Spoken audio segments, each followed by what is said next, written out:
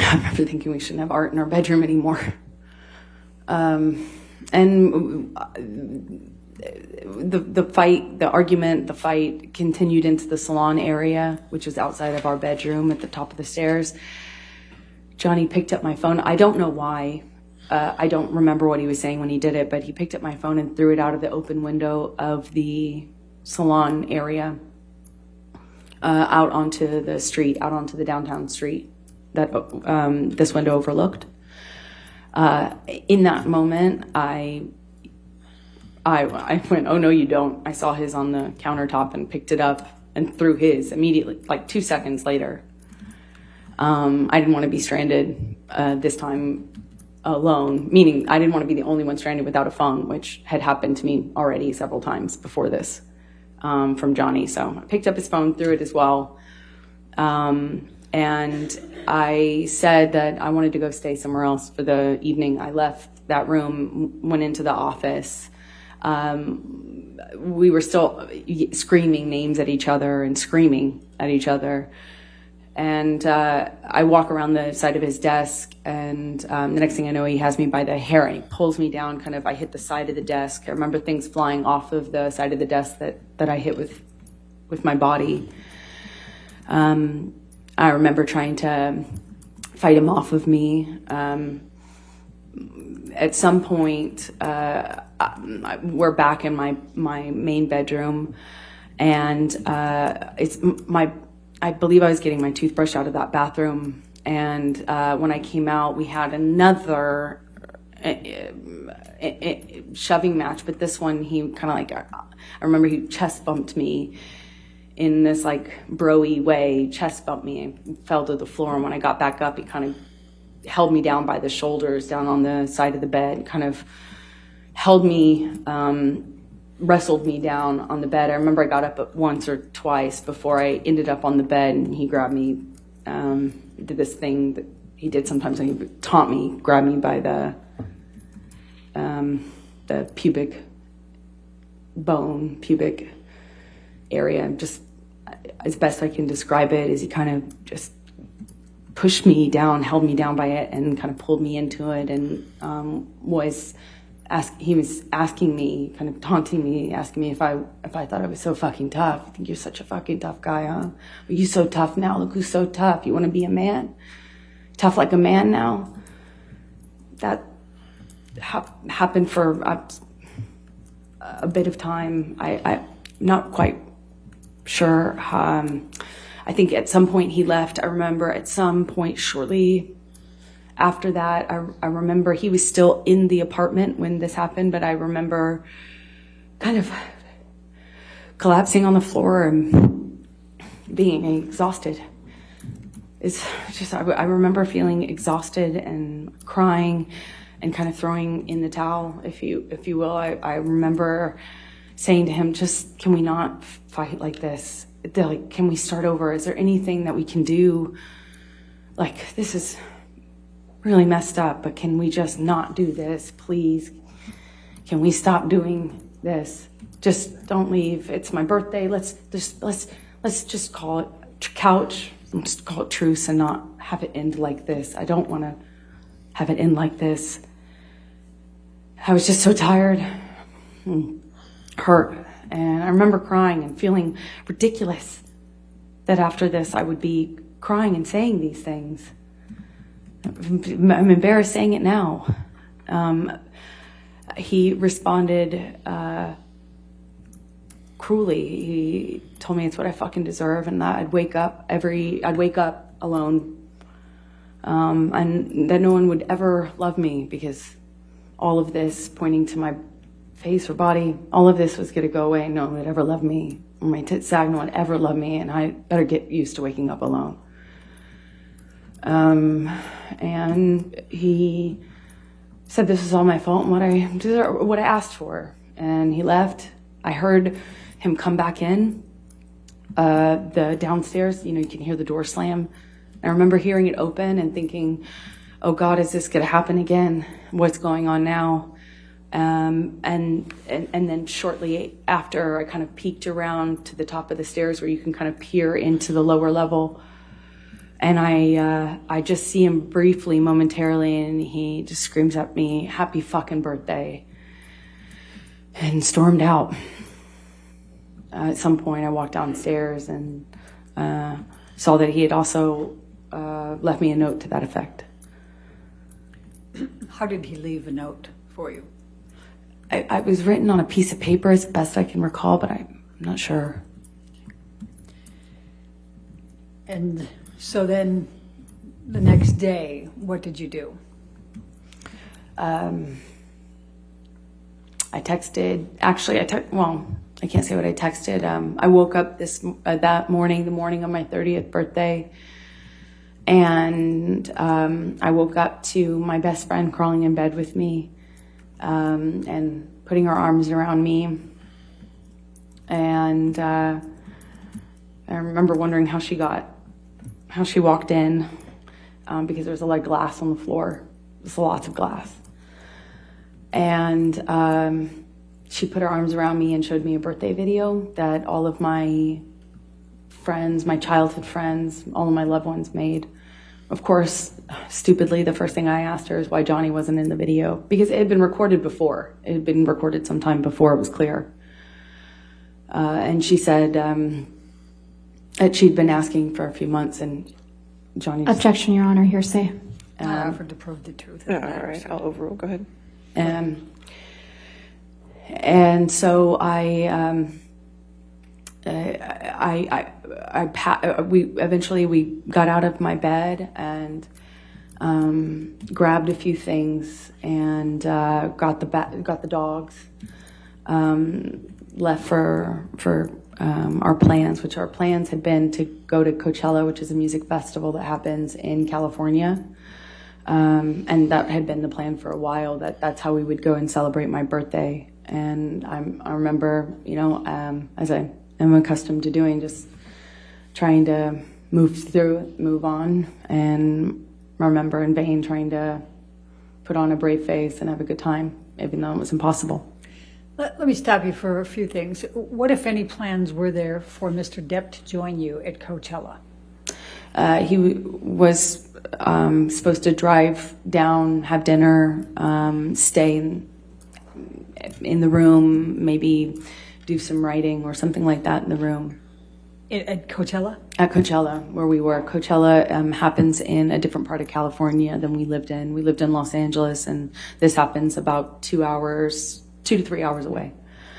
So I finally got in my car back, and I drove with my best friends in the car. And I'm going to stop you again because I just have a couple more questions before we go into that part. You said you brought the dogs. Who were the dogs you brought? Johnny's dog at the time, Boo. My dog, Pistol. We shared them. They're teacup Yorkies, and I believe Raquel, my best friend's dog, which is a mutt. Okay. What, if any, issues did Boo have with bathroom problems, if you will? Objection, leading and relevance. Overruled on that. She had eaten Johnny's weed when she was a puppy and had bowel control issues for her entire life, among some other issues. She was, we regularly had to take her to the vet to try to figure out, well, what was wrong with this dog. Never met a dog that was quite like this. So she had some control issues, hence why she liked to burrow in the bed. She liked to be in the, by the foot of the bed underneath the covers. And it was customary that they slept in bed with us, but Boo, having the issues she had, we have to leave her in bed so that she wouldn't be encouraged to go to the bathroom, which would happen almost immediately once you put her down on the floor. And sometimes it happened in bed too.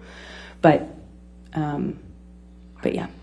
So what, if anything, did you notice about any bathroom issues in your bed before you left for Coachella?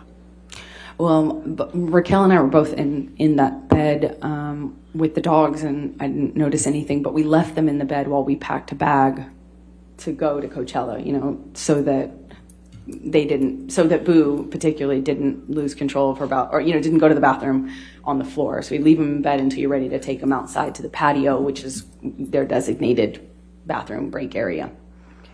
And what, if any, plans were there? How often did you have housekeeping at that time at your house? The housekeepers were there every morning. Okay. Or they came every day, as far as I know. Okay. Now, we'll get you to Coachella, but why did you tell Starling Jenkins that you had been involved in a prank gone wrong? Objection, hearsay, leading. I said why, Your Honor. I didn't say what she said. I'll sustain the objection. Next question. Okay. Did you commit any kind of prank? Absolutely not. Okay. Absolutely not. And why would that not be something you would do? First of all, I don't think that's funny. I don't know what a grown woman does. I was not also in a pranking mood. My life was falling apart. I was at a crossroads in my life that was really serious, and I had just been attacked on my 30th birthday by my violent husband with whom I was desperately in love and knew I needed to leave. It was not really a jovial time, and I don't think that's funny, period. That's disgusting. And what, if any, understanding did you have of Mr. Depp coming back to your bedroom that night or the next morning? Objection calls for speculation. I'm asking what her understanding was. No, I'll sustain the objection. Okay. Had you had any conversations with Mr. Depp about him coming back to the house the next day? No, Johnny didn't come back to that house. That was my, he owned it, but that was my house when we were having any sort of problem. In fact, that was my house just 90% of the time because he just didn't come back. That was not a place that Johnny was going to be in, that Johnny was in, and he had stormed out on my birthday, and as per what we did, he would go and stay at his West Hollywood home, and I would stay at the downtown places. He wasn't going to come back to the Objection Eastern calls for Columbia. speculation. I think she explained her answer on that Okay. one, what she I'll sustain thought. just the last part. Okay, next question. Thank you. All right. So let's take you to Coachella. Who drove? I drove. Okay. And who was in your vehicle? My sister, my friend Savannah, I believe, my best friend Raquel, just my girlfriends. I typically surround myself with my girlfriends. It's my sport. Was there any occasion in which you were riding in the vehicle that Starling Jenkins was driving? He picked us up from Coachella in the evening when we, as a group, all were ready to leave. That was the day that we went, which was the day that I took MDMA and mushrooms at the same time. So realized very shortly after what a horrible idea that was, considering the state that my life was in. I highly don't recommend that combination at the time. So I didn't feel like being in a crowd. I didn't feel like being at Coachella. I had intended to try to have a good time despite what was going on in my personal life. And I realized that was just not going to happen. And so I wanted to go home. Meaning to be in a bed. I wanted to be, I just wanted to be held by my best friend and watch a movie. And that's what we did. I didn't feel well and wanted to leave. Okay. And when you said you rode back with Starling Jenkins, was it just you, or did you have other people in the vehicle with you? When we left Coachella, it was my entire group. I wasn't ever alone with Starling. I certainly wasn't anywhere near him. I didn't have a conversation with him. I sat in the very back seat with my best friend next to me, and it was a whole group of us. Thank you.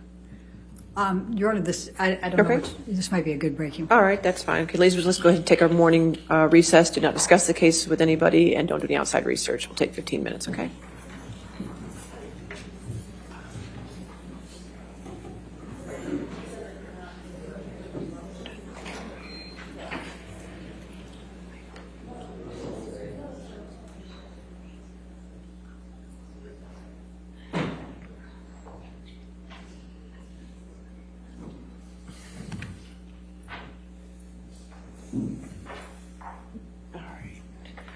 right, we'll just come back then at 10:50. Is that okay? All right, 10:50. Thank you. All right, thank you.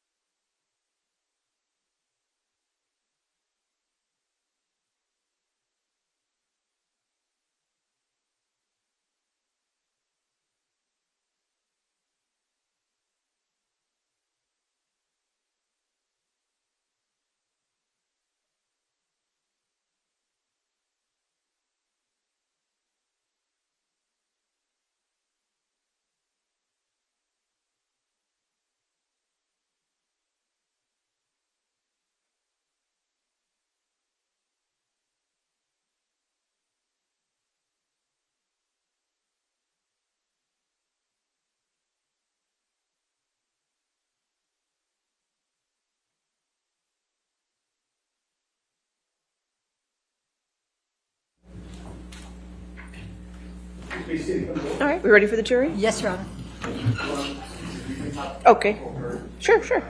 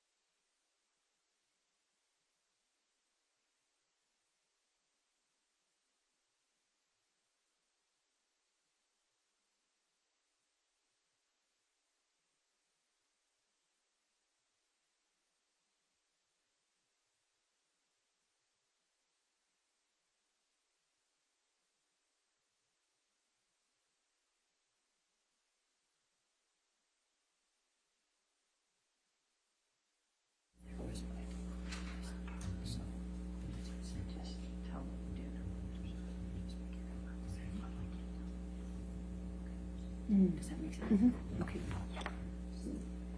All right, we ready for the jury then? Yes. All right.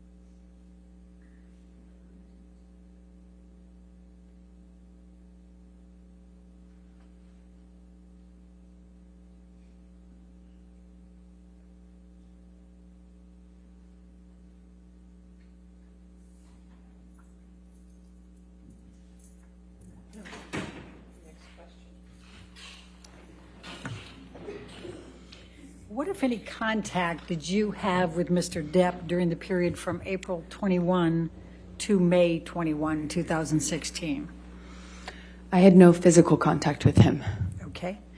I'm going to take you to May 2nd, 2016, the Met Gala.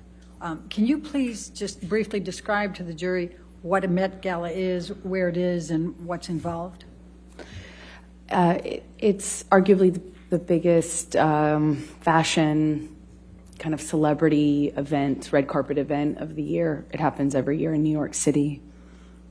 And were you invited? I was invited.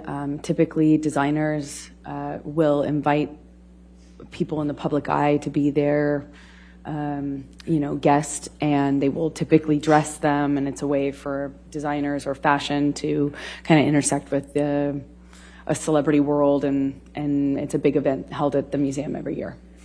And what, if anything, did you and Mr. Depp do to prepare for that Met Gala?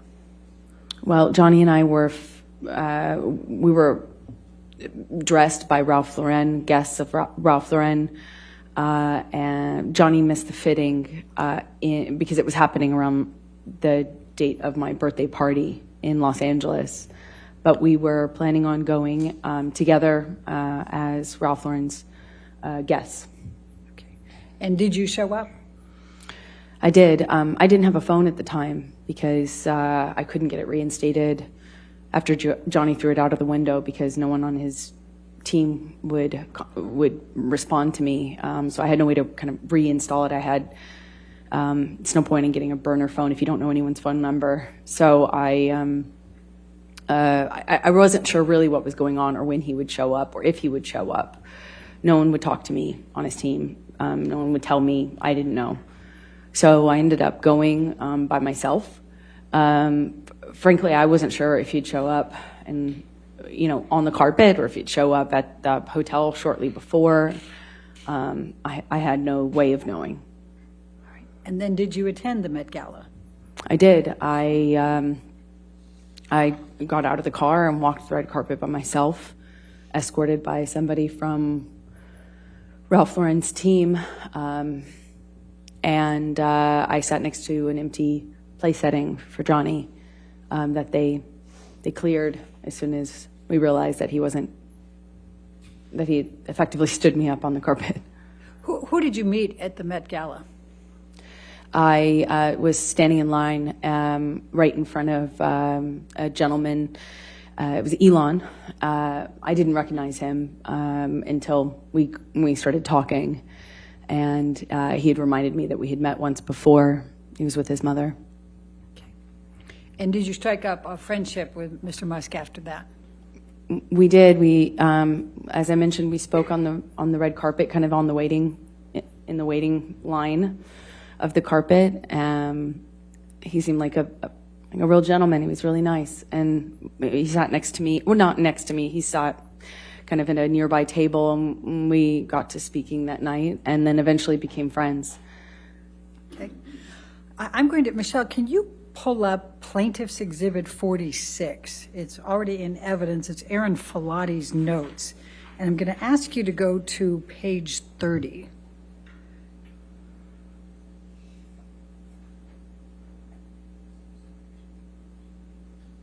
And I'm going to direct your attention to the entry for 5/11/2016, where it says, if I can see, here we go. Let me see if I can do some reasonable highlighting here. Okay, it says client laughed and also reported using illicit drugs, mushrooms and MDMA on 5/9/2016 at home with a high-profile male acquaintance. Client reported that her husband was not aware of the male visitor nor her illicit drug use. Do you see that? Yes, I do. Who was the high-profile male acquaintance that visited your home on 5/9/2016? I don't recall even being in LA at that time. Where were you? I don't recall. I believe I was in London at the time. Okay. Did you have a male high-profile client at your home in or around 5/9/2016? Not around that date. It seems like it's a wrong date. Okay. And did you use illicit drugs, mushrooms, and MDMA with any high-profile client? No, I did that at the Coachella Music Festival, and that was the end of that. I learned the hard way that that was a terrible idea. All right. Well, while we are on these same notes, I'm going to refer to the Coachella, which is up above, and it says it states she ingested mushrooms and MDMA simultaneously while also consuming alcohol, and states she vomited and was high for at least 24 hours straight. Were you high for at least 24 hours straight? No, I was not. I felt awful, but I was at home feeling awful. At home, meaning at the hotel, with my best friend in bed. Okay. Well, while I'm still on these notes, let's go. I know while Aaron Filati was testifying, we recall the 5/21/2016 isn't on here. You'd sent her pictures, correct? Yes, I did. Then let's go to 5/26/2016, and it says, client reports having the hardest week of my life. Client states she cannot deal with the negative media publicity she has received. And then if we can jump that up, Michelle, to the next page, surrounding the divorce she requested from her husband, J.D. Do you see that? I do. Okay. When did you go in for the DVTRO? May 27th. So that was the day after Aaron Filati's note saying you just had the toughest week of your life? That's correct. Okay. While we are still on this one, let's go up to the first page for the client history.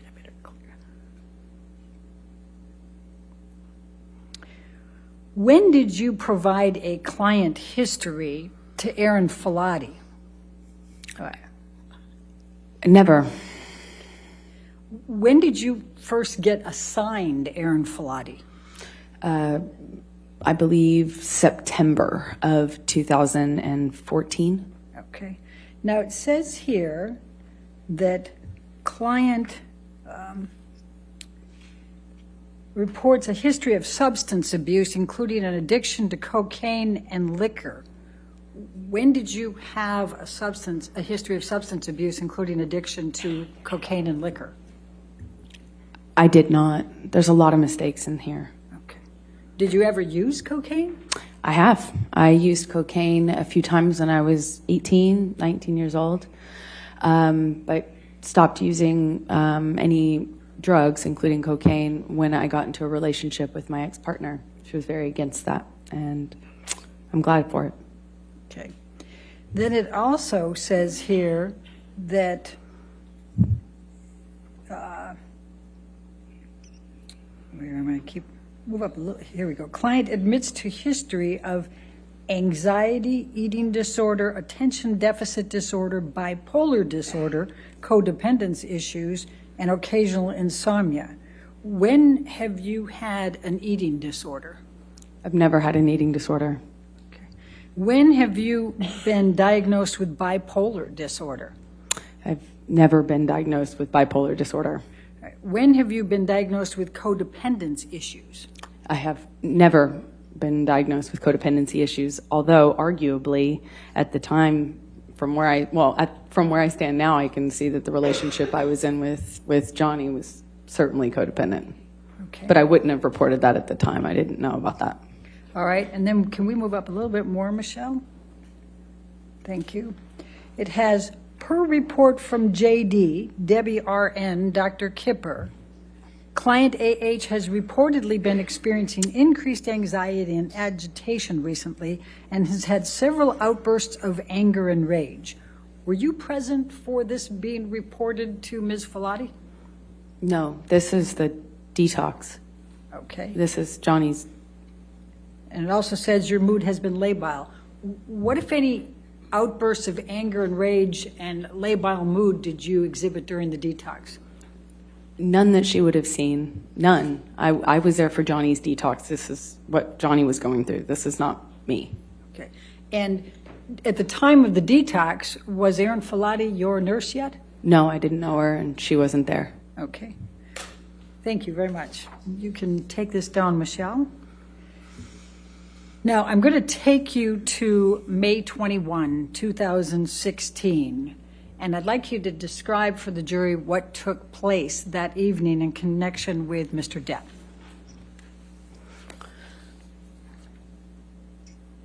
Johnny and I had not seen each other for the better part of a month, or about a month.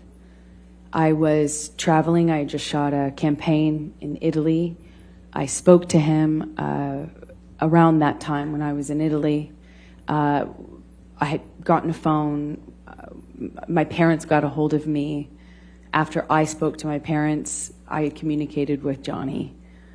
He, on that phone call, I didn't know what was going on with him for those weeks. With his sobriety, I didn't know where his state was. I didn't know what state he was in. And when I spoke to him, he was saying what I can only he was going on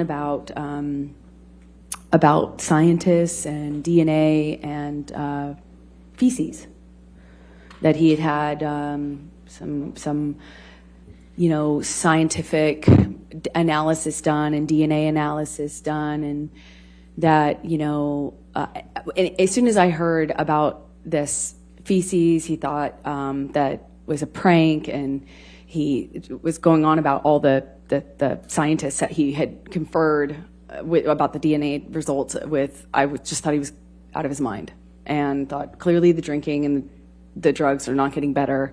Clearly the delusions aren't better. So Objection calls for speculation. Your Honor, it's not about the truth of the matter. We're talking about what her... I'll sustain the objection. Next question. Please continue.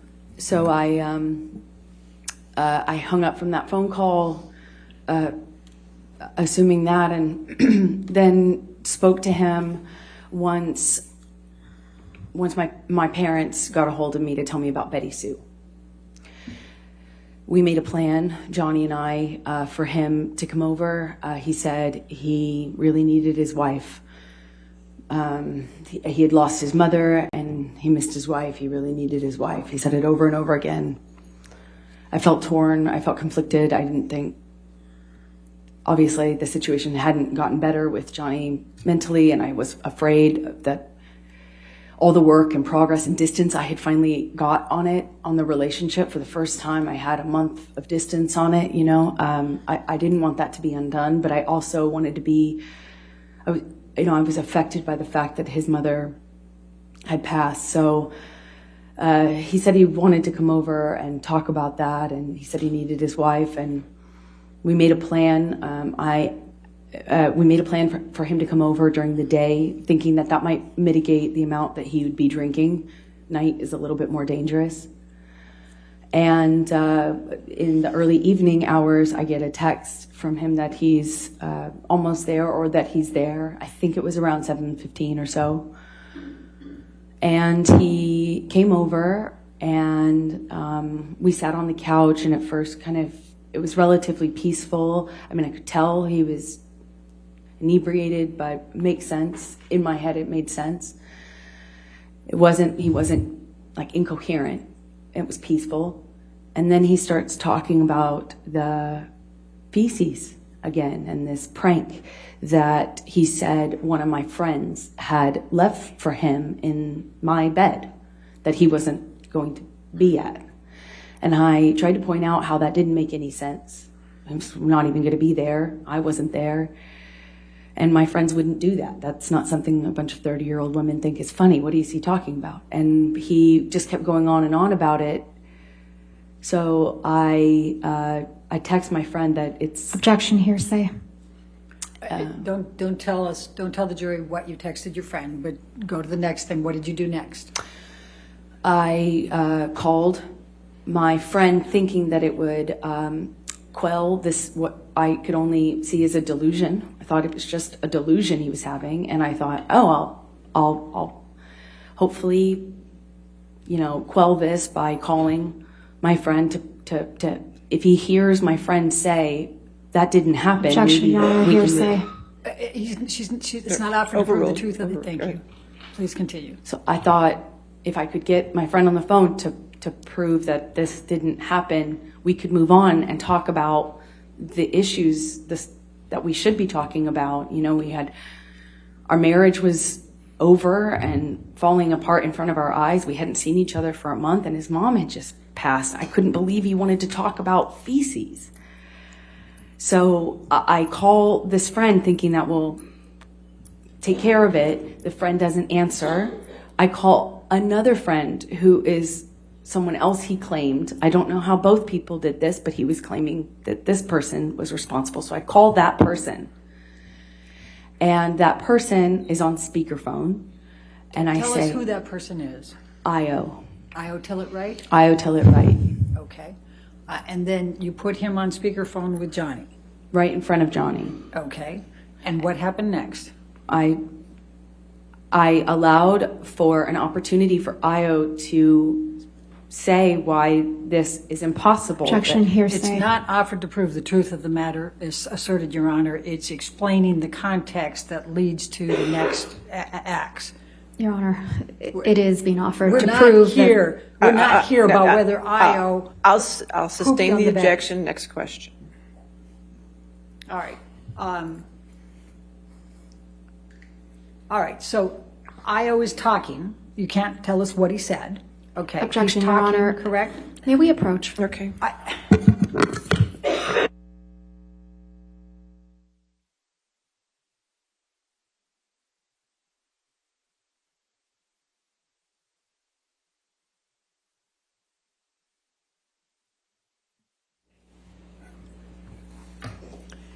So Io is talking. We can't say what he said. What is the next thing that happens on your end with Mr. Depp?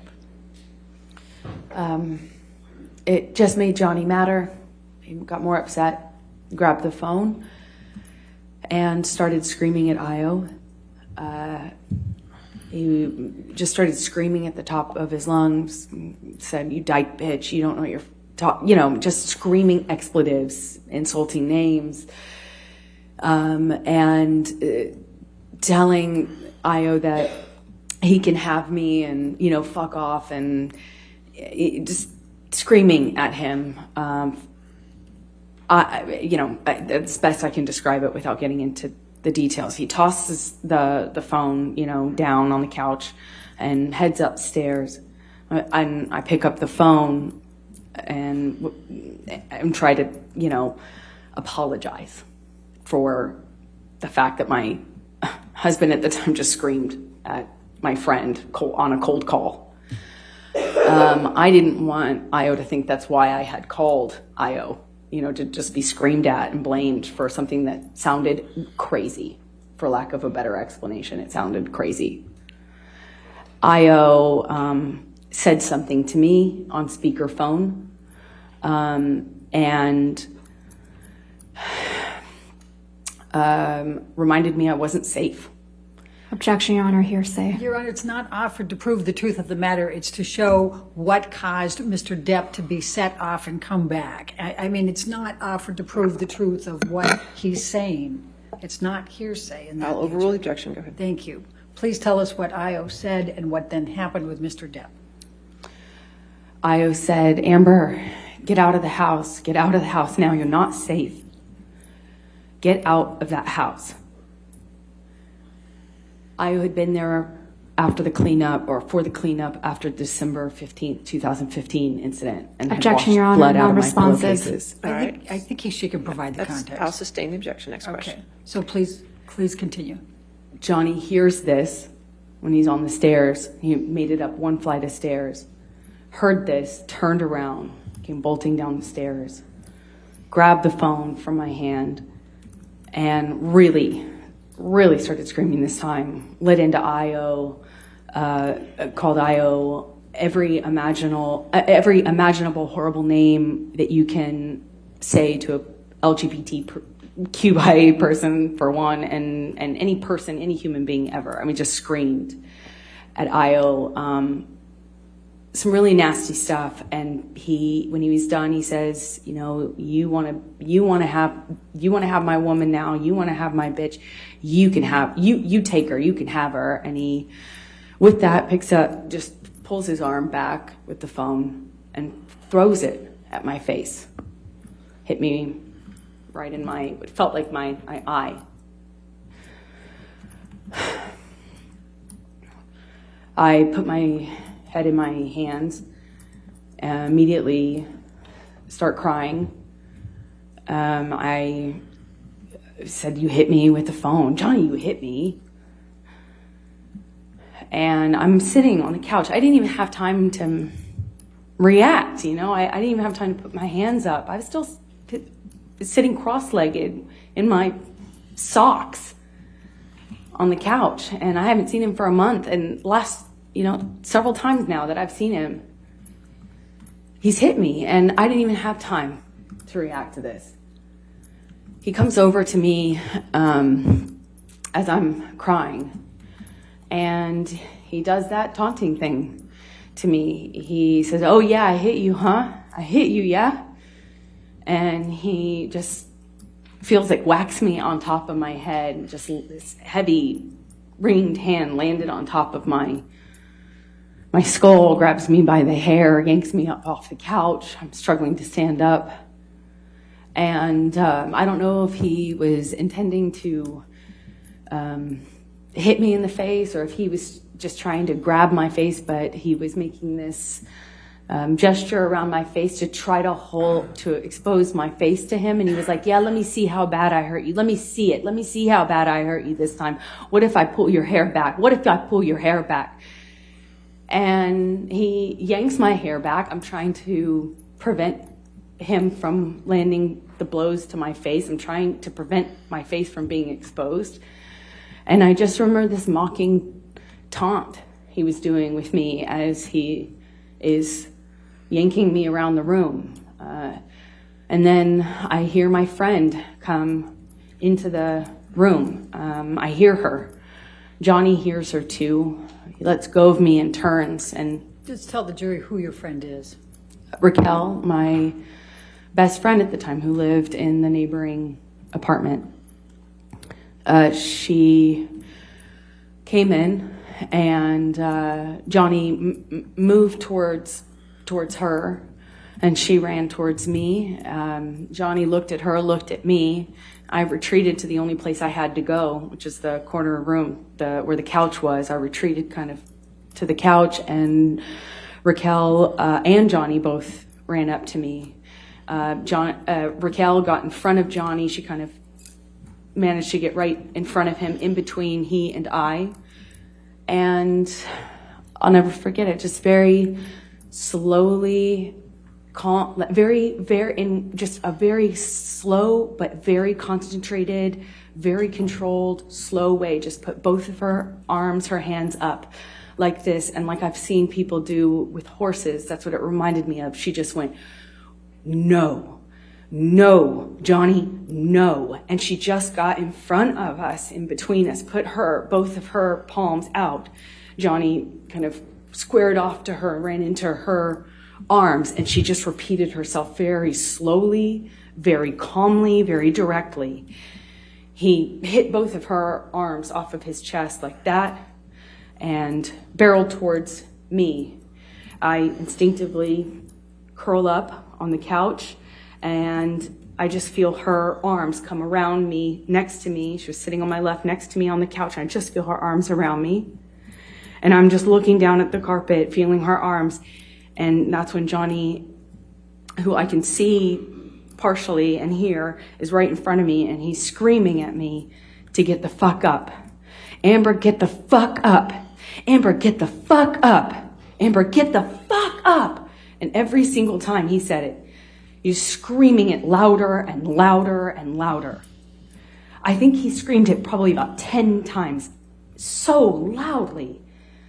The next thing I hear is, "Boss, boss." And I realize that his 2 security guards had come into the apartment after Raquel. I see them or hear them, and Johnny turns to them, and I see Jerry say, "Boss, boss." And I get up off the couch and I say to Jerry, Objection, Your Honor, hearsay. Not offered to prove the truth of the matter asserted at all. I'll sustain the objection. All right. Next one. So don't tell us what you said to Jerry, just what happened next.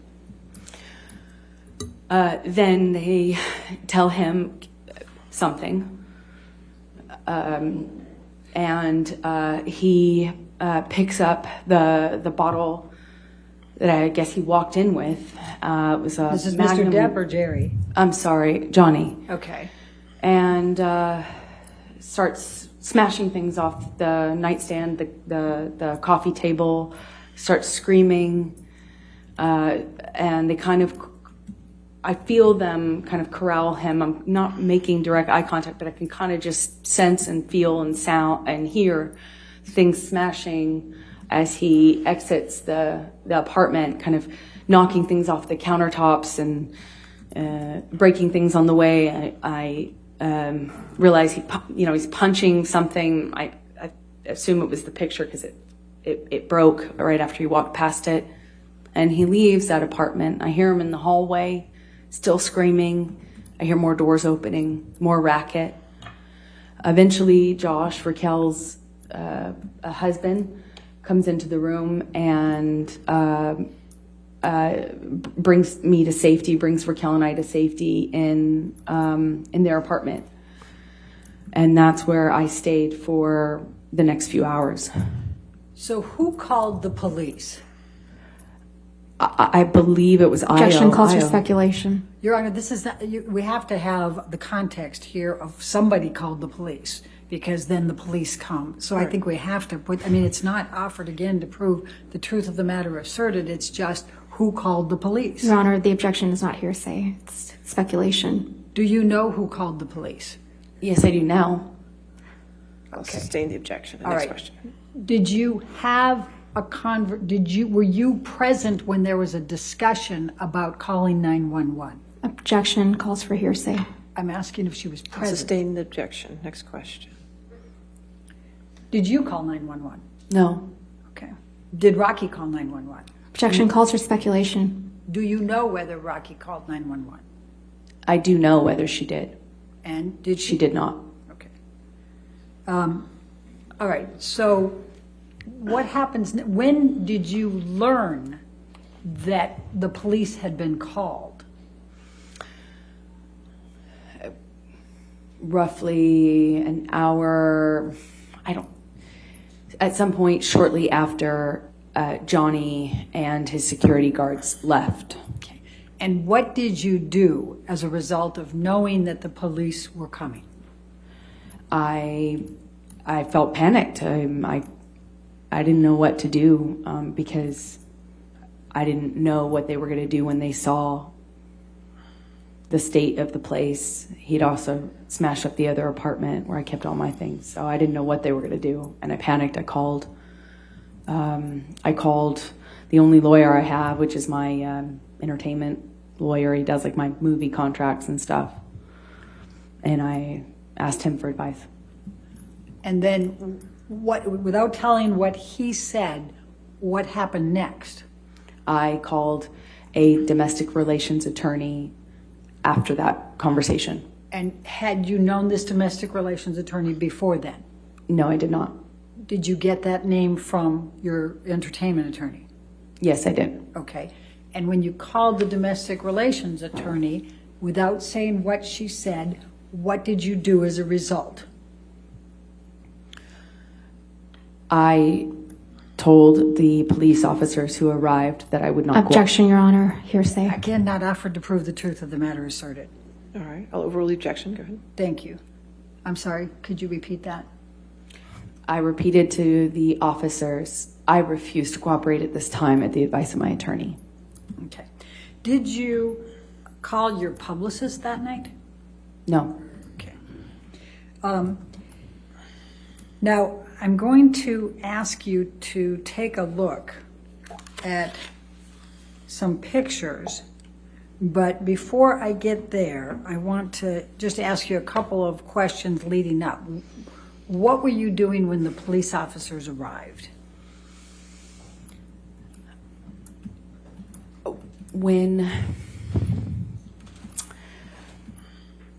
At that time, after I learned that they were coming, my best friend took pictures of me. We took pictures of the house and my face. Okay. I'm going to, and did your best friend take any pictures while the officers were there? We took pictures before and while they were there and after. Okay. We took pictures throughout. Okay. So I'm going to take you now, Michelle, can you bring up Defendant's Exhibit 706? I think we can do the native on this one. Yes, thank you. Does this accurately depict the scene portrayed? Yes, it does. Your Honor, I'd like to move the admission of Defendant 706. No objection. 706 in evidence and published. And would you please describe to the jury what this is a picture of? This is my face after Johnny threw a phone at it. Okay. I'm going to now, Michelle, ask you to pull up Defendant's 708.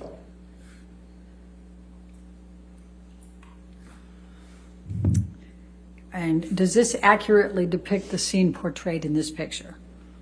Yes, it does. All right. And I also see that there is a little, what we call metadata item on there. How do you get that on a picture? How does that happen? Can you just describe briefly? Objection, Your Honor. That's speculation, lack of foundation. If you want to approach. Yeah.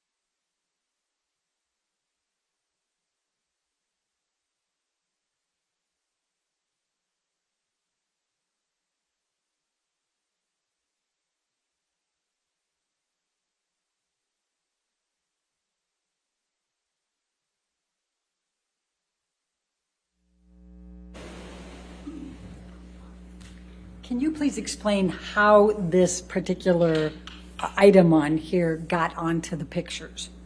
It's a feature that was on iPhotos. You know, where your pictures are stored on your phone. Typically, you just push info. And was that pushed in these instances? I of pushed these pictures? info, and that's what came up. Okay. Your Honor, I'm going to move the admission of Defendant's 708. Any objection to 708? Your Honor, I would just ask the picture be redacted on hearsay grounds Your Honor, I for the metadata. Okay, if you want alleged to approach metadata. again. Okay.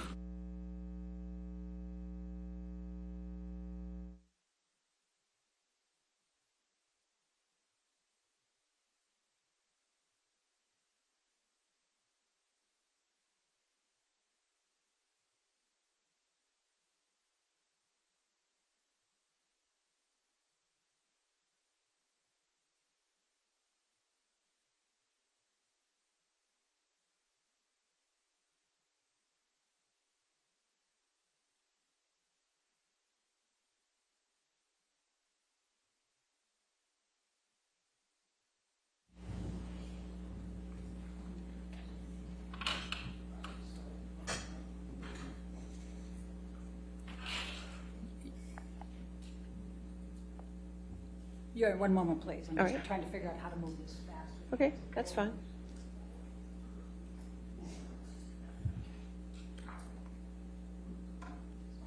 Okay. All right, I'm going to move the admission of 708 with the redaction, Your Honor. Okay, any objection to that? There still needs to be another redaction at the top, Your Honor. Okay. We'll get it. Okay. Thank you.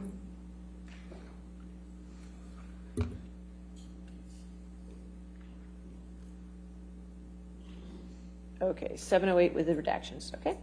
Thank you, Your Honor. And I would also like the record to reflect that we're publishing this to the jury? Yes, no objection, correct? Okay. Yes. There you go. Okay. I would like the record to reflect that this was the photo that was shown to Officer Sines and Officer Haddon. as Objection, Your Exhibit Honor. 20 That is Your Honor, we that couldn't is put him in inappropriate, Your because Honor. we hadn't identified him.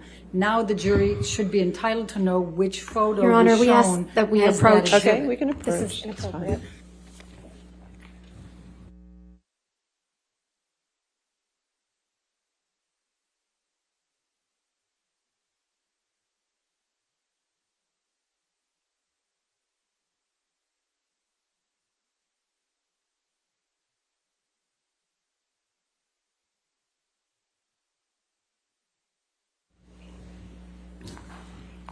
So for the record, this particular photo was shown to Officer Sines and Officer Haddon as Exhibit 24 in both of the depositions that were shown earlier where the pictures were not allowed to be shown yet because they hadn't been admitted. Amber, will you please describe for the jury what is depicted in this photo? Yes, that's a picture of my face taken that evening, shortly before 9:30, after Johnny hit me with the phone. Okay. Now we can take this one down and let's go to Defendant's Exhibit 709.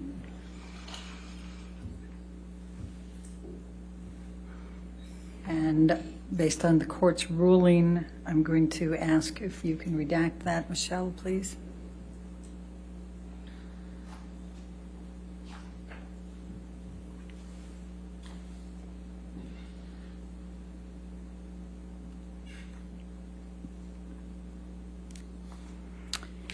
Remove the admission of 709.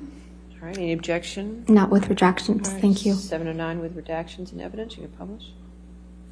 If it could be published to the jury, Your Honor. Thank you. Yes. And Your Honor, for the record, this is the photo that was shown to Officer Sines and to Officer Haddon as Exhibit 25 for both of their depositions. Okay. Amber, could you please describe for the jury what's depicted here? That is my face after the phone incident. It's that night. All right, let's bring Defendant 710, please.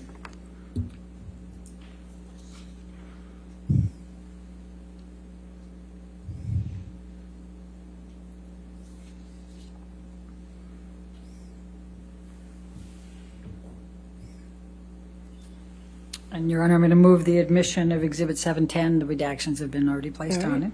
Any objection? No objection. All Thank right, you. 710 with the redactions, you can publish. If we could publish, Your Honor. And for the record, this photo was shown to Officer Sines and Officer Haddon. It was Exhibit 26 for both of their depositions. And please describe for the jury what's depicted here, Amber. That is my face in yet a different light that same evening after Johnny hit me with the phone. Okay. Let's go ahead and go to Defendant's Exhibit 711.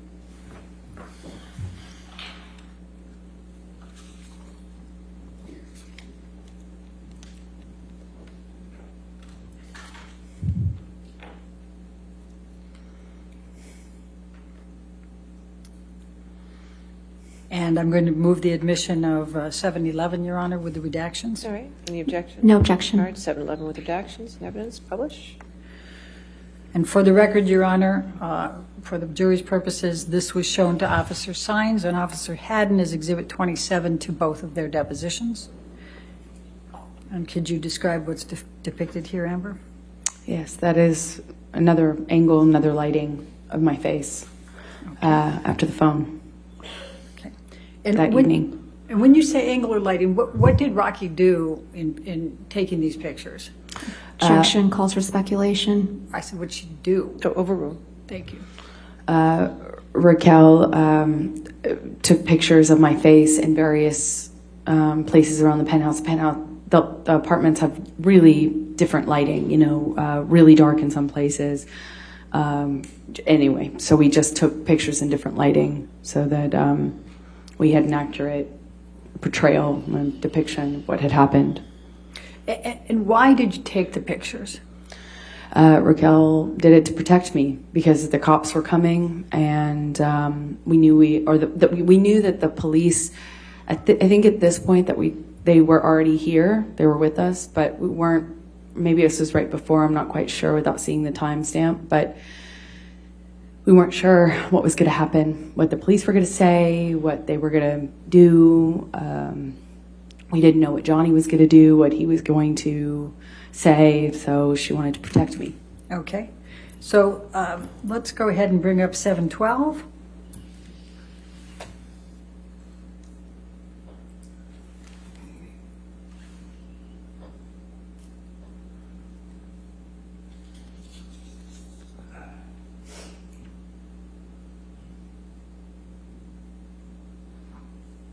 All right, now move the admission of 712, Your Honor.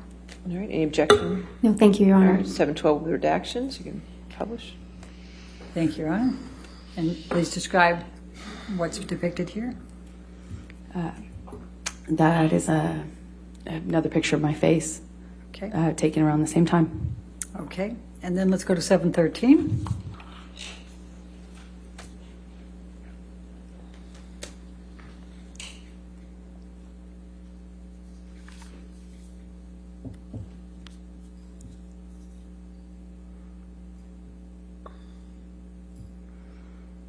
Move the admission of 713, Your Honor. All right, any objection? No objection. All right, 713 with redactions, you can publish. And for the record, this one was shown to Officer Sines and Officer Haddon as well as Exhibit 29 to both of their depositions.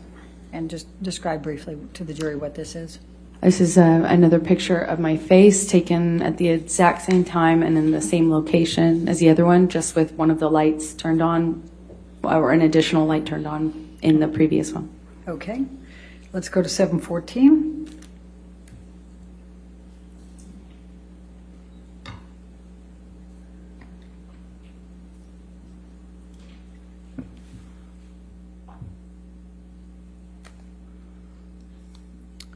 Move the admission of 714, Your Honor. No objection. All right, 714 with redactions, you can publish. And please tell the jury what this depicts.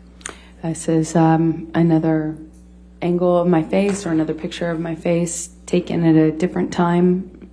I don't know if this is later or before because I can't see the time on it. Okay. You can take that down. Let's go to 715.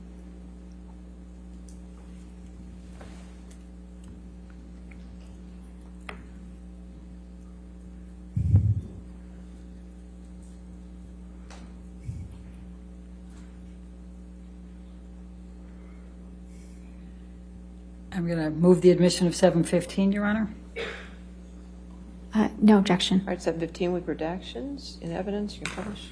Thank you. And for the record, this one was shown to Officer Sines and Officer Haddon as Exhibit 17 for both. Please describe for the jury what's depicted here. That is a picture of my face. Some point later on in the night, it looks like that was taken in Rocky's apartment, or in the apartment that she was staying in. Okay. And let's go to 716.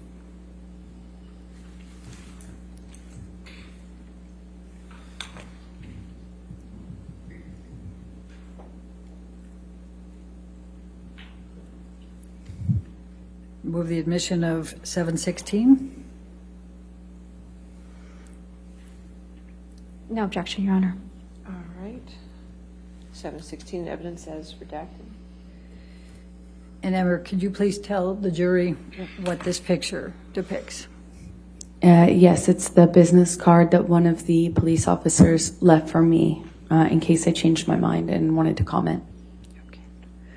And with the pictures that we have just seen before this, were they taken before the pictures of the police card, the card that was left after, or do you know?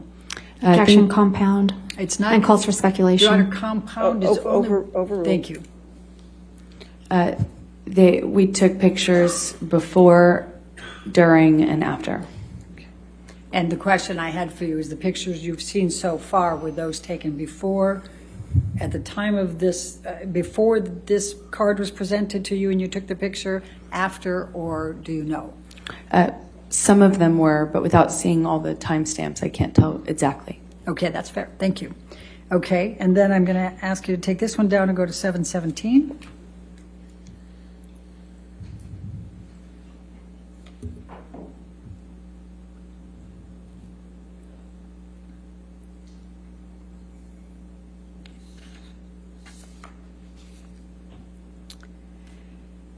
And I'm going to ask you, I'm going to move the admission of 717, Your Honor. Any objection? No objection. All right, 717 is redacted in evidence. Published. Thank you. And please just briefly describe to the jury what this is. The two officers that first responded left me that card. This is the front of the business card they left. Okay. Can you tell the jury, just explain what the interaction was that you had with the police officers, just describing what you observed as they came through? I did not want to speak to them. I asked that Raquel's partner or husband ask them to go away without speaking to me. And just so the jury understands, who was Raquel's fiance at that time? His name is Josh Drew, and he and Raquel lived in the apartment at Johnny's invitation across the hall from us. Raquel had keys. We kind of shared keys. They were our neighbors, but had keys to our house. Okay. So why didn't you want to cooperate with the police?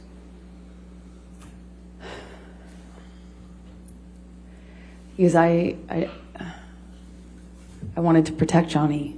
I didn't want him to be arrested. I didn't want him to be in trouble. I didn't want the world to know. I didn't want this to come out. I didn't want him to be in trouble. I didn't want this to be... I wanted to protect Johnny.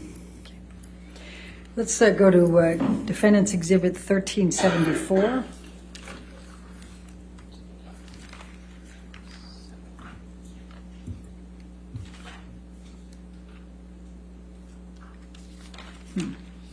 That's 1374. One moment, Your Honor. All right.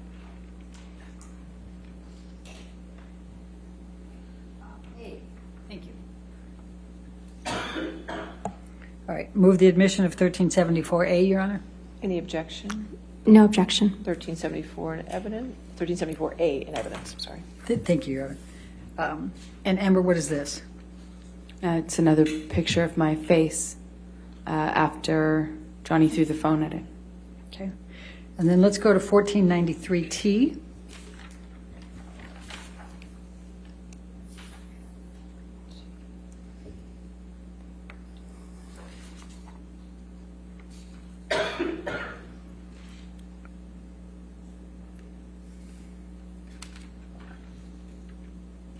And move the admission of 1493T.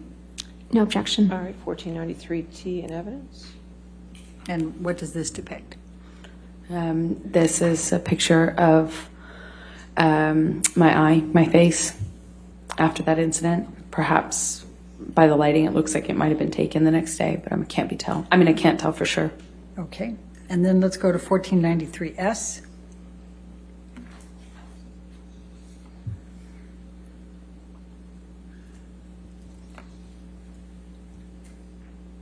And move the admission of 1493S. No objection. All right, 1493S in evidence. Published. And what does this depict? And this is another picture of my eye and side of my face. Now, were there also pictures taken of the property that you described Mr. Depp destroying or damaging? Yes, there were. Okay. Michelle, can you bring up Defendant's Exhibit 700? And based on Your Honor's rulings, we will take off the metadata.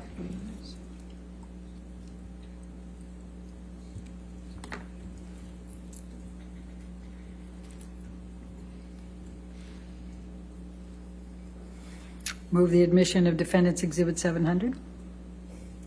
No objection with redaction. 700 with redactions. You can publish.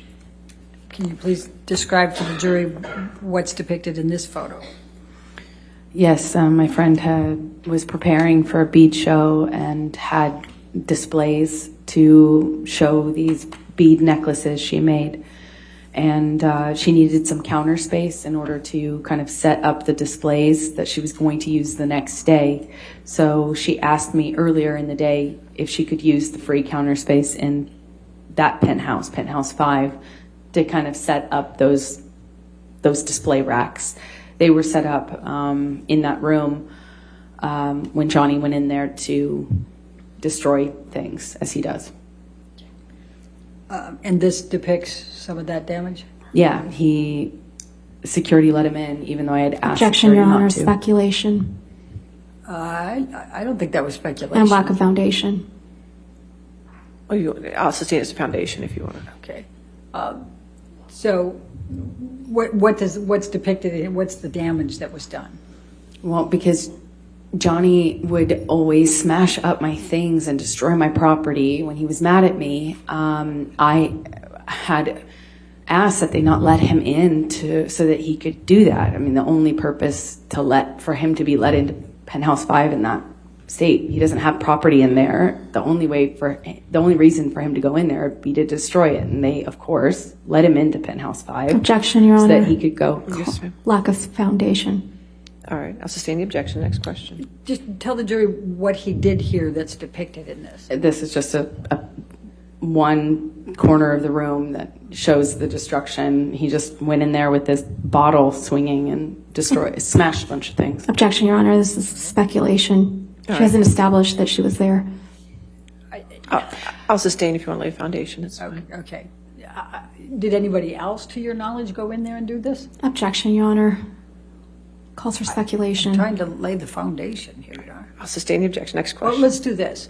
Never mind. We'll let somebody else tell who did it. Okay. Sure. Just all I'm asking here is what is the damage? What has been done that's depicted here? This is just one of Raquel's bead racks that he Objection, Your Honor. Speculation. I'll sustain the All right. objection. Let's go to 701.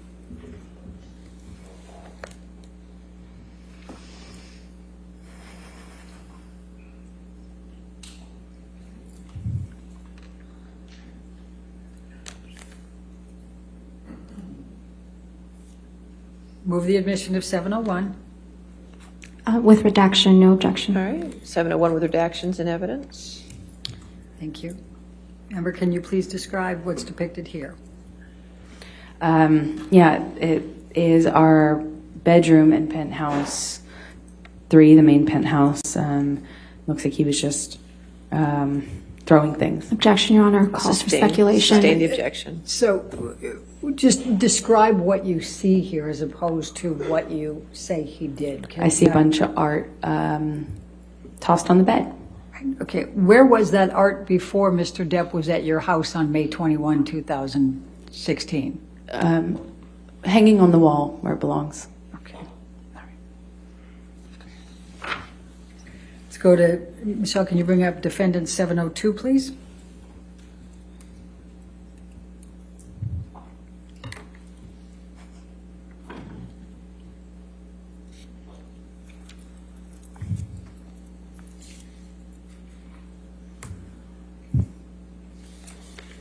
Oh, Your Honor, and I forgot on the last two. For Defendant's Exhibit 700, that was shown to Officer Sines and Haddon. It was Exhibit 39 to both of theirs.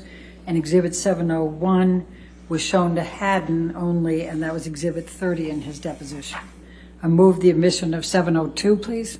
All right, any objection? No objection. All right, 702 with redactions. Thank you, Your Honor. And let the record reflect this was also shown to Officer Haddon as deposition exhibit number 40. And can you please describe for the jury what's depicted here? Yes, it is broken glass from one of the broken pictures that were hanging on the wall. And where is this physically? This is in penthouse 5 on the stairwell. Okay. Michelle, can you bring up defendant 703, please?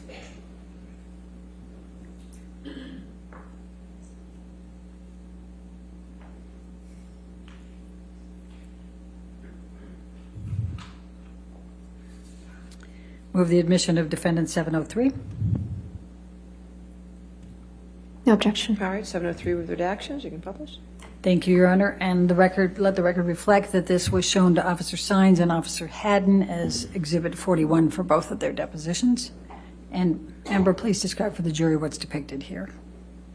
It's another photograph of the stairwell in the same apartment, Penthouse 5, which is the apartment where I kept my things. Okay. And is that glass on the stairway? Yes, from one of the broken picture frames on the wall. We had a lot of picture. I had a lot of picture frames on the walls, and many, if not most of them, were smashed. Okay. Let's take this one down and go to 704, please. Defendants. Michelle, thank you.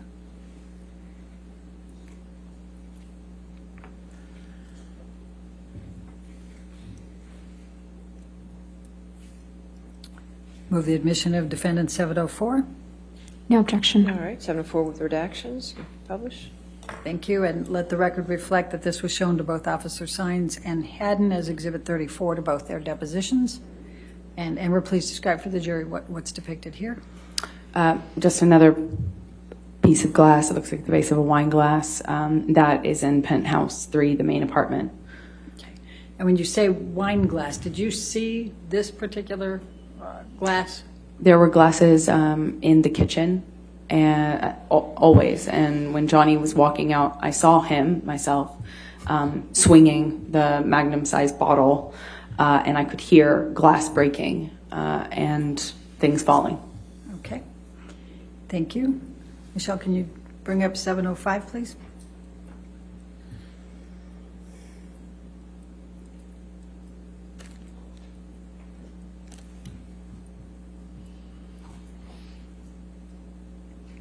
Move the admission of 705.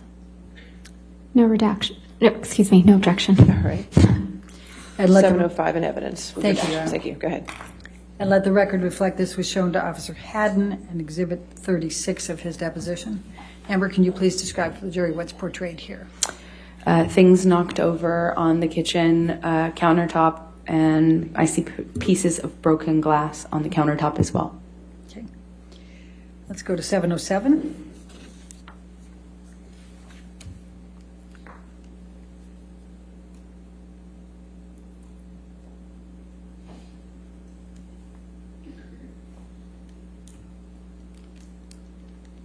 Move the admission of 707. Any objection? No objection, Your All Honor. right, 707 with redactions and evidence, thank you. And let the record show that both Officer Sines and Officer Haddon were shown this picture. It was Exhibit 18 in both their depositions. Amber, could you please describe to the jury what's depicted here? This is the hallway leading up to the apartments. So this is the hallway that connects all of the apartments. It's kind of an indoor-outdoor sort of hallway, meaning it's covered, but it's exposed on the far ends of both to the elements. So this is not carpet. It's like a plasticky. I don't know how to describe the material. It's like a plasticky kind of netting, not netting. It's difficult to describe, but it's a kind of an outdoor sort of carpet.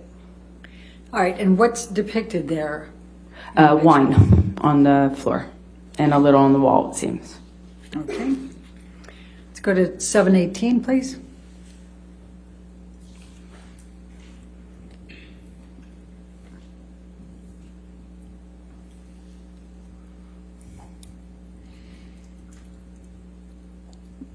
Move the admission of 718. No objection. All right, 718 with redactions and evidence.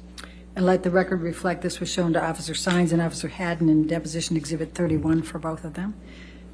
Amber, please describe for the jury what's depicted here. It's another photograph on the floor, not the wall. This one appears to be remarkably unbroken. Okay. Let's go to 719, please.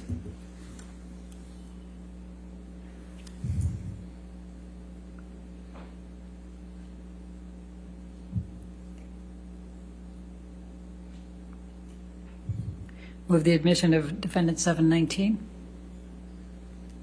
No objection. All right, 719 with redactions. Thank you.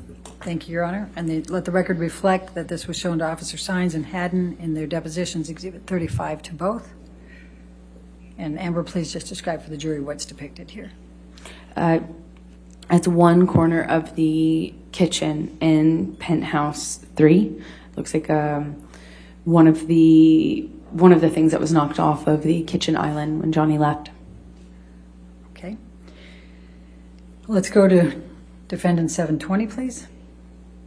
Thank you, Michelle.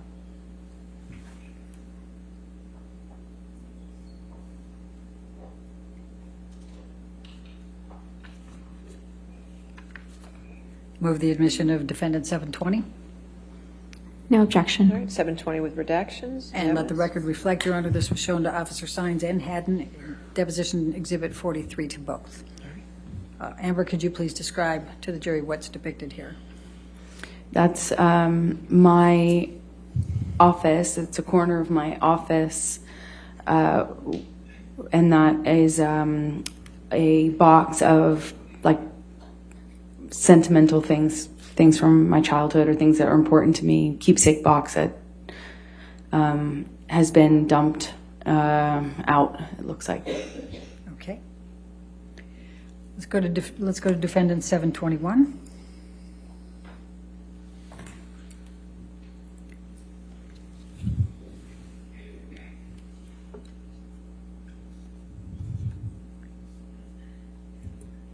Move the admission of Defendant 721.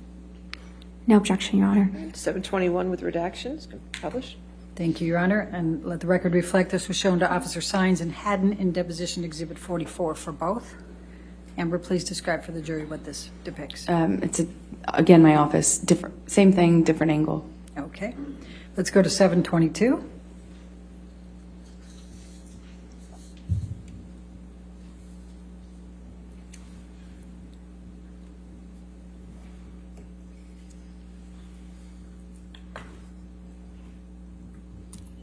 Move the admission of Defendant's Exhibit 722. No objection, Your Honor. All right, 722 with redactions and evidence. Thank you. And let the record reflect this was shown to Officer Sines and Officer Haddon as deposition Exhibit 42 to both. Amber, please describe to the jury what's depicted here. That's a picture of my friends and I when we were at that London house that Johnny punched. Okay. You saw him punch this? I heard it. Okay. All right, let's go to 723, please.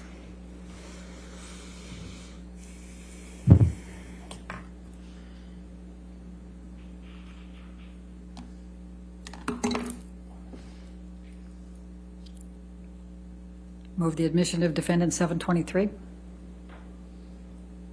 Any objection? No objection. All right, 723 redacted in evidence. Let the record reflect this was shown to Officer Sines and Haddon in their depositions, Exhibit 38 for both. Amber, please describe for the jury what's reflected. One of the, it looks like a Magnum bottle of wine that is empty or spilled on the floor. Can you tell where that is located? It looks like it would be penthouse 5. Okay. Let's go to 724.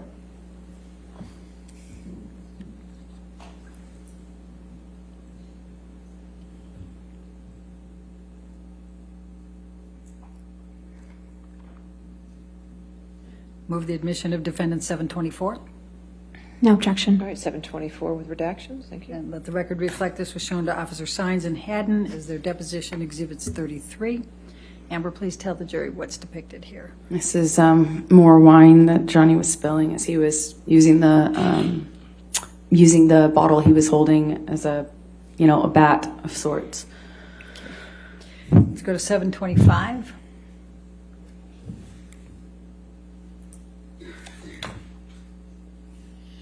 We're almost done, just 2 more. Promise.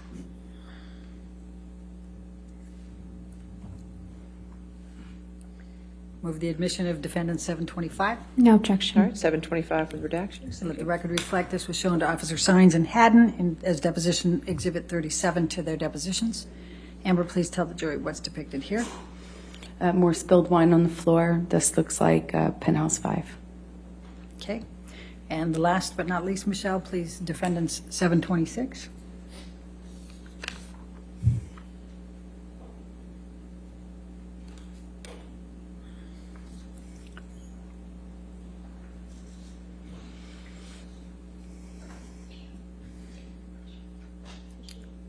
Move the admission of? No objection. Okay. Your Honor, I believe the jury needs a tissue. Oh, okay. Thank you. We will get a tissue. You got some? Thank you, Halisa. All right, no objection, 726 with redactions. Thank you.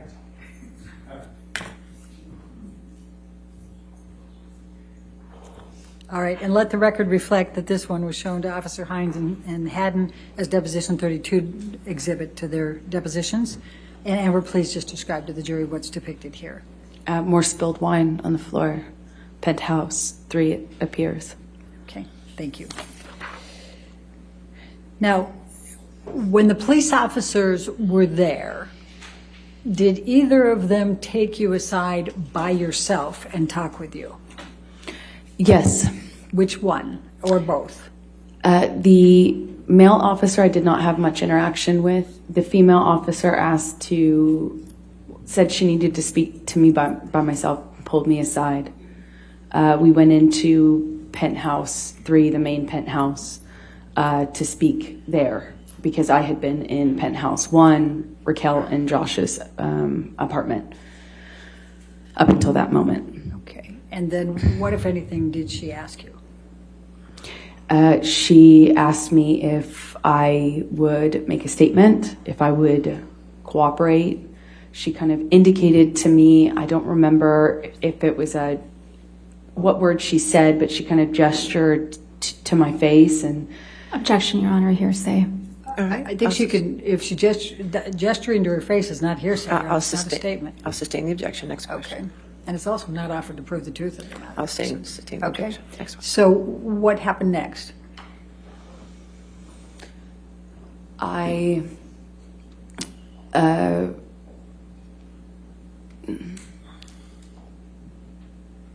Let's do this. How long were you with the officer when she took you aside?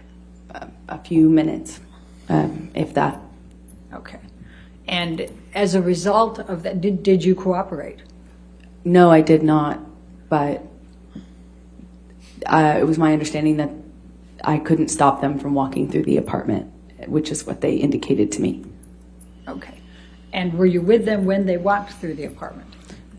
No, Josh, I was with them at the beginning of Penthouse 3. Josh, Raquel's partner, took over from there and showed them around the house up through Penthouse 3, which connects on the top floor to the neighboring apartment, Penthouse 4, and then on to Penthouse 5. They all connect on the top level. So Josh walked the officers through the house. Okay. And what, if anything, did you say about the identity of Mr. Depp? Nothing. Were you asked? Yes. But you refused to tell them? Objection leading. Sustain. Okay. Why did you refuse to tell the police officers Mr. Depp's identity? Because I did not want them to arrest Johnny. I did not want this to happen. I did not want any of this to happen. I didn't want to get him in trouble. So I said, well, I can't. I just refused to cooperate. Okay. Now, approximately how long were the police officers there? I don't recall exactly. Maybe, I'd say less than half an hour. I really don't know exactly, but they weren't there very long at all. Okay. Now, after the police officers left, what did you do? We cleaned up a bit because there was broken glass and we had dogs. So we tried to clean up the mess, and especially the glass. And Josh, Rocky, Liz, and I, we kind of just cleaned up and eventually sat on the couch, and they just tried to comfort me. What, if any, knowledge did you have that there was going to be a second set of officers coming later that night? I didn't know about that. That surprised me. When did you learn that a second set of officers were coming to the penthouse that night? I think I learned about it when they were there, when they arrived. Okay. And we've seen the body-worn video on that. Is there anything that you recall outside of what was reflected on Officer Gateland's body-worn video? I couldn't see much of what was on that video. I remember being surprised that they were there, not really knowing why they were there. I assumed it was because I was encouraged to make a statement by the first set of officers. Objection, Your Honor, hearsay. All right, Just keep going forward. Okay. And I was sitting on the couch. It was sometime hours, maybe between an hour, 2 hours, maybe more. I don't really recall, but we had cleaned up and we were resting, and they were comforting me when they came. And they didn't do what the first set of officers did. They just kind of came into the apartment, confirmed that that I was okay, or that we were okay. They didn't really seem to be that concerned, and they didn't demand to do a walkthrough like the first set of officers had, and they left. Okay. And what, if any, cooperation did you give them? Well, I didn't need to. I didn't really cooperate with them. I didn't talk to them. I didn't even get up off the couch. I was speaking to them from quite a bit of a distance, like between you and I, and maybe more. And I didn't really say anything. I just kind of acknowledged that they entered, and that was it. Did you provide them with Mr. Depp's name? No way. Did they ask? No. Okay. All right. I'm going to take you to the next day, May 22.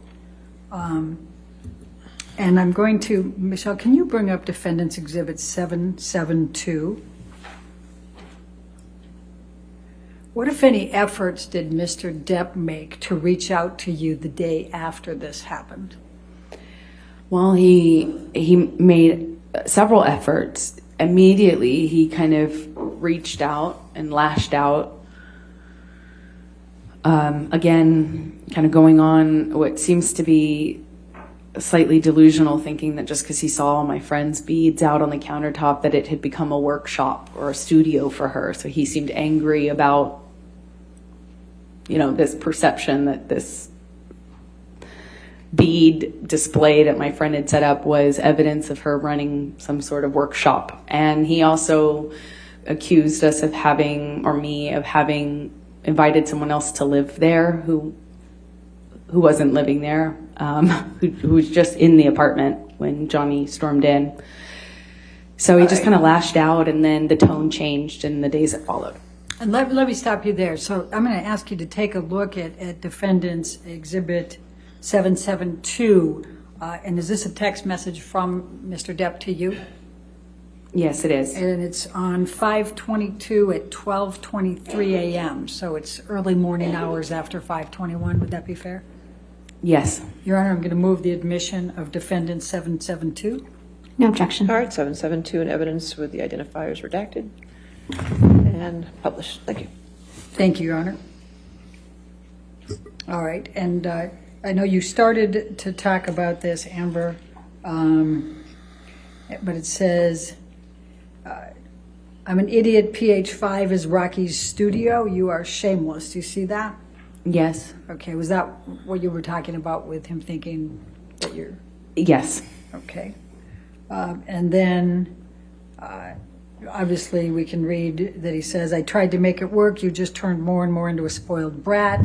All you wanted was to make me fucking miserable. Well, I'm finally there. I'll never be able to understand how I fell in love with you. You're not her. I loved you more than anything. I did everything that I could, but you never fucking loved me. I was merely convenient for you. I hope our divorce goes as quickly as possible and that it is as painless as possible. So sorry you were as unhappy with me as you were. Obviously, the purity of whatever was has been gone for a long time. I will miss the moments of beauty and truth. Goodbye, Amber. What the fuck was I thinking? I wish you all you merit. The former him. What, if any, discussions did you have with Mr. Depp about divorce that night? We did not have a discussion about that that evening. We didn't have time. He was obsessed with dog poop. Okay. That's what he wanted to talk about. All right, let's take this down and let's go to Defendant's Exhibit 773.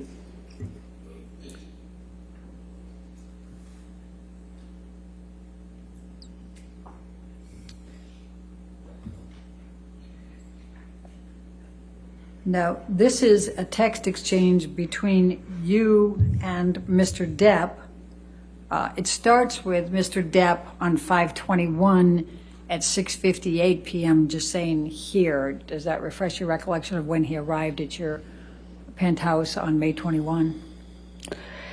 Yes. Okay. And then the next series are on 5/22. They start at 5:13. And you're talking, you said, sorry, I'm just leaving Amanda's birthday now. Do you see that? Yes, I do. All right. And then he responds to that, correct? Yes. All right, Your Honor, I'd like to move the admission of Defendant 773. Your Honor, if we could just have a minute to review this exhibit. Yes, ma'am. Is it just this page? No, there's 3 pages. 3 pages. I'm just reading Michelle's hands.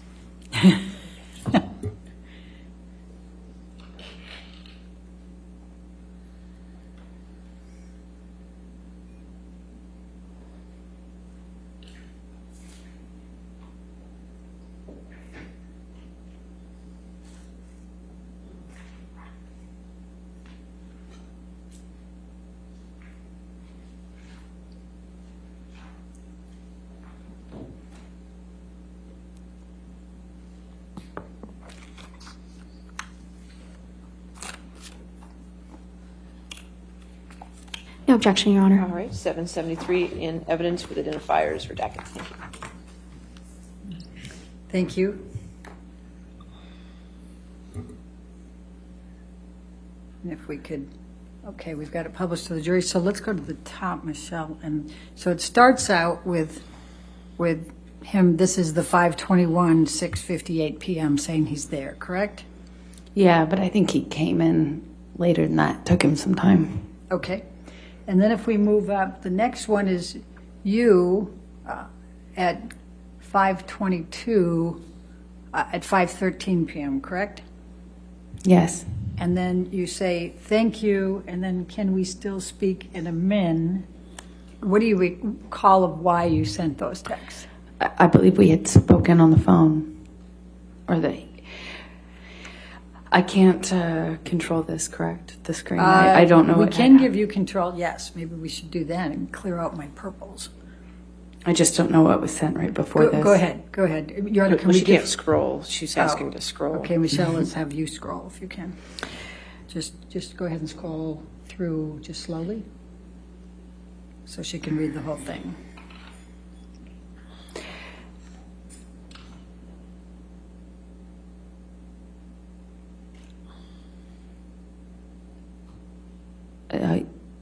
Okay, makes sense.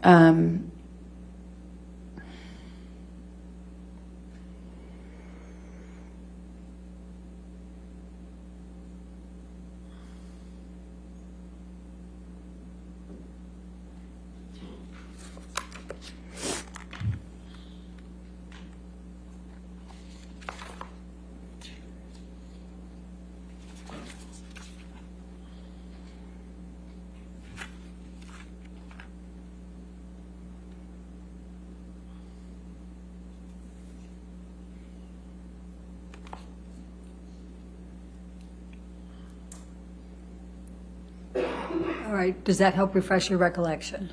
Yes, I believe that that I believe he had apologized to me after the phone incident.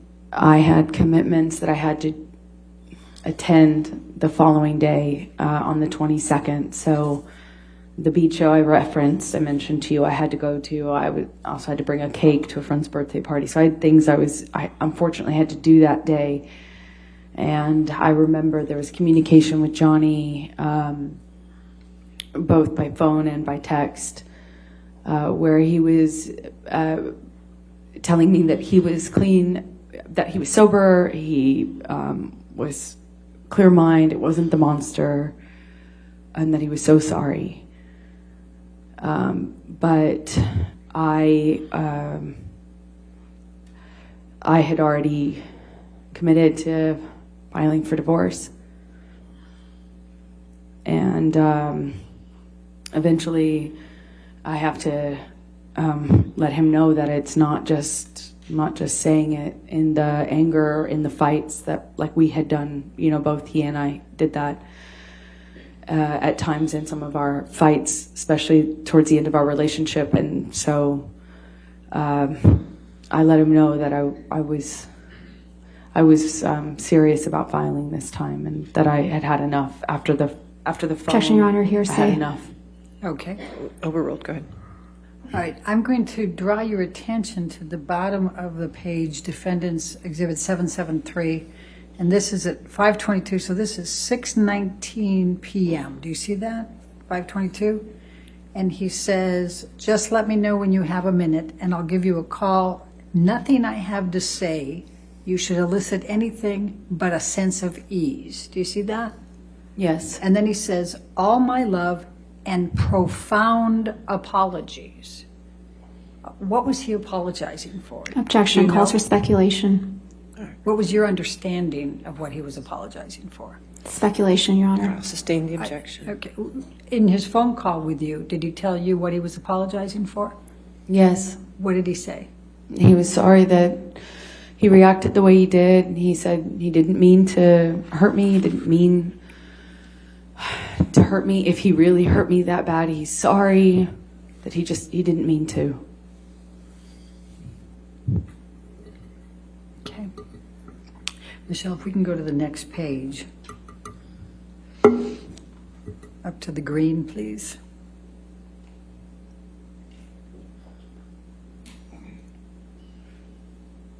And he says here, I'm sad, I'm scared, and I'm broken, my sweet Slim. And then he says, I want you happy. I have zero harsh feelings. I am clear and I am me. What did you understand him to mean by I am clear and I am me? Objection, Your Honor. Calls for speculation. Do you I have know an what he understand- meant. Okay. Your Honor, Did there's he a use lot. that phrase with you? Hold on. I'll sustain that objection. I'm trying to get to the I know. next one here. Then you can ask your next question. Go Thank ahead. you. Did he use those phrases with you during your marriage? Yes, he did. What did Mr. Depp mean when he says, I am clear and I am me? Objection. Calls for speculation. I think I established the foundation. Overruled. Go ahead. Thank you. That he had sobered up. That he had sobered up and he was not the monster again, that he was him. That he was a good guy I loved. The one that I trusted. All right. Now I'm going to ask, Michelle, if you can take that one down and bring in 771, which has already been admitted. Now, those text exchanges were in the 6 o'clock to almost 7 o'clock range. And here, it's 5:22, it's now 8 o'clock, correct? Yes. And he's telling you, sorry if a bit, please know that my hurt towards you is over. My apologies are eternal and belong to you. Solid. Do you see that? Yes. Okay. And was it your understanding he was apologizing again? Objection, Your Honor. Calls for speculation. All right. I'll sustain the objection. Okay. Was there anything else he would have been apologizing for that he had done? Objection. Calls for I'll speculation. sustain the objection. That's it. Okay. So tell the jury how you felt in that week, May 22 through May 27, and what you decided to do?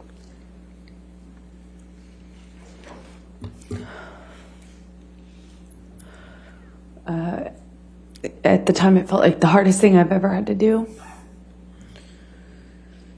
I had worked so hard to try to make this relationship work. I went to therapy, I went to Al-Anon, I got help, I read books, I did everything I could possibly do, and it didn't work. And I was conflicted. To answer your question, I was conflicted. I knew after he threw the phone at my face that after all that month of not seeing each other, that not getting better, not getting clean and sober, there wasn't even, I didn't, you know, it was falling apart. I knew I had to leave him. I knew I wouldn't survive it if I didn't. So I made the decision to file for divorce. It was hard because, you know, I loved Johnny so much. I loved him so much. And why did you file for divorce?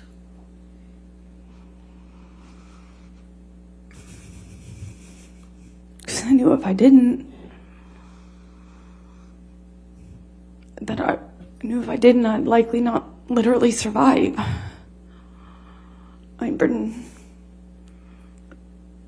I'm so scared that it was going to end really badly for me. And I really didn't want to leave him. I loved him so much. I wouldn't have done anything, but I couldn't do that one thing. I couldn't stay.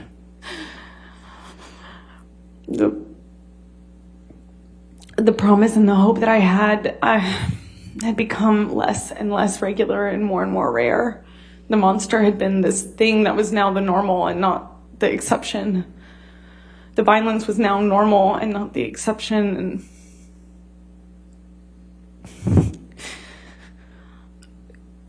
it was so hard. It was so hard, but I knew I had to do it. I believe he would have taken it too far. I wouldn't be here. Why did you ask for a domestic violence temporary restraining order? I wanted to change my locks. I wanted a good night's sleep. His security would always let him into the house no matter what I asked them. No matter when I begged them to let me know when he was coming over, no matter how much I begged them not to let him in when he was mad or drunk or high. And I couldn't sleep. I'd wake up in a panic. I was losing hair. I was losing weight. I got really sick.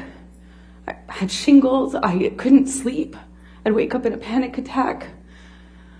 I had panic attacks all the time. I was falling apart. I was scared and very conflicted because the person I was scared of is also the person I was in love with. Really, really tricky.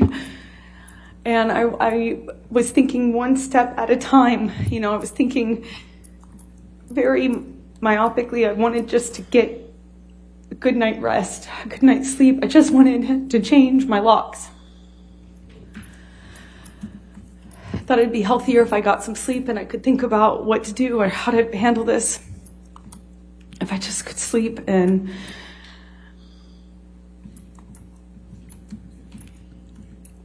when I did, I realized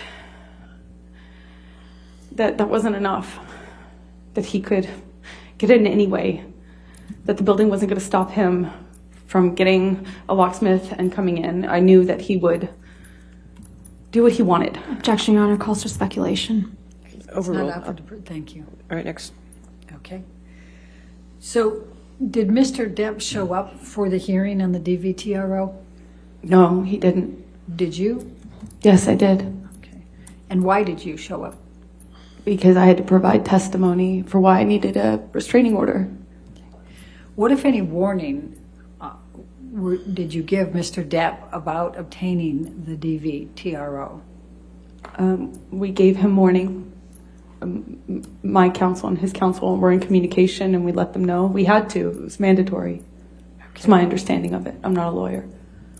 Was there any confusion surrounding whether Mr. Depp was going to file suit as well? Objection, Your Honor.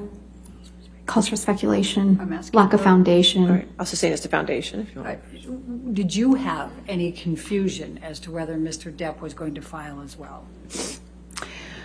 So I filed for divorce on the 23rd, I believe, and I thought that when I went in that Tuesday, when we filed for it, remarkably, it managed to stay under the radar. You know, these filings are not private. You can't make them private in California. And remarkably, it had flown under the radar. No one picked up on the fact that I had filed. And as limited as it sounds now, I just wanted as much privacy as we could have. You know, one day at a time, I wanted as much privacy as we could possibly get. And the filing had been missed by TMZ and, you know, these paparazzi outlets and stuff. But between the communications between our counsel, I realized that Johnny was going to file in Objection, retaliation. hearsay. All right, I'll sustain the objection. I'm trying to think how to ask this. So, without saying what the counsel said, what was your understanding and what was your concern? Objection, hearsay. I'll sustain the objection. All right, well, let's move on. Michelle, can you bring up Defendant's Exhibit 800, please?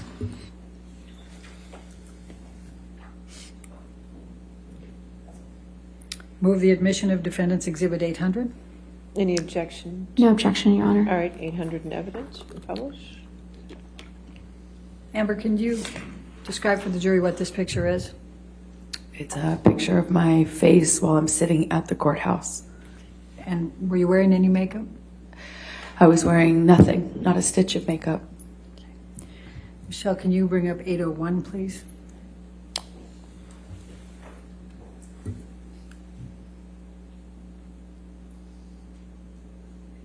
Move the admission of 801. No objection. 801 in evidence, publish. And Amber, if you can tell the jury what this is. That's me while I was obtaining my restraining order. It's me in the courthouse. Okay. And what, if anything, did you do while you were at the courthouse? Did you testify? Oh, I provided testimony and sat there and cried. And did you obtain a domestic violence restraining order? Temporary I restraining did. The court granted me a restraining order at that time. When you left the courthouse, what did you experience?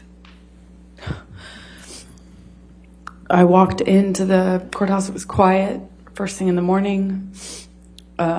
No one knew about my divorce, so I thought it was going to stay that way. And I walked out to a sea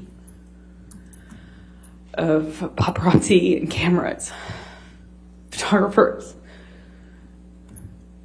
It was, to that point, at that point in my life, had never seen so many photographers, and they just surrounded me as I walked out of that courthouse and screamed at me, screamed horrible things at me.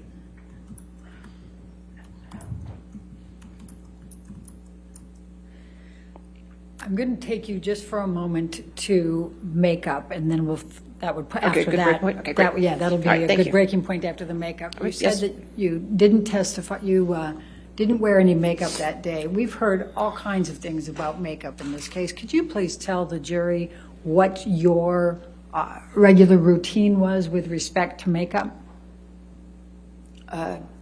Yes, I get up and wash my face like most of us, and I put on right away a moisturizer that has tinted foundation in it. And then I put another foundation on because it has sunblock in it. I have a skin condition that my skin reacts to the sun in a bad way. So I have to wear sunscreen or sunblock every day. Anyway, so I put on both of those. I put on concealer, and I do that before I leave my bathroom in the morning. Okay. That's obviously if I don't have a bruise. Now, when you had bruises or cuts of any nature, what would you do about those? Would you try to cover them up? Would you try to just leave them showing? What would you do? Objection, Your Honor, leading. Overruled on that. Go ahead. Well, I'm typically photographed in LA when I leave the house, paparazzi type of photograph. So I'm somewhat aware of that anyway. And no woman wants to walk around with a bruise on her face.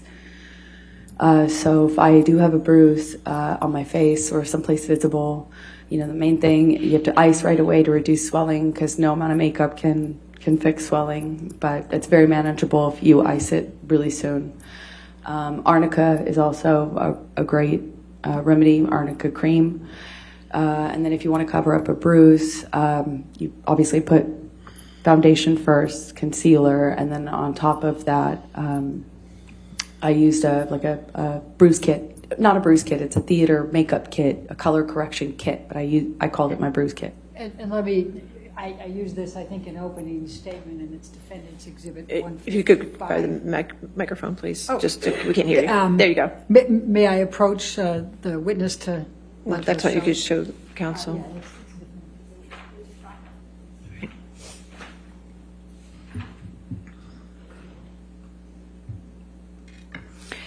This is what I was talking about as a color correction kit. This is not obviously the exact one I used to carry, but I used to carry it with me all the time. Sometimes this pink is sometimes a little bit more purple of a hue, and sometimes the kits are 3 colors. You can get them in 3 or 4 colors. Sometimes they have even more. But the idea is that you want to counteract whatever color you're working with on the bruise. So the first day of bruising, the immediate is red. Red is what shows up right away, so you want to go with the opposite on the color wheel by dabbing on a bit of the green or something to counteract the red. After a day or 2, you get more purple in a bruise, so you'd obviously have to go with more of the red tones, the orange tones here. Day 2 for me was always the trickiest because day 2 I feel like, day 1 and day 2 are hardest for me because that's when you get the most blues and purples and you have to deal with the sensitivity. Bruises don't like to be touched. That's the whole point. So that's the trickiest part. But after a few days, that becomes more of that blue becomes more of a brown, yellowish browns, like 5-7 days in becomes more of a yellow-green. And then fades into a brown and then into your skin. And whatever color you're working with in the bruise, you want to go opposite color on the color wheel. The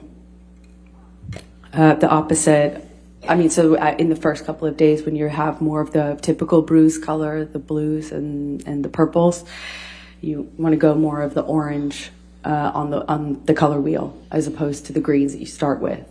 And then it progresses from there. I also noticed that bruising on your face tends to heal a lot faster than, at least for me, it was faster healing than bruises on my body, or at least it seemed like that to me. And a nose is pretty much unrecognizable after a day or 2, depending on how much you ice it. Lips are the hardest because they crack and bleed, of course. But it's easy to hide with lipstick if you're a woman. Or, if you wear lipstick, I suppose. We heard some testimony of people in the week of May 21st to 27th saying that you didn't wear a stitch of makeup. Oh, was that true? Objection, hearsay.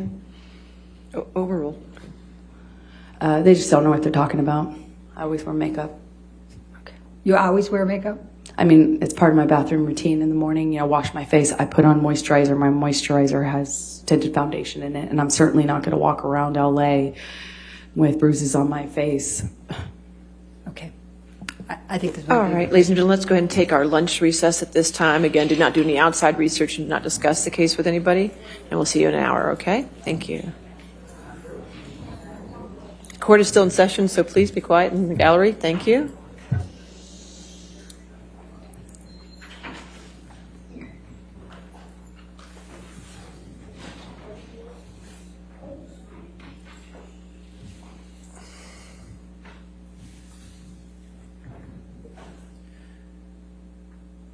All right.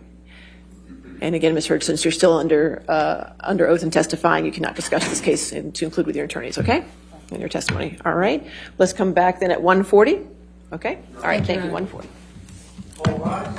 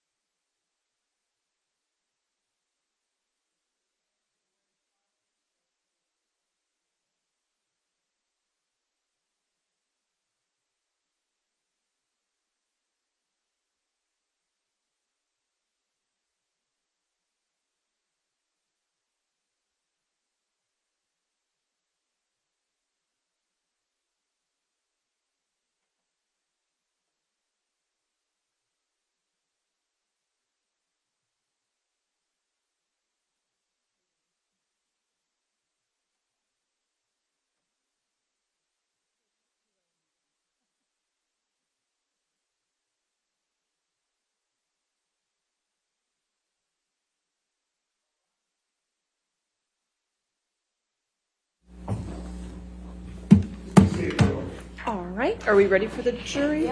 Oh, we have things, okay. Yes, what do we have?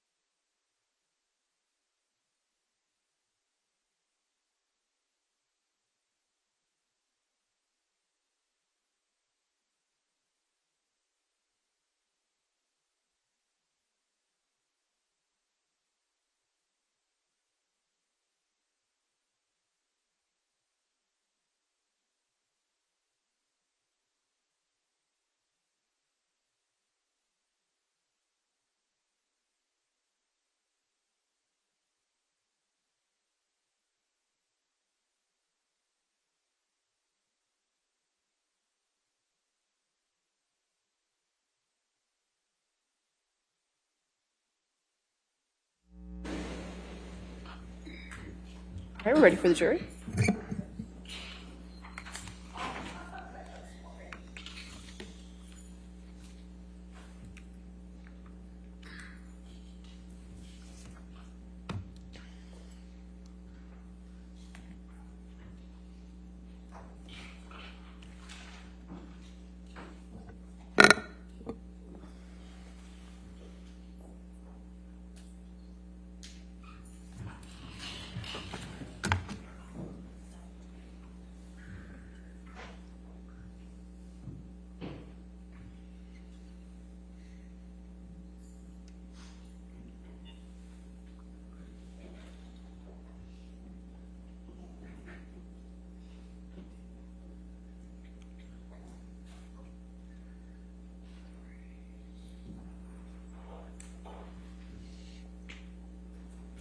All right, thank you.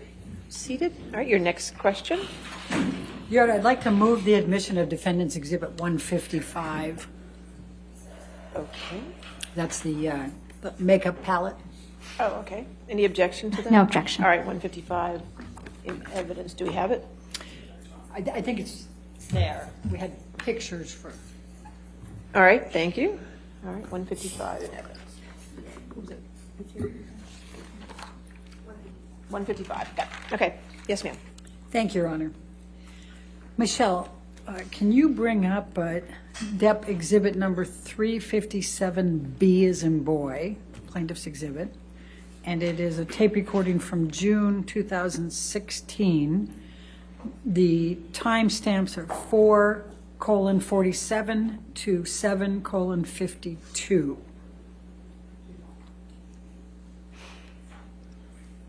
All right.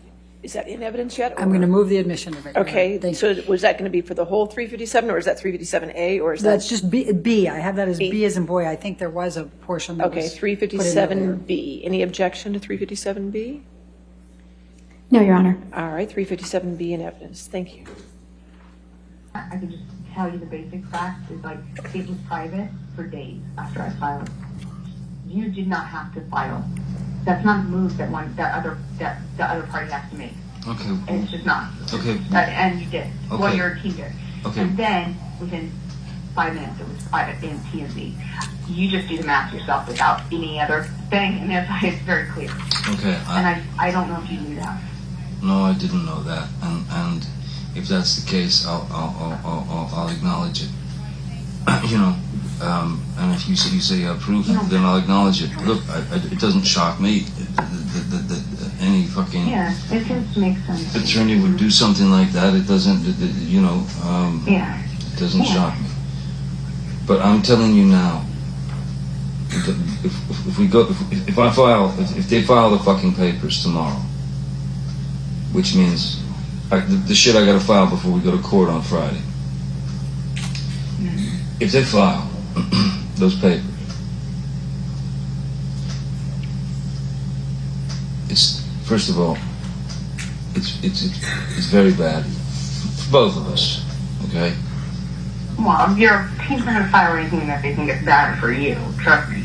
No, you're what you're saying. You got to do something to protect yourself, which means throwing me under the bus for some video about me being. Not me. I have to respond legally, meaning I'll have to go and pursue the. No, I have to pursue the whole course of action, because here's what you don't understand. If we do this, and basically, we'll know, because I called my lawyers and I said, why aren't we negotiating more? What is going on? Where are we? And they're like, everything is in our court. We literally... They won't settle. Your agents won't, your lawyers won't settle, baby, I'm telling you. We want to mediate. We even have we even found mediators and everything. Like, that was all worked out. The thing that Laura didn't agree to was she did not want to agree to a mutual gag order.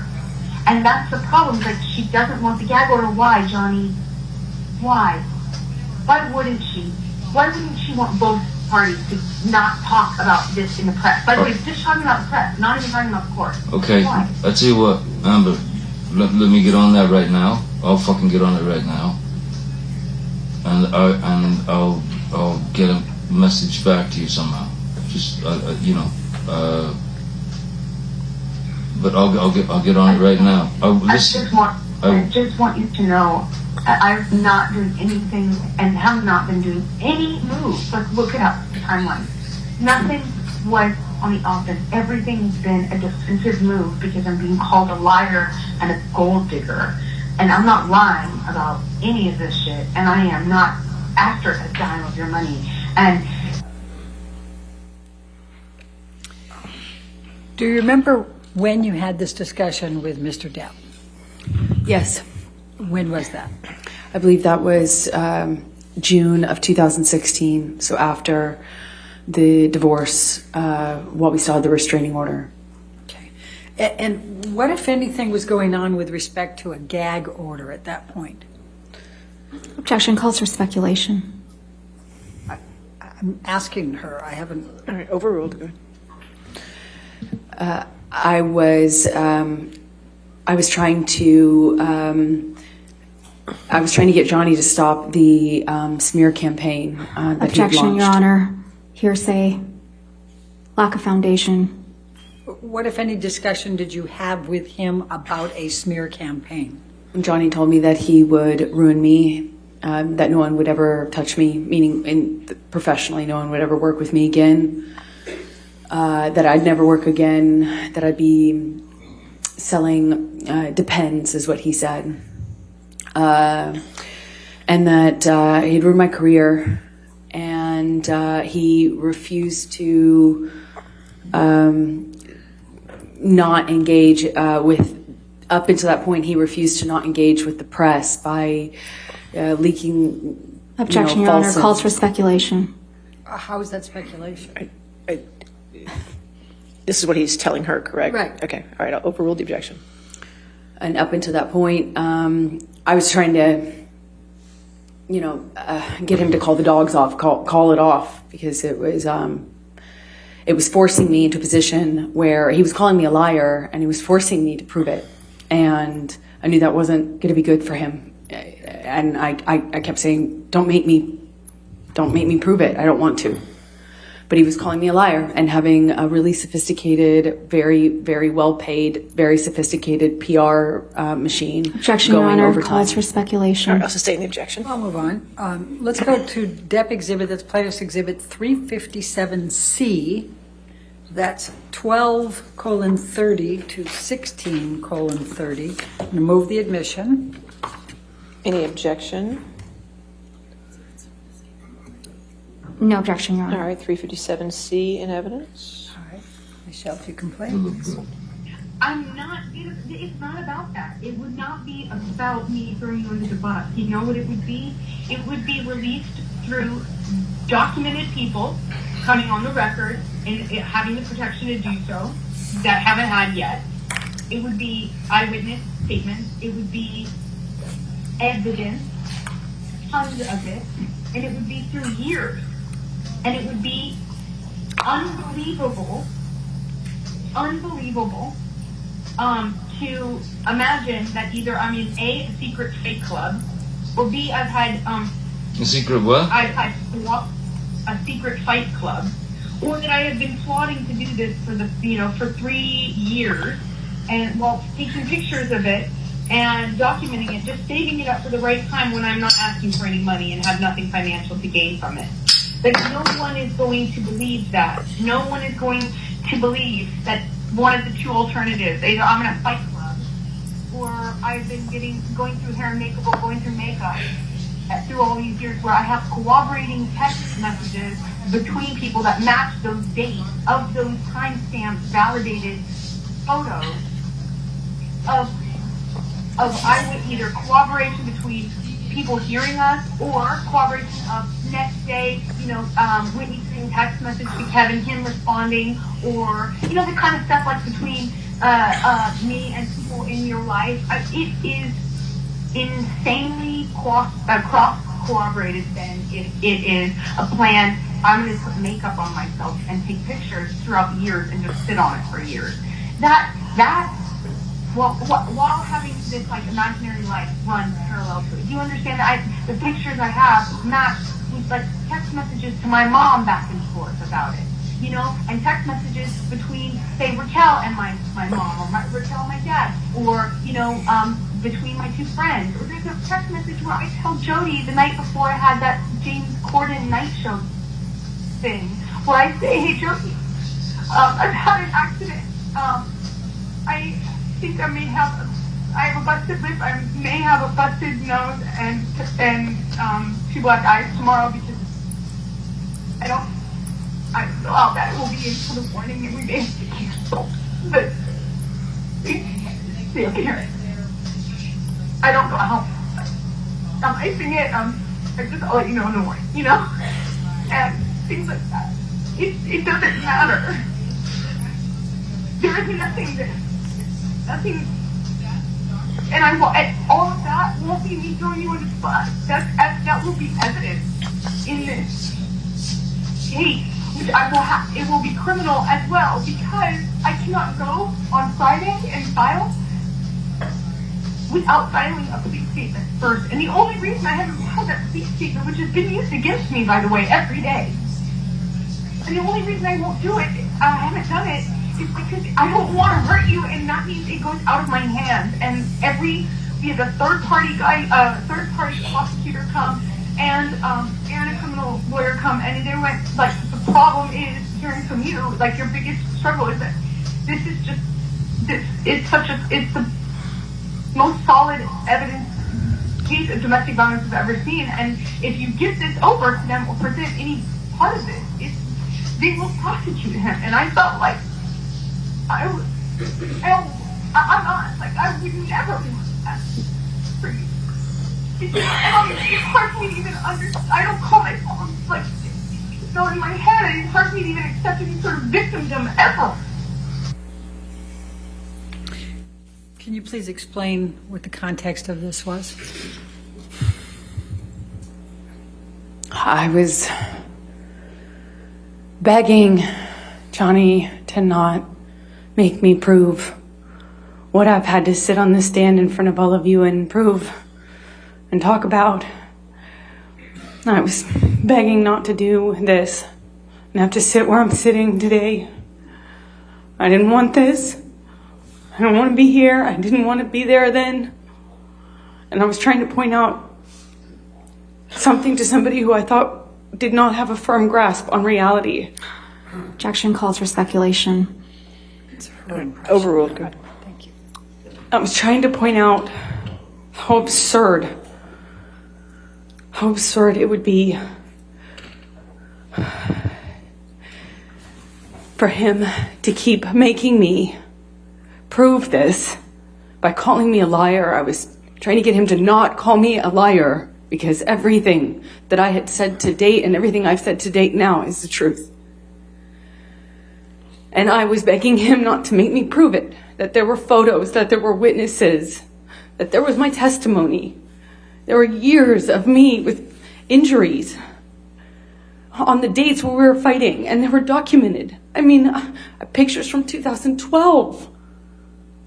So I was trying to say to him, either you'd suppose that people would rather believe this is a hoax, elaborate, well-orchestrated, year-long campaign for what? Or that, what? It just seemed crazy. And I thought no one was advising him in his best interest. I thought no one was telling him the truth. I know he's surrounded by yes men, and I thought nobody was saying to Johnny, this is crazy, don't do this. And I didn't want to hurt him. I didn't want to hurt him. I loved him. I loved him so much. That's why I'm explaining to him why I didn't file criminal charges. I didn't file a police report, even though it was being used against me. I didn't want this to go to a prosecutor. I didn't want this to hurt Johnny. I don't want this to hurt Johnny. Michelle, can you bring up Depp Exhibit 357D as in David? And that is 17:25 to 17:37. I'm going to move the admission, Your Honor. All right, any No objection? objection. All right. Any evidence? 357D. I've Baby. been called a liar. Baby. And I've been called Baby. a gold digger. Baby. Everyone is. Baby. Amber, I didn't call you those things. I didn't call you those things. I'm going to go on now to, can we go to Plaintiff's Exhibit 357E? And this is 21:47 to 22:37. I'm going to move the admission, Your Honor. Any objection? No objection. 357E. Thank you. And you're stronger. And so when I say that I thought you could kill me, that doesn't mean you counter with you also that you lost your own finger. I am not trying to attack you here. I'm just trying to point out the fact of why I said call 911.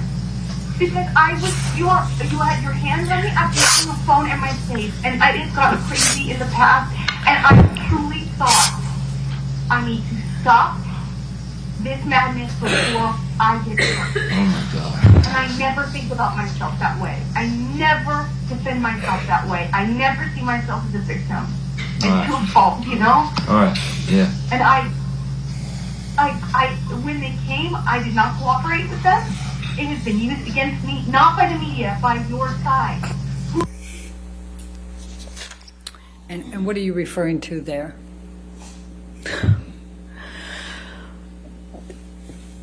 That I don't want to call myself a victim. I don't like to think of myself as a victim, and I don't want him to think I'm attacking him or blaming him. I'm pointing out I didn't cooperate with the police, that I didn't want to get him in trouble, that I didn't want to hurt him. I don't want anything from him. Just don't call me a liar. It's all I said. Just don't call me a liar. Just don't say this isn't real. Because I'm the walking proof of it. I'm going to ask to bring up Plaintiff's Exhibit, Depp Exhibit 357F as in Frank, 24:04 to 24:48, and move the admission. All right, any objection? No objection. All right, 357F. I have said only this from the very beginning. I only have my integrity. And the unfortunate thing is What about mine? taking it a step further. What about mine? They keep taking, that's what it keeps, I'm trying to say to you, literally in words. I'm out of my mouth, that's what I'm trying to say to you. Every step of the way, I have said to them, the thing is, they're hurting Johnny by this, because every time that they call me a liar, or they say this is not true, or Steven, this text message did not actually happen, or that your security guard, which by the way was a follow-up to your security guard thing, they never saw abuse happening. The same security guards who, by the way, have said to me multiple times that I was going to get killed.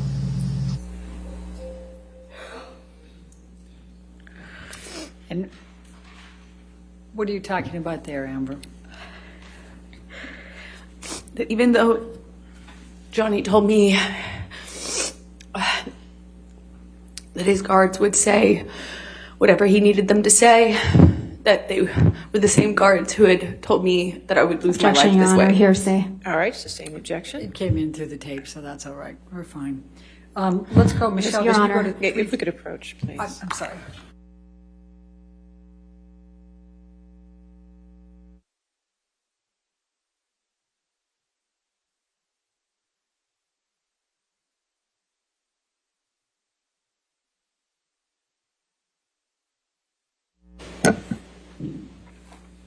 Michelle, can you bring up Depp Exhibit 357G, plaintiff's 357G, and it's 26:00 to 26:28.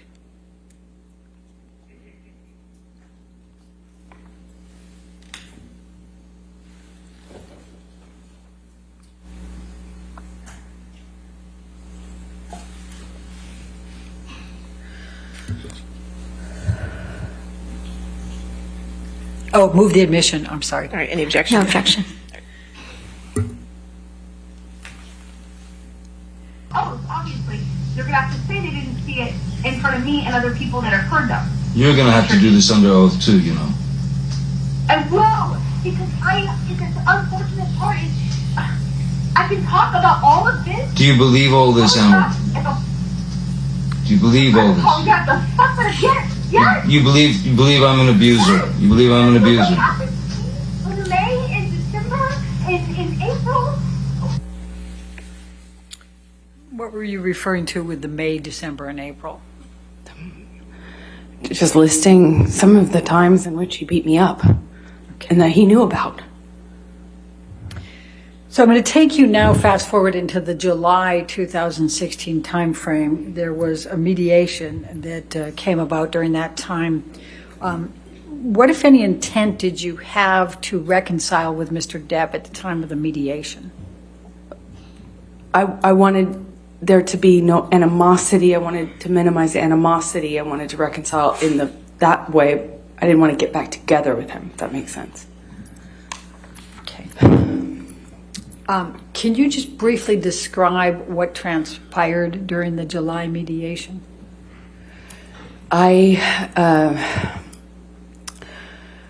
Even though I had a TRO and I wanted to move on with my life, the campaign I mentioned earlier, the smear campaign, the article after article, the hounding me, the, leaking fake. Objection, Your Honor. Non-responsive. All right, I'll sustain the objection. Okay. Please explain. Please What I explain. was meeting with him about is because he had, put these things out in the media. It seemed like every day Objection, there Your was a new Honor. attack. and Calls for something speculation, stopped. lack of foundation. All right. Did Mr. Depp discuss with you that he was putting these out in the media? Objection, leading. Overruled, I'll allow it. Yes. Okay, please explain. He told me he would tell his team to back off and to back off effectively if I agreed to do certain things. One of which, he wanted me to drop charges. He wanted, or some version of that. He wanted me to get back together with him and go on tour with him in the tour bus. He wanted me to do certain things that I thought were impossible and that would definitely go against all of everything that I stood for and had earned in getting my TRO, getting my restraining order and moving on. But I had to break the TRO in order to beg him to stop the machine, the press machine, because I was feeling like I couldn't live my life. I was being dropped from commercial opportunities. People were turning on me. The campaign I shot dropped me. I mean, it was just, I had never been inundated with that much press. Every single day, me and my family were, and every witness, anyone who even indirectly supported me got bombarded. And the media Objection. campaign Calls for speculation, lack of foundation. I'll sustain just the last part of that. All right. Okay. Next question. Okay. We heard Christian Carino testify earlier. Can you describe to the jury what your relationship was with Christian Carino? He was my commercial agent, meaning he handled things like campaigns for a short amount of time, and then became Johnny's agent around the time of the divorce. He was a kind of mutual friend at the time between Johnny and I, and so he helped us kind of negotiate or mediate a time where we could meet, and my goal in that was to just beg Johnny to stop doing this. Objection, non-responsive. Overruled. That's right. What, if any, desire did you have to return to Mr. Depp after the divorce? None. Now, you heard Mr. White testify that he engaged in negotiations with you during the settlement process of the divorce. What, if any, discussions did you have with Mr. White? None. The first time I saw him was on the testimony screen in the UK during the UK trial. I've never spoken to him. So he didn't negotiate your settlement? No, he did not. What was important to you in the divorce negotiations? The statement. That was it. The statement. I wanted a mutual statement, and I wanted him to call get the press out of this. Just make a statement, and in that statement, clear my name. I wanted to clear my name. It's all I have. I said this to him too, and he knew this. All I have is my name. I come from nothing. All I have is my integrity. All I have is my name. And that's exactly what he promised to take from me.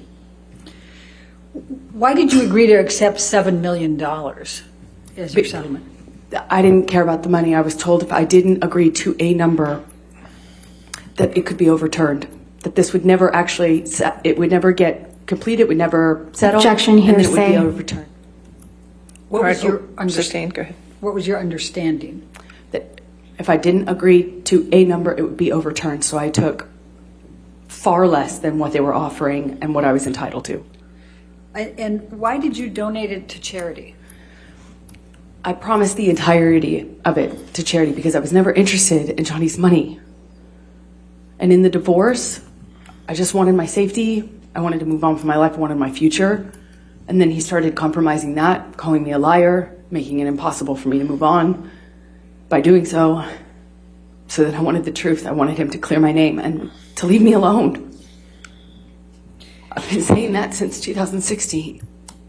So why did you donate 3.5 to Children's Hospital and 3.5 to ACLU?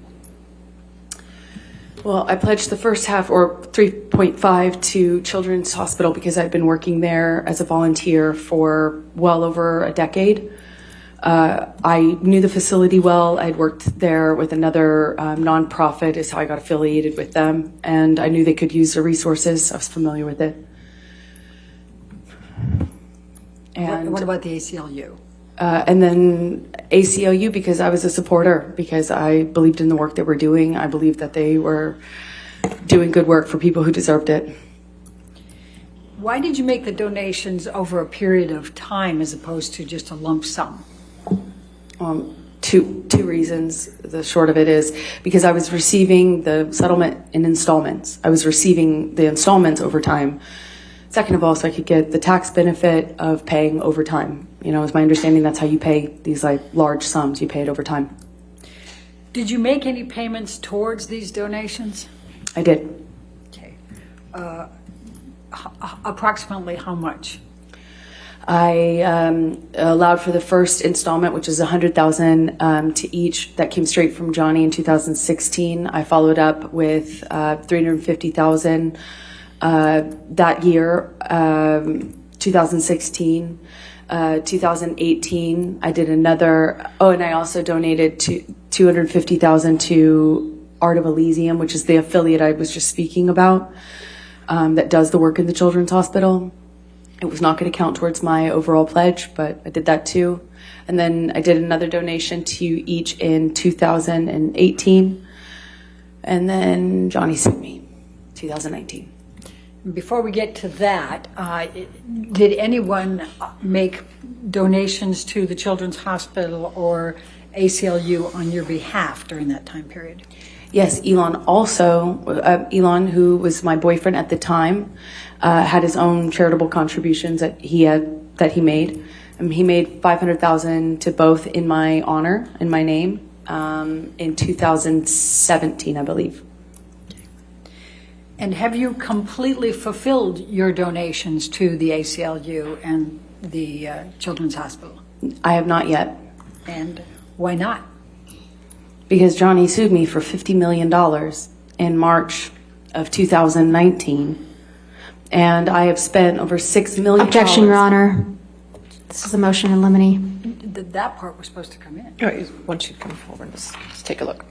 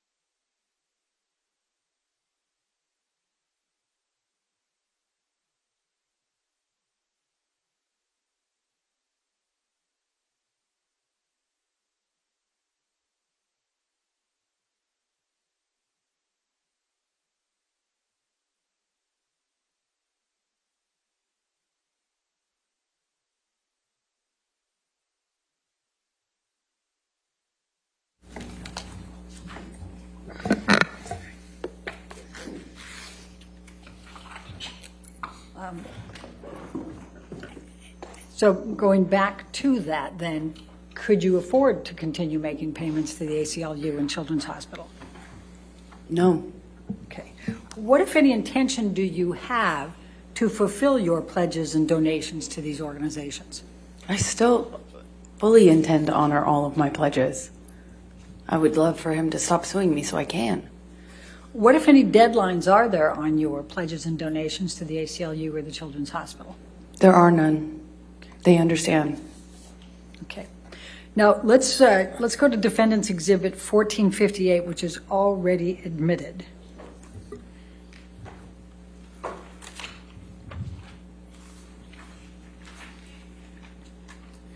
Now, I'm going to just direct your attention to paragraph 27, where it says, neither party has made false accusations for financial gain.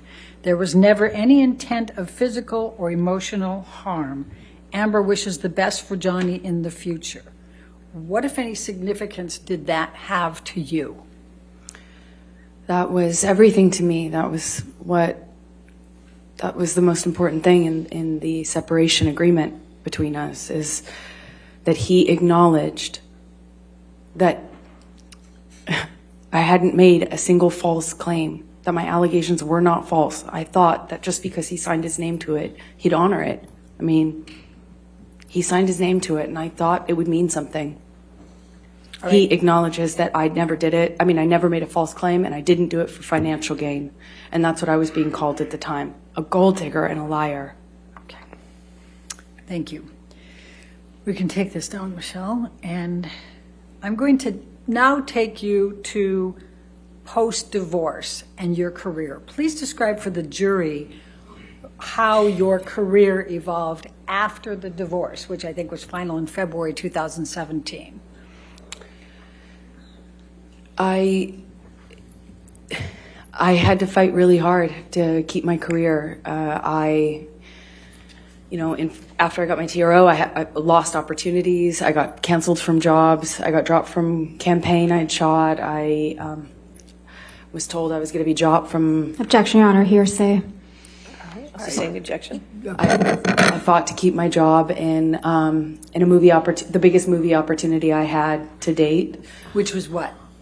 It was Justice League with the option to become Aquaman. It later became Aquaman, but I had to fight really hard to stay even in Justice League because that was right around the time of the divorce. Can you tell the jury what Justice League was and what your role was in that? It is a superhero franchise, DC action film, and it introduced my character, and it provided the base for the Aquaman spinoff that followed it, but that was not a reality at the time of shooting Justice League. All right. And then you were able to be in Aquaman, is that correct? Yes, I kind of showed up to work months early and stayed really late to fight to keep the job. I managed to keep it. And managed slowly to kind of to gain through this kind of hard work and goodwill I was able to foster. I was able to keep and make other jobs, and eventually made a movie called Aquaman, and Aquaman was very successful. I think it was the most successful DC film by its release, and I was getting my career back, even though it was. It took a major hit when I got my restraining order against Johnny. So let's talk about Aquaman for a moment. I think you said it was the highest grossing film of DC films, is that correct? Yes. Okay. When did that come out? December of 2018. Okay. And what was your role in Aquaman? I play Mira. And was that a lead role? Yes, it is one of the leading roles. It's the female lead opposite Jason Momoa's character of Aquaman. Okay, so you were his mate? You could say that, yes. I was his love interest, the female, I was the female lead of the movie. Okay. So in December of 2018, as Aquaman's coming out, why did you agree to participate in the op-ed? Well, because I believed in some of the causes that the op-ed was seeking to advance. There was a lot of attention and energy around gender-based issues, gender-based violence issues in general. I had just recently become an ambassador for the ACLU. I was proud of that ambassadorship, and I was looking forward to the opportunity to lend my voice to what I thought was a great cause, which is just a conversation around women's issues and gendered issues that I think the whole country was having at that time, quite a political conversation and cultural conversation at the time, and I was happy to lend my voice if I could. Who drafted the first draft of the op-ed? The ACLU. Did you initially want to include Mr. Depp by name or reference?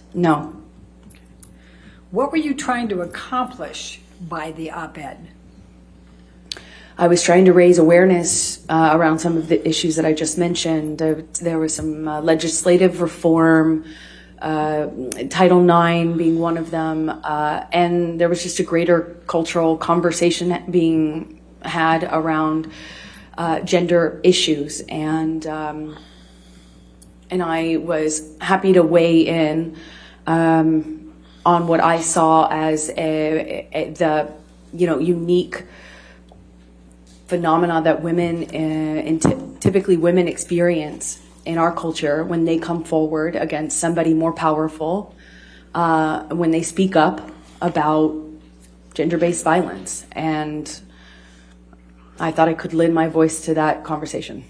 I thought I had something to say about that.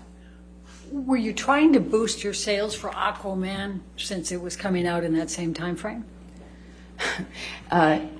It doesn't work like that. I don't think any op-ed, a major motion picture or major franchise like that is not aided by the publication of an op-ed in the Washington Post. I'll put it that way. But the other way around can be said. I was wanting to lend my name at that specific time to potentially advance the causes within the op-ed. Because of your success as Mira with Aquaman? Yeah, just the publicity of the movie and the success of the movie would hopefully, in best case scenario, only add and lend itself would lend attention to the issues that the op-ed aimed to address. What did you do once the ACLU had your agreement to be the spokesperson for the op-ed, to put your name to it? I sought the advice of my attorney. And why did you do that? Because I didn't want to get into any sort of legal issue. I didn't want to have any sort of legal problems for talking about what happens to women or people when they come forward and speak about these sorts of issues, especially when they come forward against someone more powerful than them. And that backlash, the retaliation that people face when they come forward is exactly what I was writing about. And I didn't want Johnny to retaliate against me and quite literally prove my point. And so who was the counsel that you hired to review the op-ed? His name was Eric George. Where is he located? Los Angeles, California.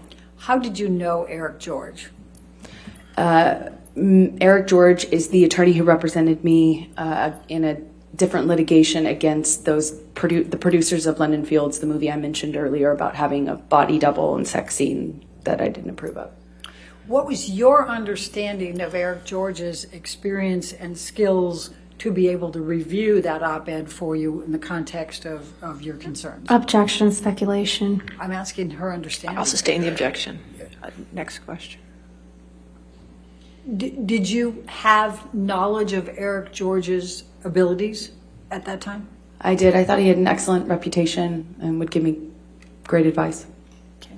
And what, if any, what was your experience with him in representing you earlier? I thought he was a fantastic attorney, very smart, and I trusted him.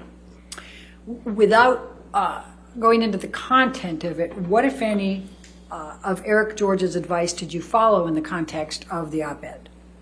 I took all of his advice. I made all the edits he suggested. I took all of his advice. And what, if any, of Eric George's advice did you ignore? None. I mean, he's my lawyer. I listened to him. Okay. I'm going to ask you, if we can pull up, Michelle, Plaintiff's Exhibit 1.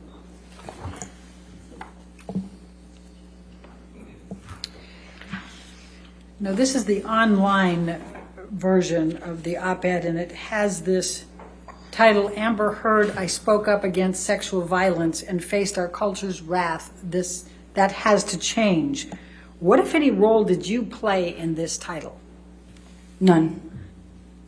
What, if any, role, to your knowledge, did the ACLU play in this title? None to my knowledge. Okay.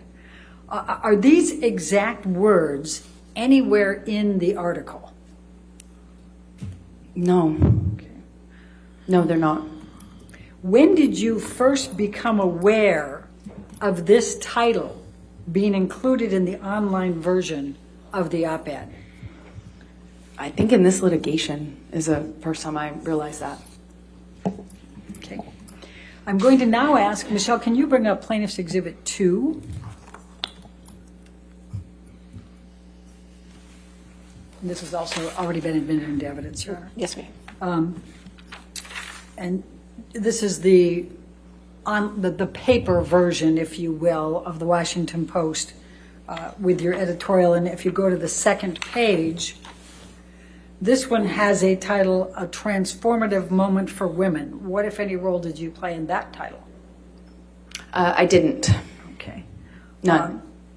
Now, do you recall seeing this version, the newspaper version, at the time? Yes, this is the version I saw. I'm very proud of it. I had it framed. You had the newspaper version, not the online? I did. I had the newspaper framed. Okay. And now I'm going to ask you to turn to, and Michelle, can we pull up Plaintiff's Exhibit number 3?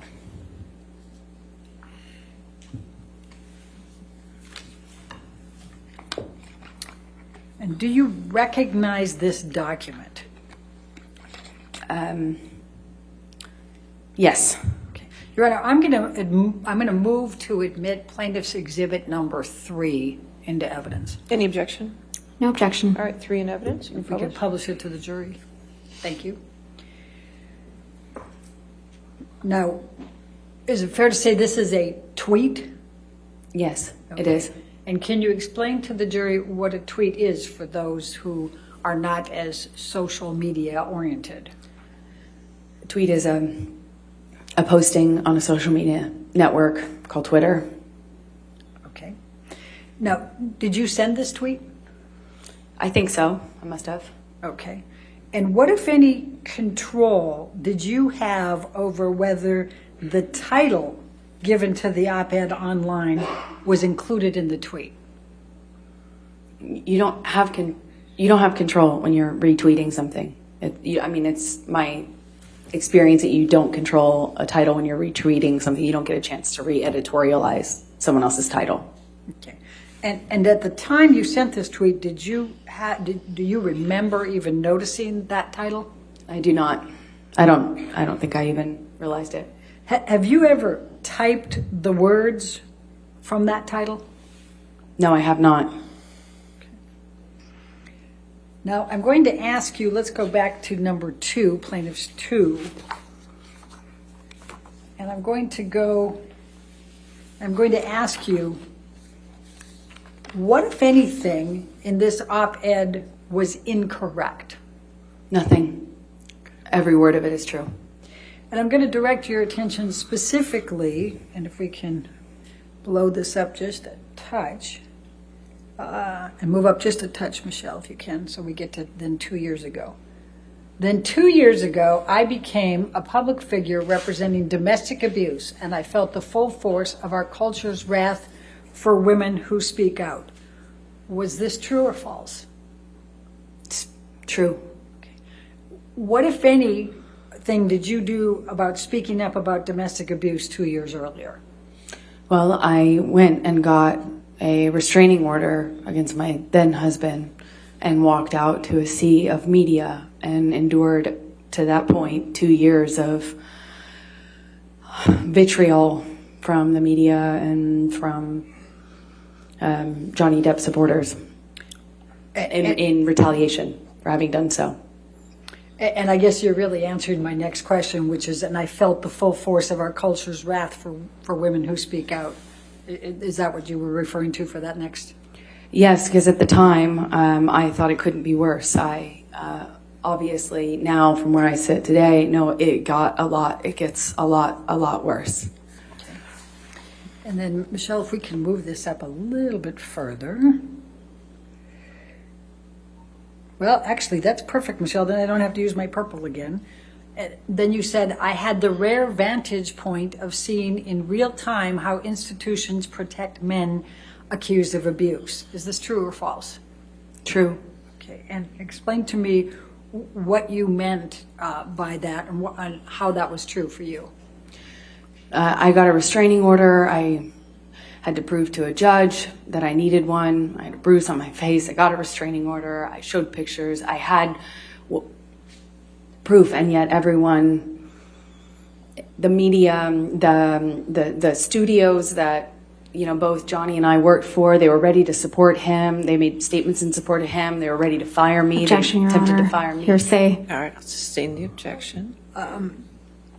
What, if anything, did you witness with respect to institutions? Meaning the people that we work for, the institutions we work for, the studios we work for, decision makers in my industry, filmmakers and powerful people and decision makers within my industry whom I had not ever even met, who didn't know anything about what happened behind closed doors in the marriage of Johnny and I, were making comments about me, statements about me. I was dropped from campaigns. It was hard for me to work. I was harassed. I'm harassed on a daily basis, death threats, and just the fact that wasn't there was no parity. The studio and these decision makers and such were so ready to support him and eager to Objection, Your Honor. Hearsay.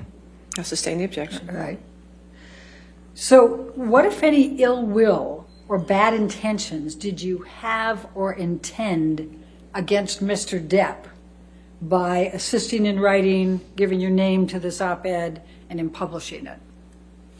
None. It's not about Johnny. The only one who thought it was about Johnny is Johnny. It's about me. It's about what happened to me after Johnny. It's about what happened to me after I escaped my marriage. It was about me and my life and what I endured once I moved on and got a TRO and moved on with my life. It was about what happened to me after. The only one who made it about him, ironically, is Johnny. I'm going to, we can take that down, Michelle. I'm going to turn to something about electronics and transparency. You've testified about, and we've seen photographs and audio recordings and text messages, emails, etc.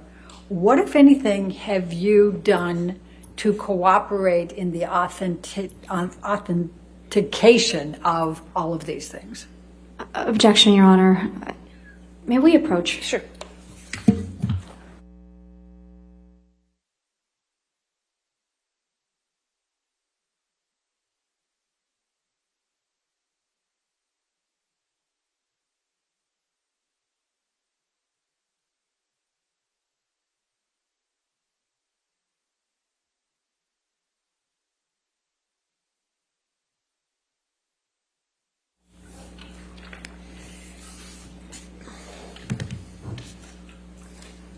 All right, I'm going to turn to your counterclaim. You have made a counterclaim against Mr. Depp in this case, correct?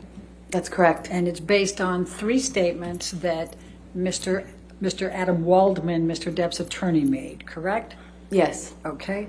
I'm going to ask if you can pull up Defendant's Exhibit 245. But, Your Honor, I'm going to ask, do we have It's already in evidence. Your Honor, if we may approach Okay, just sure. real quickly, because I think we can move this along faster if we do this ahead of time.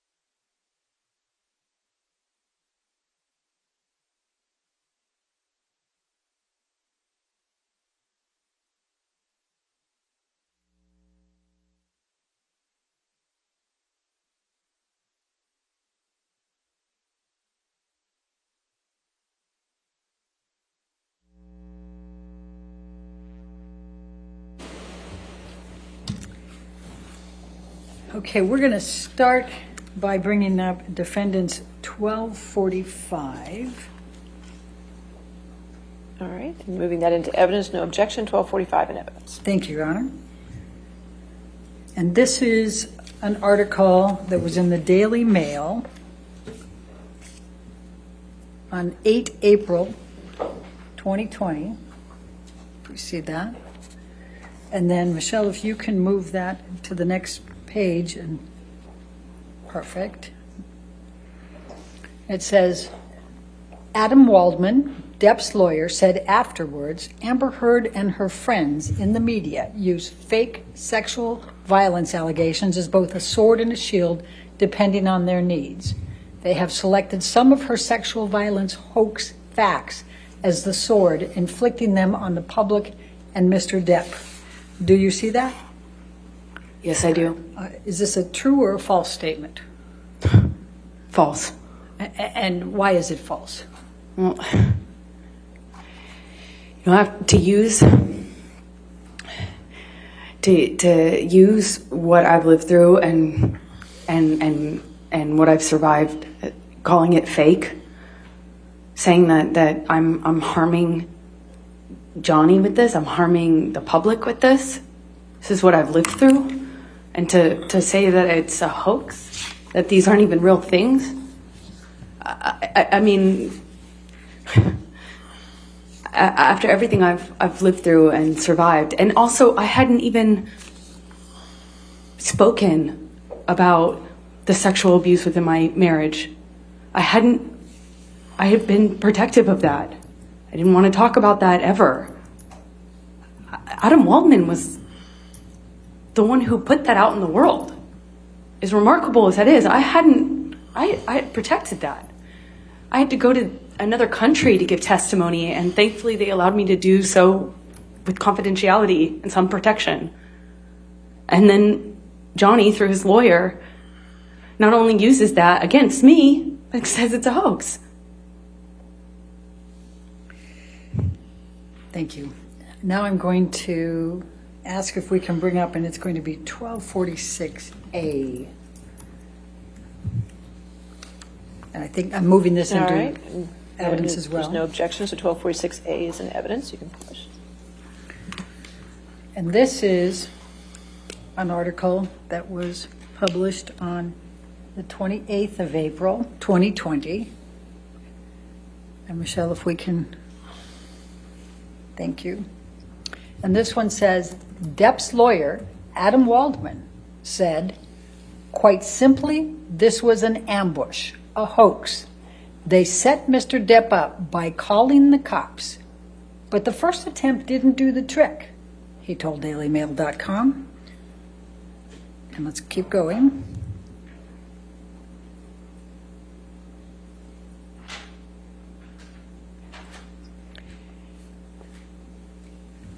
So Amber and her friends spilled a little wine and roughed the place up, got their stories straight under the direction of a lawyer and a publicist, and then placed a second call to 911. Do you see that? Yes. Is that true or false? Couldn't be more false. And why is that? Every part of it is false. I didn't call 911. I didn't call the police. I refused to cooperate with them to protect Johnny. I protected Johnny. I didn't call them once and I didn't call them twice. I didn't rough up the place. I cleaned up the place. I didn't even know the second cops were coming. If I wanted to get something from him, if I wanted to hoax Johnny, why wouldn't I cooperate with the police? Wouldn't I say something to the police? Wouldn't I do more damage to the house than just knock over the things that you saw pictures of? It makes no sense. And to do it online when there's no fact checking, there's no authorities, there's no one able to, I can't respond. I can't fight this, and use these sorts of media leaks and these comments to re-echo over and over and over again online with a network of people that are intent on helping Johnny through a sophisticated PR machine. Objection, Your Honor. Hearsay, speculation. I'll sustain the objection. Next question. All right. And so what, in fact, did you do that night? I cleaned up. I protected Johnny. I refused to cooperate with the police, like so many other people do. I tried really hard to keep it private even after that, even when I was committed to filing for a divorce. I tried to protect Johnny. I tried to protect the history of what we had. I tried to protect him. And did the opposite. And I didn't even have a lawyer. I didn't call my publicist. I called my contract attorney to get me another lawyer who could give me advice on how to protect Johnny.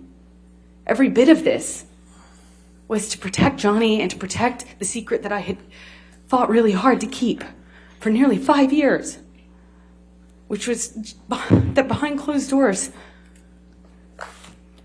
things were not what it looked like. Okay. Michelle, can you take this one down and go to defendants 1247, please? And Your Honor, I'll move the admission. All right. I know there's no objection. 1247 in evidence. And Amber, this is another daily, a Mail Online, and this is published on 24 June, updated on 25 June 2020. And then if we can go further. And this one says, Depp's attorney, Adam Waldman, said, "We have reached the beginning of the end of Ms. Heard's abuse hoax against Johnny Depp." Is this true or false? False. And why is it false? Because unfortunately, all of this is real. And what I mentioned earlier about how preposterous it would have to be for this to be this elaborate hoax, I couldn't believe it. I couldn't fathom one day that that would actually be legitimately the position that he, through a lawyer, would take, albeit online, where he could get away with it for some time. Objection calls for speculation. Sustain the objection. And why is this so absurd? Because Johnny and I lived this. We lived through this. I lived through this, and I narrowly survived it. But I survived it. And, I have mountains of evidence, mountains of proof, and yet it won't be good enough for people who are seeking to make money off of Johnny's success. Objection, Your Honor. Calls for speculation. I'll sustain the That's objection. fine. Okay. So I'm going to take you now to the damages that you've suffered as a result of these statements by Mr. Waldman on Mr. Depp's behalf. Please tell the jury how you were doing reputationally. Objection. That's a legal conclusion, Your Honor. I'm sorry? Move to strike counsel's testimony. Come forward.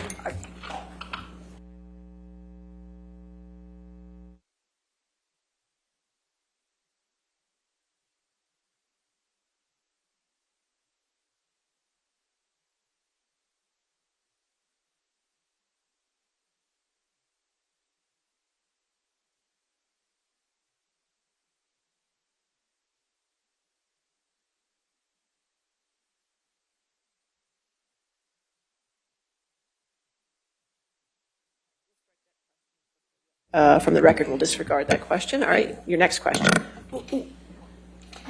What was your understanding of on whose behalf Mr. Waldman was making those three statements? Objection. Lack of foundation. Calls for speculation. If you want to approach again, that's not what we just said here. I just want to...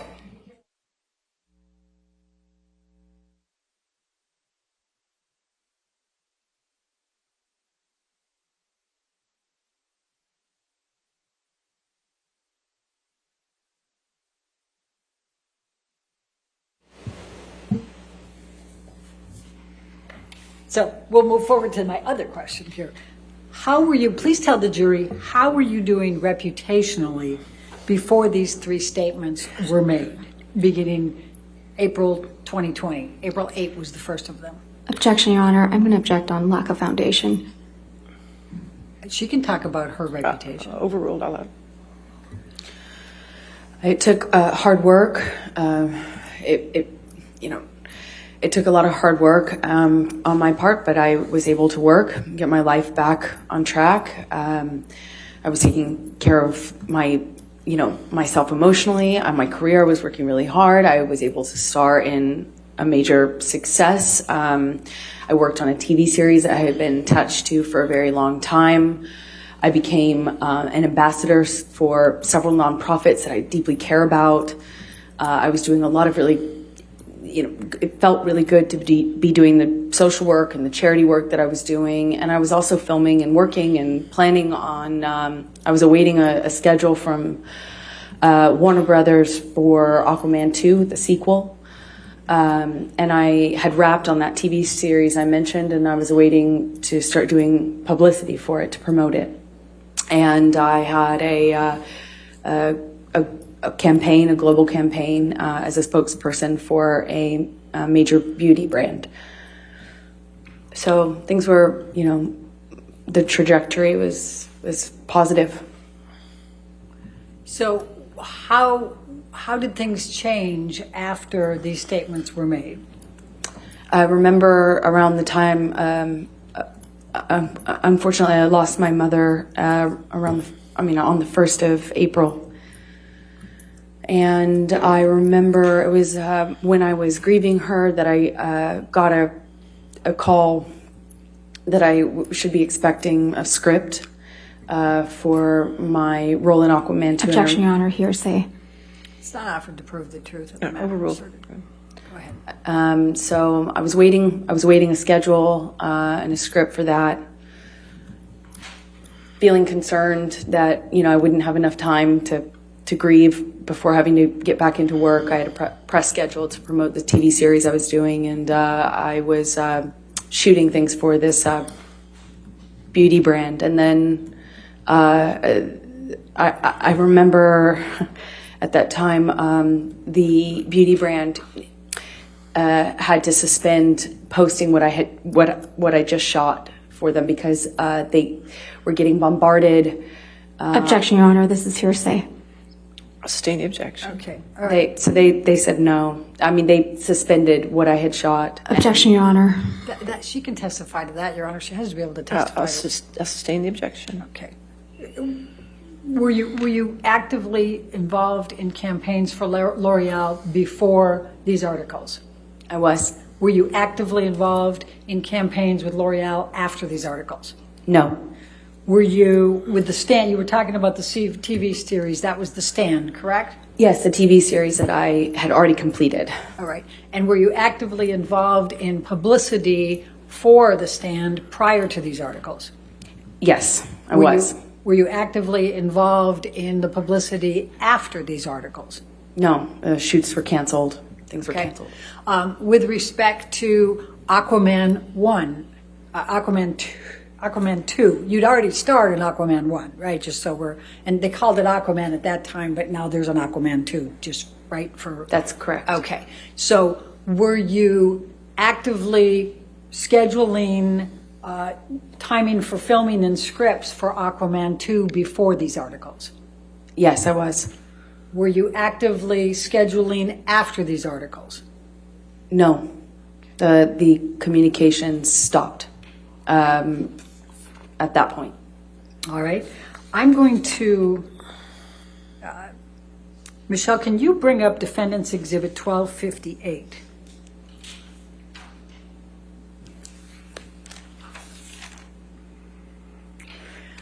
I'm going to show you what has been marked as Defendant's Exhibit 1258. It's dated September 21, 2015. Do you recognize this document? Yes. Okay. What is it? It is the Justice League Aquaman contract. Okay, Your Honor, I'm going to move the admission of Defendant's Exhibit 1258. Any objection? Yes, Your Honor, may we Oh, approach? sure. Yes, ma'am.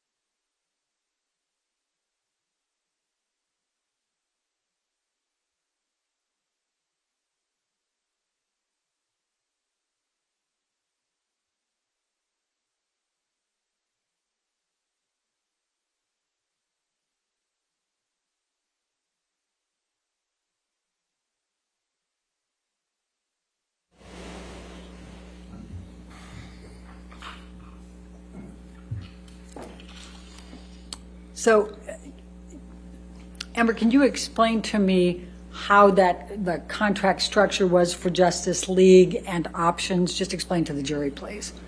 It's structured like a 3-picture option. I signed on to do Justice League, where my character was introduced. The fee is, small relative to what it will become if and when you do the other options or movies in that under that umbrella. So it was the contract for Justice League, which could then become Justice League 2, or it could be Aquaman, or it could be some other movie within the DC universe. And the second picture ended up being Aquaman.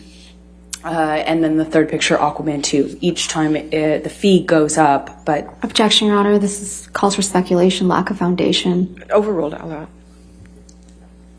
As far as the contract is concerned, that's what the contract says. All right. And if we go to page 6, so what was your fee going to be for Aquaman? And what was it for Aquaman? $1 million. Okay, and then was there also box office bonuses, opportunities? Yes, I believe. Okay. Yes, there are box office bonuses. If it makes a certain amount in the box office, you get a bonus. Okay.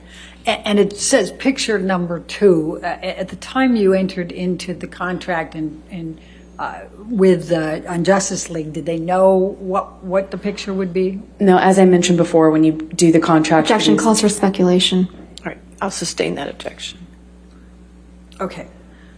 So ultimately, what was picture number 2? Aquaman. All right. And then what was it for picture number 3? Aquaman 2. Okay. And what was the fee under the option agreement at that time? $2 million. Okay. Now, did you have contracts with L'Oreal? Yes, I did. Okay. And can you just describe for the jury what was involved with L'Oreal? You talked about being involved in campaigns and then not. Just explain that to them if you can. As a spokesperson, I'm just involved with the brand as a representative, and a certain amount of commitment you have to do throughout the year on social media and on red carpets promoting various products or causes they're advancing. Generally, it's just like a brand ambassadorship. Okay.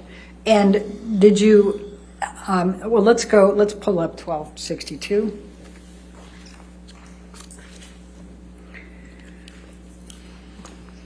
And this is dated as of April 25, 2018, correct? That's correct. Was that your first contract with L'Oreal? I believe so, yes. Okay. And was that for a term, a specific term? Yes, it was. Okay. Was it for 2 years? Yes, it says 2-year contract, and that sounds right. All right. And then I'm going to ask you to turn to 1264. And that's April 20, 2020. And what, if anything, did L'Oreal do with regard to extending your contract then? They extended it. They chose to extend it with the option to kind of... All right. And did they extend it just an additional 3 months? If you look at paragraph 1. Let's see. Yes, they did. Okay. And what, if any, work did you do for L'Oreal after these 3 statements were made? I have only been able to participate in, I believe, 1 live event that they also couldn't promote or use the material from because of... Objection, Your Honor. Calls for speculation. I'll Hearsay. sustain the objection. Okay.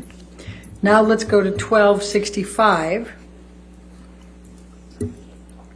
And this is, as of November 15, 2021, this is another extension with L'Oreal, correct?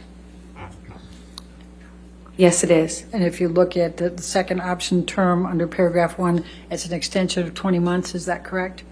That is correct. Okay. And what, if any, work have you been able to do for L'Oreal since this contract? As I stated, I believe I've only done one in-person event with them, and they couldn't use the material. Okay. Now, let's talk about the stand for a minute. Let's pull up 1263.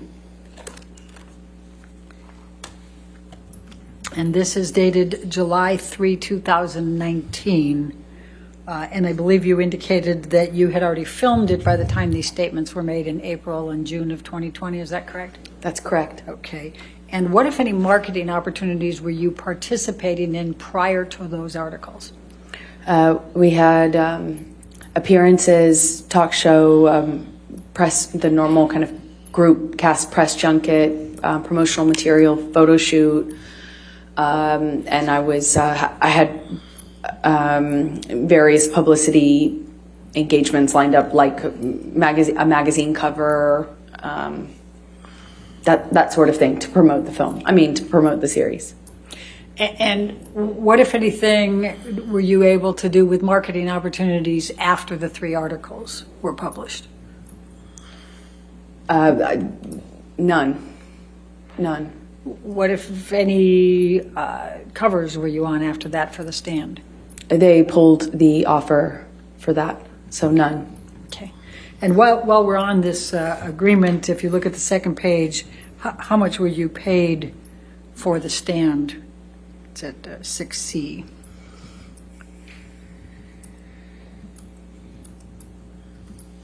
$200,000. $200,000 an episode. Okay. Now let's pull up Defendant's Exhibit 1266. Have you been able to get any work since that time?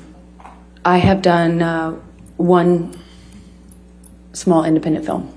Okay, and tell the jury what that is. I shot a film in Guatemala.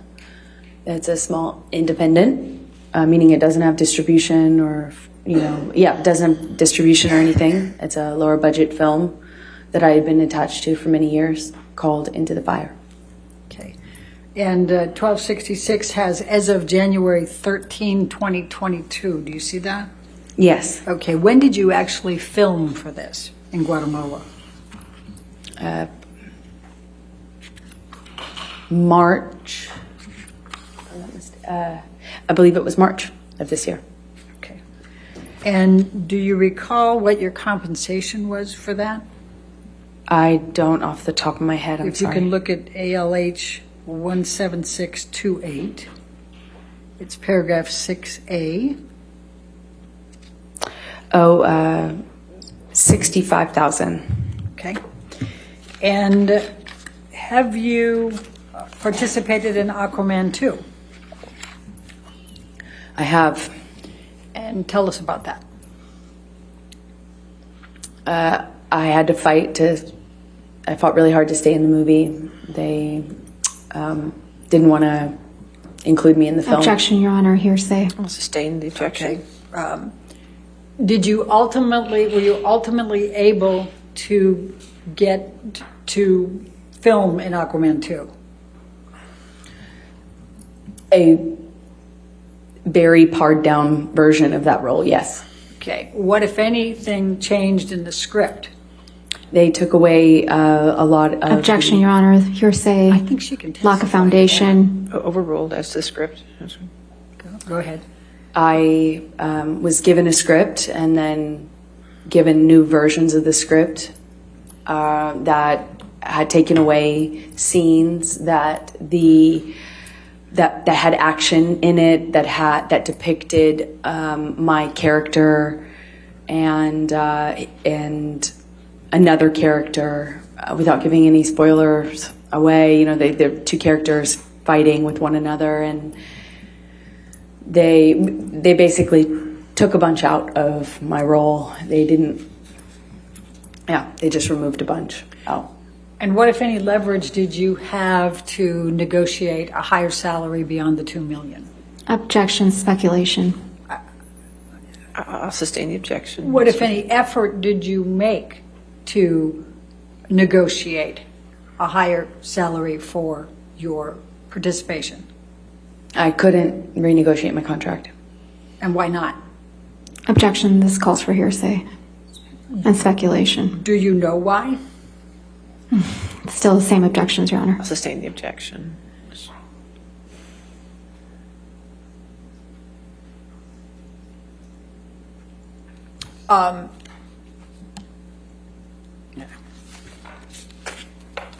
All right. Amber, I'm going to ask you to describe to this jury the emotional impact on you of these three statements that we have talked about, these three counterclaim statements. Please describe how this has impacted you. These statements are used over and over and over and over again online to reverberate, re-echo, and re-energize. Objection, Your Honor, this is not responsive, lack of foundation, It's and hearsay. responsive, Your Honor. She gets to give her content for it. Well, the question was your emotional impact of these statements. Okay. The impact it has on me is every time I look at it, which is every day. I am set back. I have to relive it.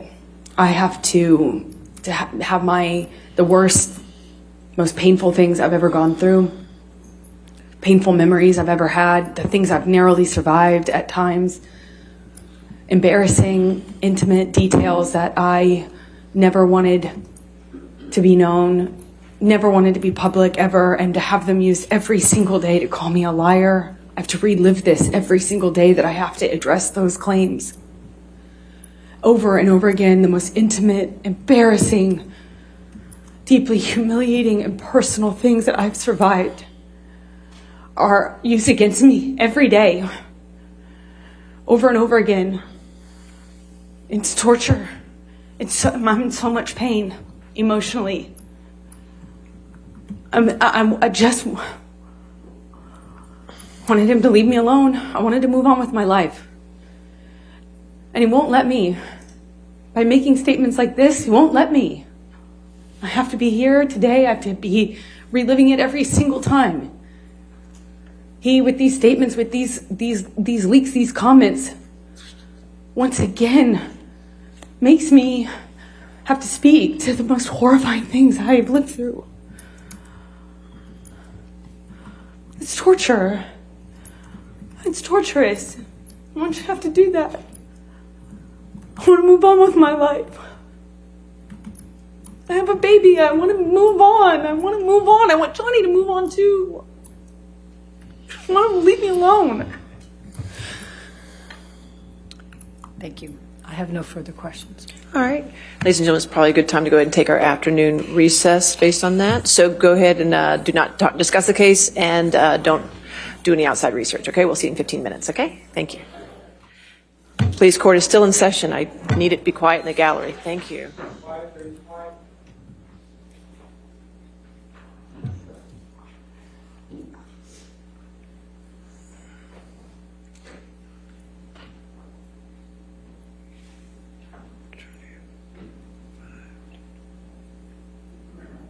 All right. Why don't we just make it 3:25 then? We'll come back at 3:25? Okay. Thank you. All right, thank you. All right.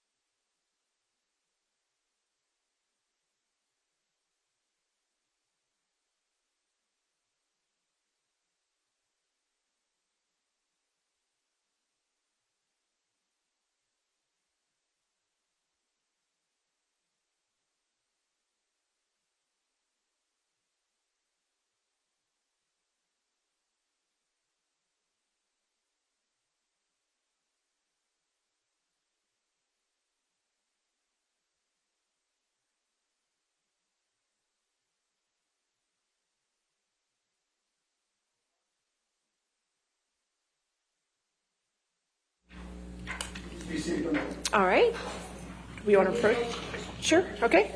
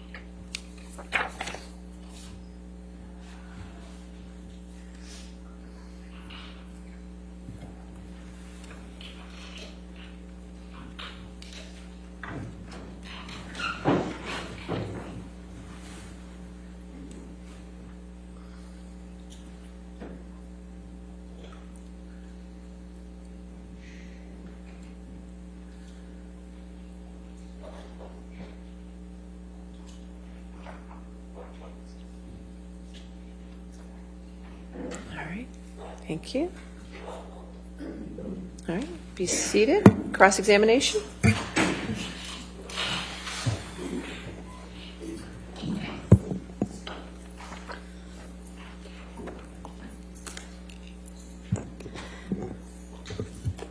Good afternoon, Ms. Heard. Good afternoon. Mr. Depp hasn't looked at you once this entire trial, has he? Not that I've noticed, no. You've looked at him, though, many times, haven't you? Yes, I have. You know exactly why Mr. Depp won't look back at you, don't you? I do. He promised you you would never see his eyes again. Isn't that true? I don't recall if he said that. One of the last times you ever saw Mr. Depp was when you met him in San Francisco in July of 2016, right? That was the second to last time I saw him, yes. And this was after you had publicly accused him of domestic violence. I got my restraining order before that, yes. Mm-hmm. And this is after you had obtained the domestic violence restraining order against him. That's correct. Let's please play Plaintiff's Exhibit 1229. For the record, it's at 1101 through 1209. I'm going to ask that it be admitted into evidence. Any objection to 1229? Yes. All right, 1229, you want to enter it in its entirety? Yes, please. Okay, 1229 entered in its entirety. Go ahead and play your section.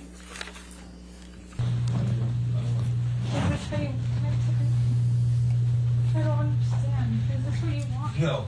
Oh, no, a hug will save it all. All this, everything we just been I just wanted to touch you. through. Really? After all this shit you just said? I just wanted to give After you a all this hug. shit you fucking yes, accused me of? You yes, want to touch me? please stop. Fucking, Please stop. you're fucking nuts. Please, I just wanted to hug you and say bye. I wanted to Yeah, end back. we did that last night. It's fine. That was good enough. Hold on. No, because I'm nothing to you. And I will always be nothing to you. Calm. Calm. What? You're not my shrink. Your head's my heart. Please just feel my heart. No, you're in fucking heart. No, we'll never see each other again. You won't even don't take my fucking glasses off. You don't like fucking looking at not my fucking eyes? You will not see my eyes again. That's you and Mr. Depp in that recording. That is. And this is from when you and Mr. Depp met in San Francisco in July of 2016, right? Yes, that's what it sounds like. That was in the hotel. We met once after that as well. This is after you publicly accused him of domestic abuse. Yes, and got my TRO. Yeah. And he tells you you will not see my eyes again, doesn't he? Yes, he does in that recording. And he kept that promise, hasn't he? As far as I know, he cannot look at me. He won't look at you, right, Miss Heard? He can't. One of the first questions your counsel asked you on direct is, why are you here? Do you remember that? I do. Let's please play Plaintiff's Exhibit 357A, which is already in evidence, Your Honor. And for the record, it's 2122 through 2140.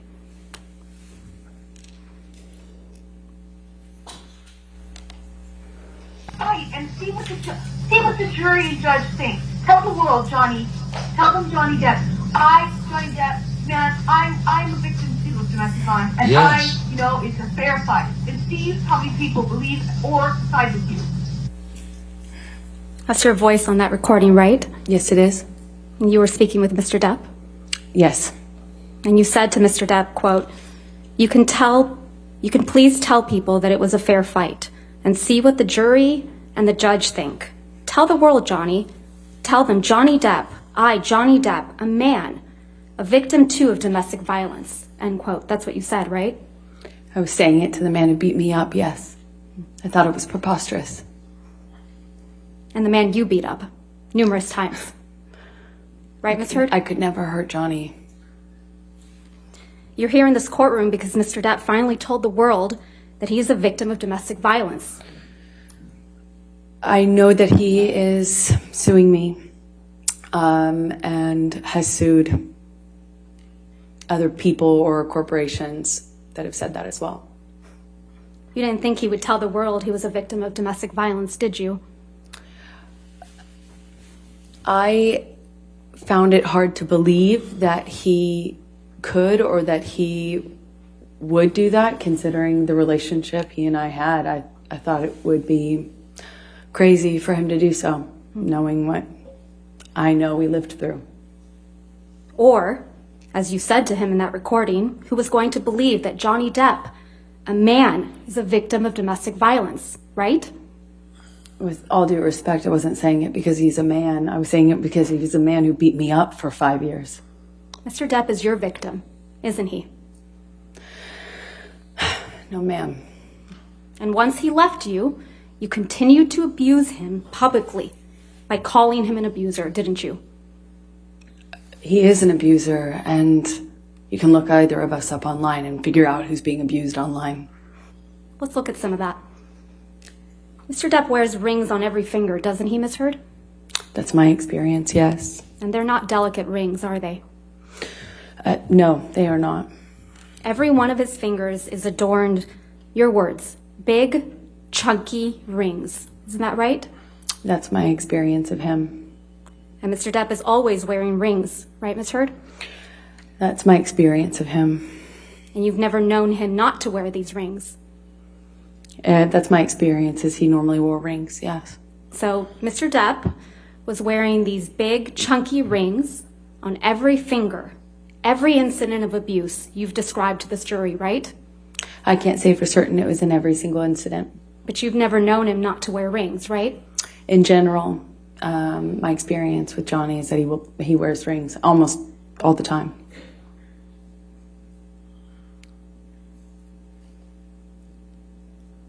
Ms. Heard, do you recall giving testimony in a deposition in this matter in January of this year? I do. Can we please play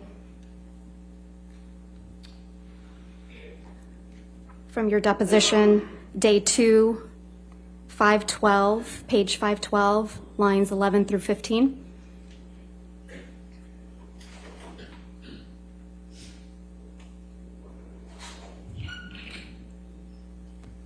You said he hit you and he was wearing rings, right, Ms. Heard? So he hit you with rings on every finger?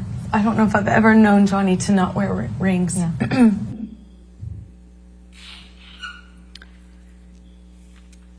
Ms. Heard, you testified to an incident in March of 2013 where Mr. Depp hit you in the face multiple times. Do you recall that? That's correct. And you testified, quote, you don't know how many times he hit you in the face. That's correct. So Mr. Depp hit you in the face multiple times while he was wearing rings on this occasion, correct? Which occasion in March are you referencing? You weren't The specific. testimony that you gave on day 15 of this trial, March of 2013. You weren't specific as to the day. There were several incidents. The one where he hit you several times in the face.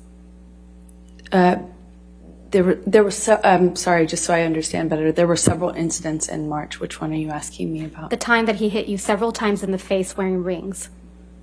Well, he pretty In much March always... of 2013. Right. What are you asking me? I'm sorry. He was wearing rings on that occasion? I pretty much always knew him to wear rings. Okay, let's please pull up Defendant's Exhibit 170A, which is already in evidence, Your Honor. You testified that this is a picture you took after that incident, right, Ms. Heard? Yes, that was one where he grabbed me. And hit you in the face so many times that you don't remember. Isn't that correct? That's correct. And there's no injuries to your face in this picture, are there? Not that this picture shows. And there's no medical records reflecting that you sought treatment after this alleged incident either. I did not seek medical treatment at this time. So there's no medical records reflecting any injuries to your face after he hit you several times, I did not need to go to the doctor at the time. despite hitting you several times that you lost count with rings on his fingers. That's correct. I did not seek medical attention, other than my therapist. You testified to another incident in March of 2013 2013, where Mr. Depp hit you while he was wearing a lot of rings. Do you remember that testimony? Yes, ma'am. And you testified you felt like your lip went through your teeth and it got a little blood on the wall. Yes, I remember that. There isn't a picture of you with injuries after that alleged incident, is there? I don't know if I've seen one. I can't recall. There are a lot of pictures.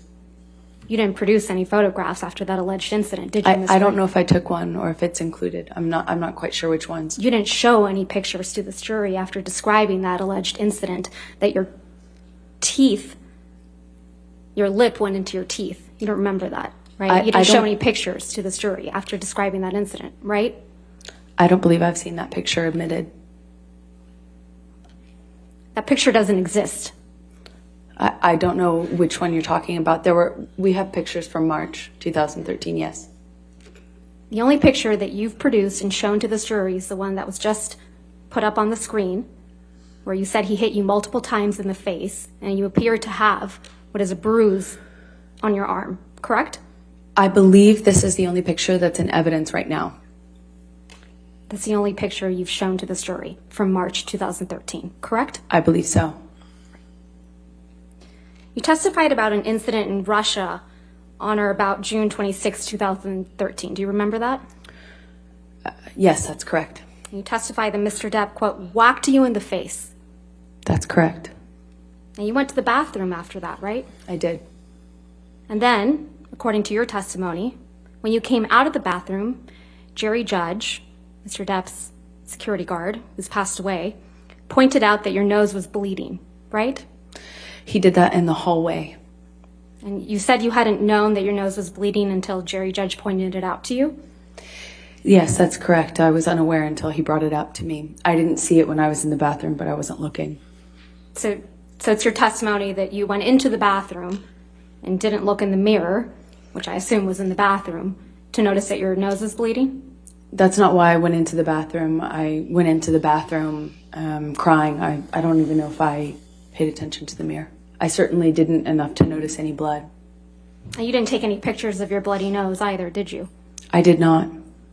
But pictures were taken of you in Russia, though. Isn't that correct? Yes, that's correct. We had a press or a dinner. Let's please pull up Plaintiff's Exhibit 1248. Ms. Hurd, this is a picture of you and Mr. Depp in Russia, correct? That's correct. I'm going to move to admit. All right, no objection. 1248 in evidence. You can publish. And this is you and Mr. Depp in Russia for the Lone Ranger premiere, correct? It was a dinner function, I believe, in promotion of the movie. Wasn't the premiere, if I recall. You don't have any visible injuries to your face, do you? None that you can see. Let's look at Plaintiff's Exhibit 1249.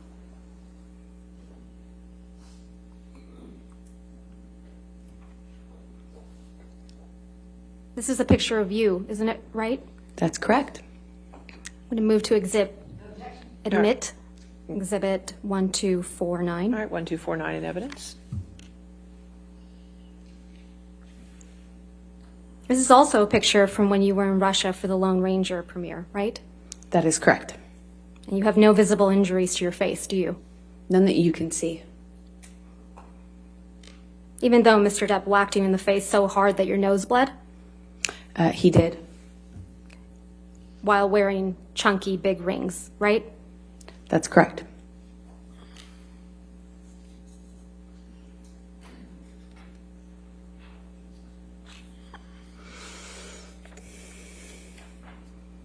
You also testify that Mr. Depp, again, whacked you in the face after the Met Gala in May of 2014, right? That is correct. You testified that you thought he hit you so hard he broke your nose. That's correct. You said your nose was, quote, swollen, discolored, red. That is correct. I took a picture of that. You testified you took a picture of your face after this. I did. But you didn't show that picture to this jury, did you? I would like to. But you didn't show it, did you? That's not up to me.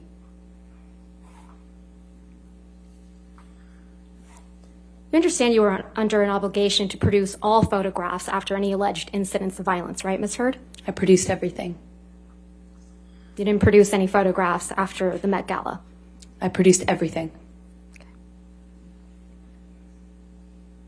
You also understand that you're under an obligation to produce all medical records reflecting any injuries you allegedly sustained from Mr. Depp, correct? That's correct. And you haven't produced any pictures or any medical records reflecting a broken nose after the Met Gala in May of 2014, have you? I have given everything to my lawyers, everything. I've turned over literally everything that I have.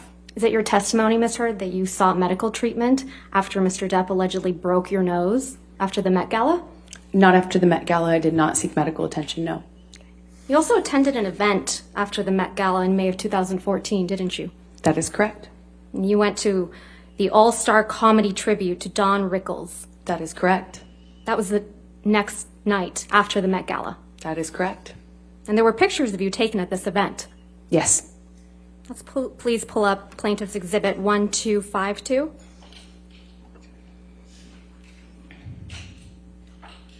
This is a picture of you, Ms. Heard, Yes, it is. at that event, Yes, it is. the night after the Met Gala, Yes, it is. the night after Mr. Depp allegedly broke your nose. I'm not sure if it was broken, for the record, but yeah, you should see what it looked like underneath the makeup. He whacked you so hard in the face that you thought you had broken your nose. Exactly. Right. Permission to admit this photograph. All right, 1252 in evidence. This is a picture of you, Mr. Depp, and Don Rickles, right? That is correct. Let's please pull up Plaintiff's Exhibit 1253.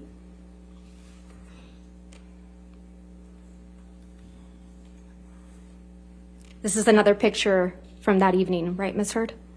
Yes, it is. Permission to admit Exhibit 1253 and publish it. All right, so moved. 1253 in evidence.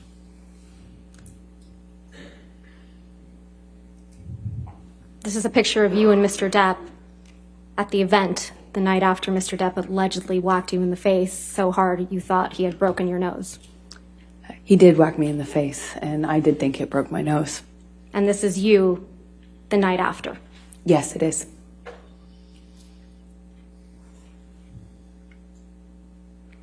Let's please pull up Plaintiff's Exhibit 1254. This is also a picture of you at the same event, correct, Ms. Heard? That is correct. Move to admit Plaintiff's Exhibit 1254. All right, 1254 in evidence. You can publish. Thank you. And just to confirm now that the jury can see it, this is a picture of you at the same event, the night after Mr. Depp allegedly whacked you in the face so hard you thought he broke your nose. This is a picture of me after he did whack me in the face. The night after, right? Yes, it is. I believe it was the night after, yes. Your nose doesn't appear to be injured in any of these pictures, does it, Ms. Heard? I'm wearing makeup. Your nose doesn't appear to be injured in any of these pictures, does it, Ms. Heard? That's why I'm wearing makeup. Right. And makeup covers up swelling, right? Makeup will not cover up swelling. Ice will, though. Ice will cover up swelling? Ice reduces swelling. Normally, the swelling after that kind of injury is not as bad as you might imagine. And for me, it wasn't that bad. I have a picture of it underneath the makeup. That's how I know how to reference it. A picture you haven't produced or shown to did. this jury, right, Ms. Heard? I produced everything. But you haven't shown it to this jury. I would very much like to. It's not my job.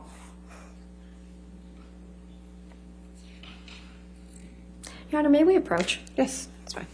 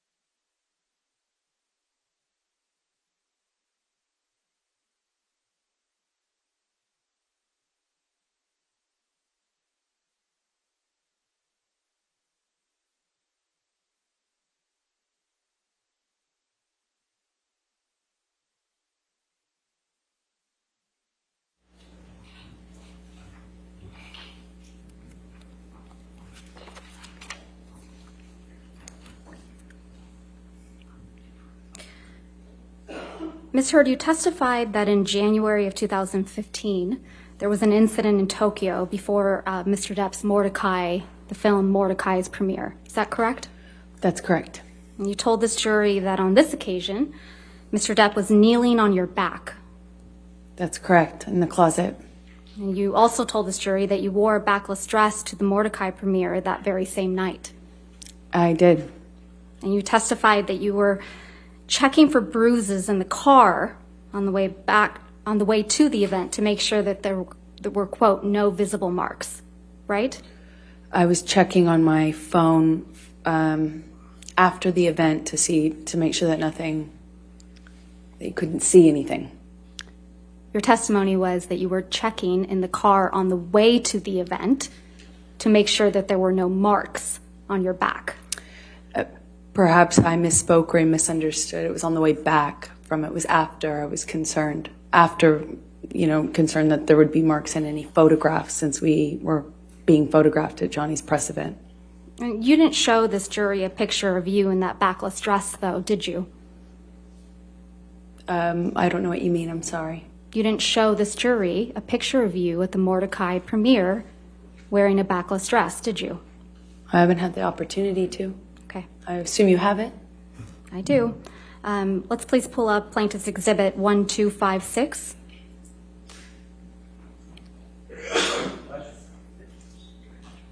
This is a picture of you and Mr. Depp, or the back of you, at the Mordecai premiere in Tokyo, correct, Ms. Heard? That is correct. Your Honor, I move to admit and publish this picture. All right, 1256 in evidence.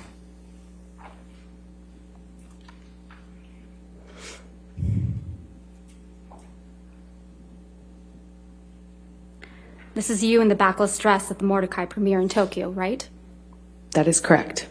You would agree that there are no bruises or visible marks on your back in this picture? No, not that I could see. I'll show you one other photo. If we could please have Plaintiff's Exhibit 1257.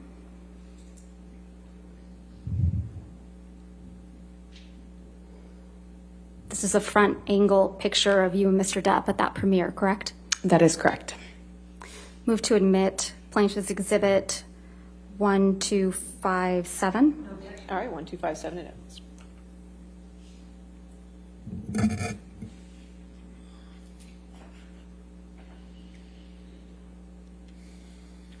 I'll show you one more picture. Plaintiff's Exhibit 1258.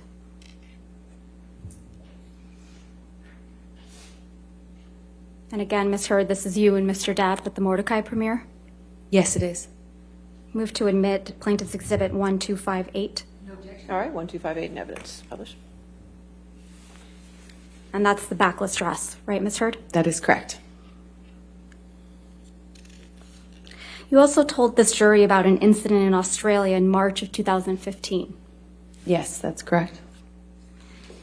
You testified that after this alleged incident, you had cuts on your forearms, right?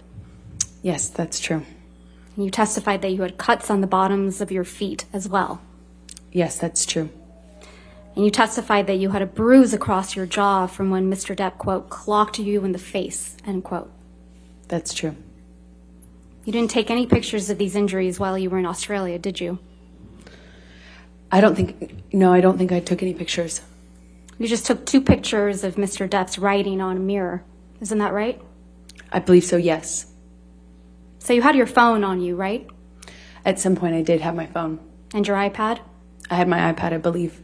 And you testified that you were also raped with a liquor bottle in Australia, right, Ms. Heard? Yes. You testified you bled from your vagina as a result of that sexual assault. Yes. There aren't any medical records reflecting that you sought medical treatment for any of these injuries, are there?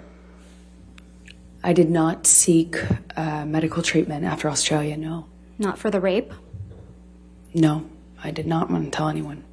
Not for the cuts? No. Not for the injuries to your face? I didn't need to. You also told the jury about an incident on December 15, 2015, right? Where? I'm sorry. December 15th, 2015. Yes, that's correct. You told this jury that after this incident, you had a broken nose. It certainly felt like it.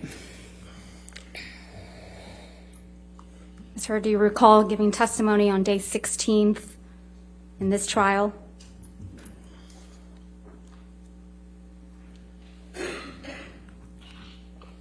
You were Yes, under I do. oath, right?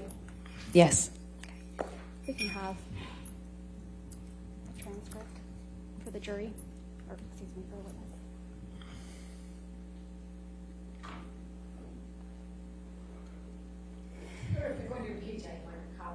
Okay.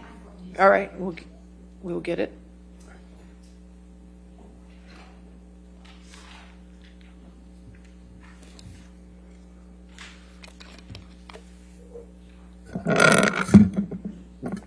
Micro. I will do. Thank you, Judy.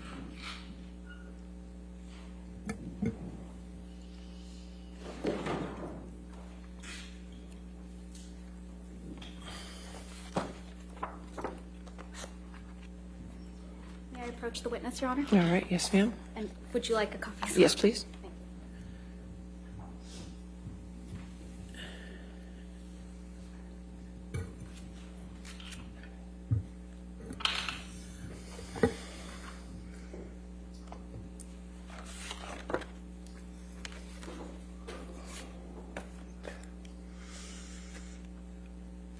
If I can please direct your attention, Ms. Heard, to page of day 16, 4593 of the jury trials transcript.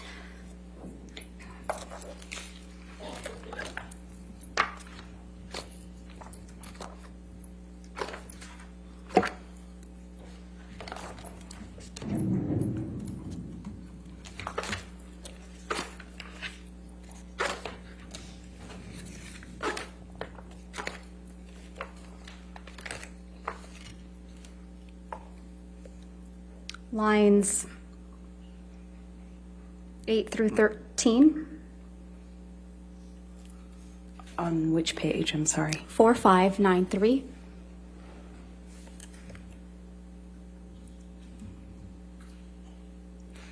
Yes? Starting on line 8, I thought I probably had a concussion and certainly thought, excuse me, strike that, let's start over. I thought I probably had a concussion and certainly that I had a broken nose. There was blood everywhere, blood all over the pillows. My head was bleeding from the ripped out hair, chunks of hair on the floor, all over the place actually. So lines 9, that I had a broken nose. Do you recall giving that testimony, Ms. Heard? Yes, exactly. So you had a broken nose, right? That's absolutely what I thought. You had 2 black eyes after this incident, right? I did have 2 black eyes after that incident. And you testified that you also had a busted lip from when Mr. Depp punched you. That is correct. From December, yes, that's correct. You testified that the lip wound kept reopening when you moved your mouth. That's correct. You also testified that you had bruising on your temple That's correct. and bruising on your chin. Correct. You also testified that your head was bleeding from where Mr. Depp ripped chunks of your hair out. I remember, yes. And that you had, quote, gross, pussy, and, quote, bruising around your temple. In my scalp, yeah. Now, for this incident, you did take pictures. That's correct. And we will look at some of those in a minute. But I first want to talk to you about your appearance on the James Corden show. Sure. Can I close this? Sure. You appeared on the James Corden show the day after this alleged incident, right? I did. And that was December 16th, 2015? Yes, that's correct. Let's please pull up a clip of your appearance from that evening. If we could, Plaintiff's Exhibit 35. And for the record, we will only be playing a portion of this, so we will call it Plaintiff's Exhibit 35A. All right, any objection? No. 35A in evidence. I grew up in Texas riding horses and. Oh, really? Not Not a big ballet community out there in Texas. No, not so much. Shooting guns, yes, but ballet, no. So I wanted to train for it, and there were some ballet sequences that we wanted to have the option to incorporate into the movie. So I trained forever, and I have 2 left feet. I'm the most klutzy person in the world, and I have no what do you call it? Grace. Right. So I knew. Your Honor, I'm so I had to sorry, train. but it's not published to the jury. If we may have it please published. Okay, thank you. Apologies. If we can please start that over. Start it over, I'm sorry. Thank you, Your Honor. I grew up, in Texas riding horses and. Oh, really? Not a big ballet community out there in Texas. No, not so much. Shooting guns, yes, but ballet, no. So I wanted to train for it, and there were some ballet sequences that we wanted to have the option to incorporate into the movie. So I trained forever, and I have 2 left feet. I'm the most klutzy person in the world, and I have no what do you call it? Grace. Right. So I knew I had to train for it, and what they don't tell you, I crammed about 3 months of solid training in, and I'm kind of like working my way up from the floor and learning the technical aspect of ballet, and I've got these dances down technically perfectly. I'm learning all the movements, but the last thing we get to are the hands. And I haven't yet got to that point, but everything else is working, and I'm acting it up on my face, and I'm selling the ballet. And I think I'm doing really good at this point, kind of nailing it. And so I send videos and images to my friends to like get encouragement and look for their support. And everyone shoots back, what's with the claw hand? And I look and I realize like all the stress and fear of performing and doing this thing had just kind of like funneled out through the one thing that I hadn't yet like What mastered. were your hands doing? So I'd be doing this amazing, I'd be doing a jump with a back bend, and you can see this like graceful falling, and my hands are like. And my face though is like I've got that you saw in the clip, like this beautiful 1920s, stage makeup on and like flower crowns and all this stuff, and then my hand and my face, and then my hands.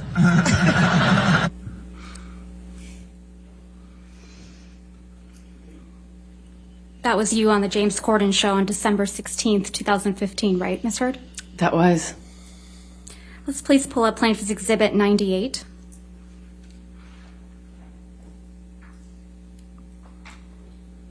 These are pictures of you on the James Corden show on December 16th, 2015, right, Ms. Heard? They look like freeze frames, like screen grabs, stills. They're not like it's not like a photo shoot, it doesn't seem. But on the James Corden show, correct? From that appearance, yes. Move to admit and publish Plaintiff's Exhibit 98. Any objection? All right. And Ms. Bernhoff, you could move the microphone and turn it on for you, so Judy and I are having trouble hearing you. Sorry about that. All right, thank you. All right, 98 in evidence. Thank you.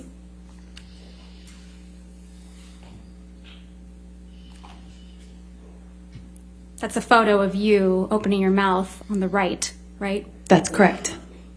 And again, a larger view of the same photo on the bottom That's correct. with a split lip. You've seen pictures of it without makeup. Yes. So you had a split lip when you I were sure moving did. your mouth that way I sure did. in those photographs. Absolutely. Okay.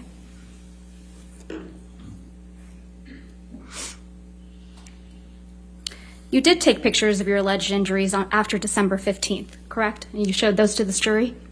I sure did, yes. Okay. Let's please pull up Defendant's Exhibit 516, which is already in evidence.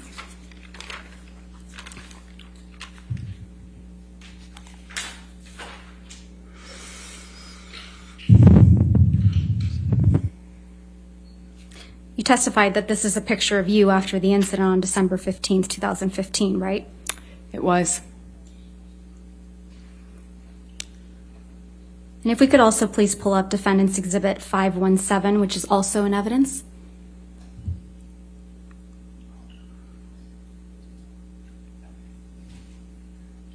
That's fine. Thank you, Your Honor. This is also a picture of you after the incident on December 15th, 2015. That's correct. If we could please pull up Plaintiff's Exhibit 409, which is already in evidence.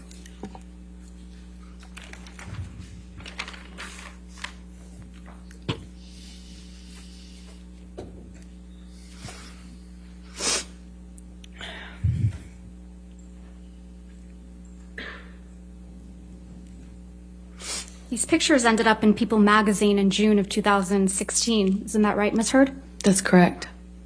You gave these pictures to People magazine after you publicly accused Mr. Depp of domestic abuse, didn't you?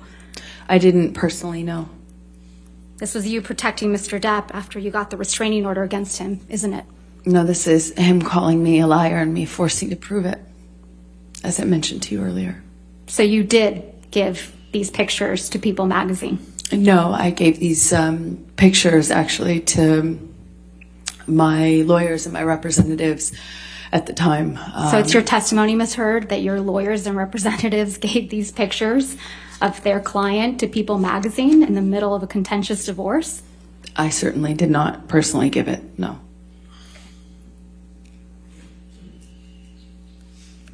You also have a medical record from after the December 15th, 2015 incident, don't you? A partial one, yes. You went to see Dr. Kipper's office a couple days later. That's right. He wasn't in the office. Can we please pull up Plaintiff's Exhibit 47, which is already in evidence?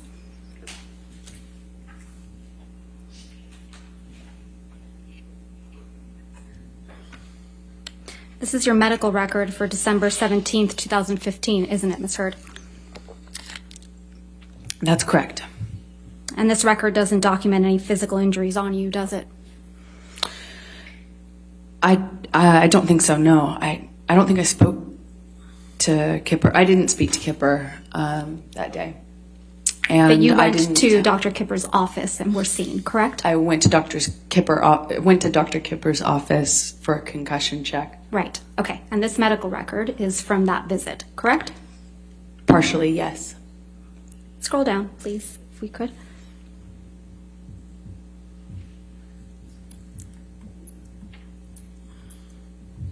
The signature, Kipper, down below. This is the entirety of the medical record. Right, Ms. Heard? Yes, what I meant by partial is I didn't talk about what happened to me. I didn't get into my injuries. I didn't get into what happened or ask for anything other than should I get some sort of scan done. But this record doesn't document any physical injuries on you, does it? I'd have to read it in full, but I don't know. Well, let's do that. If we could please go, well, under skin on the second page, it reads intact, normal color, moisture, hair distribution, texture, turgor, no signs of, oh, this is going to be hard, cyanosis, mottling, jaundice. It also says I'm a well-nourished male. Right. I have no idea what that means. I think this medical record's missing a lot of things. Yeah, but it doesn't document any physical injuries. Doesn't seem to be documenting anything. Probably because there was nothing to document, right, Ms. Heard? I disagree with you on that. You don't have any medical records reflecting that you broke your nose during your relationship with Mr. Depp, do you? I saw an ENT after my relationship ended. And you saw an ENT, it's your testimony under oath that you saw an ENT for broken noses that you sustained as a result of Mr. Depp? No, but the ENT told me I sustained Objection. multiple fractures. No, I'm going to move to strike. I'll sustain the objection. I'll move to strike. Okay. Thank you. So again, just to try my question, there's no medical records reflecting that you broke your nose during your relationship with Mr. Depp, is there, Ms. Heard? I don't know what made it in evidence, but I do know that I documented that visit and that everything was given to my attorneys. Ms. Heard, you never went to see any doctor or surgeon to treat a broken nose during your relationship with Mr. Depp, yes or no? I never sought treatment for broken nose while I was with Johnny. Or after you were with Mr. Depp, as a result of any injuries you sustained as a result of Mr. Depp? Afterwards, yes, I did. And you didn't produce those medical records in this case? I'm going to object, Your Honor. She did. I did. I don't know. All right. They have not been produced, Your Yet Honor. they've not only All right, been if you would produced. come and approach.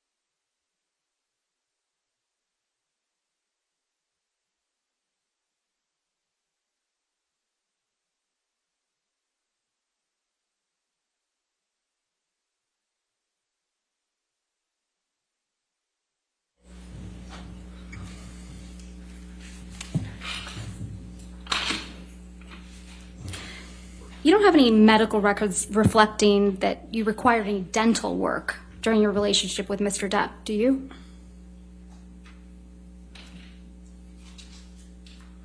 I don't know. I don't recall.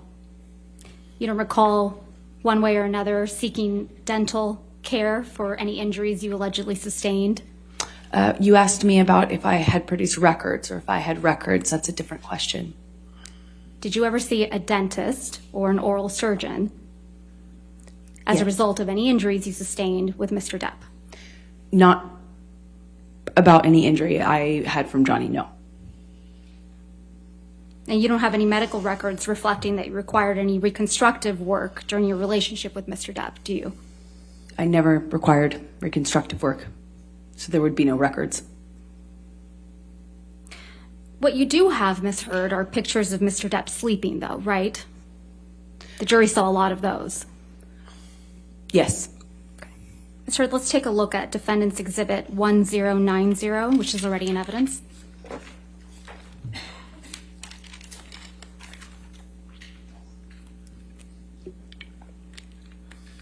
You took this photograph, right, Ms. Heard? That's correct. And you testified that this was taken in Tokyo in July of 2013, correct? Yes. So you decided to take a picture of Mr. Depp asleep on the floor? He was passed out. That's a yes. And I took a picture of him because he wouldn't remember. He claimed he didn't pass out that way. And sometimes security would carry him like a baby into bed, get him changed, and he would be none the wiser. So I started taking pictures of it so that he knew that it was real, that it had gotten this bad. Let's take a look at Defendant's Exhibit 1091, which is already in evidence. You took this picture as well. Yes. And this is a picture that was taken in the Bahamas, right? It's one of them, yes. And this is a picture of Mr. Depp taking a nap on his tropical island? I believe he was on the nod, but as he would say. Sleeping on the nod on his island? They're very different, in my opinion. And okay. Yes, he is on the island. On vacation? We were on vacation, yes. Let's also take a look at Defendant's Exhibit 1092, which is also in evidence. You also took this picture, right, Ms. Heard? That's correct. I did. And this is another picture of Mr. Depp asleep in a chair? No, he was nodding off. Sleep is different. When you're nodding off, you're high on drugs, didn't even feel the cigarette in his hand that had, been burning on his leg. It was cause for alarm for me, naturally, because I cared about him. It's your testimony under oath that Mr. Depp is holding a cigarette in this picture? He had been.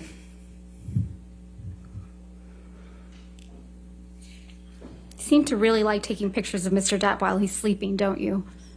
I hated it. I hated it. Let's look at Defendant's Exhibit 1094, which is also in evidence.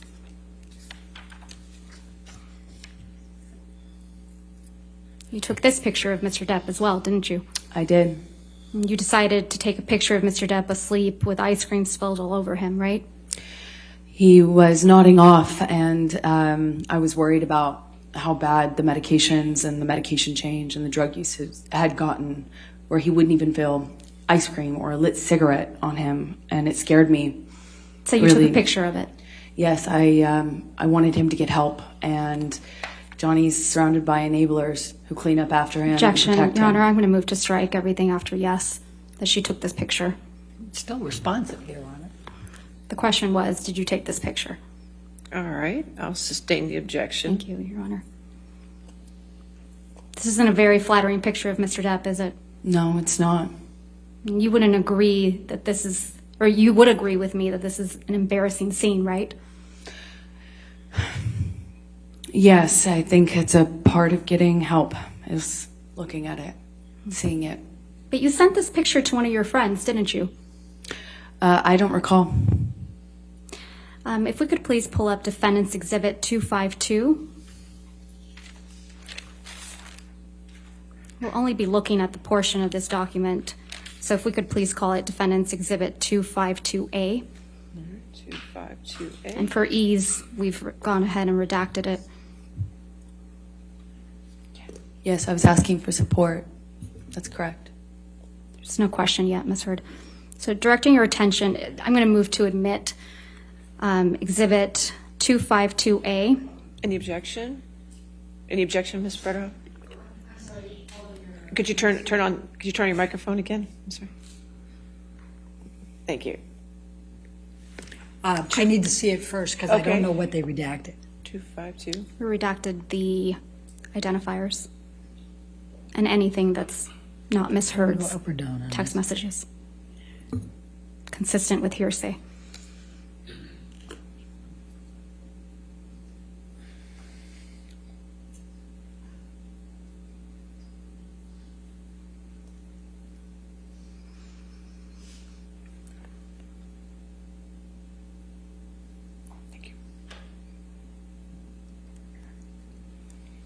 You ready to reapproach? Okay.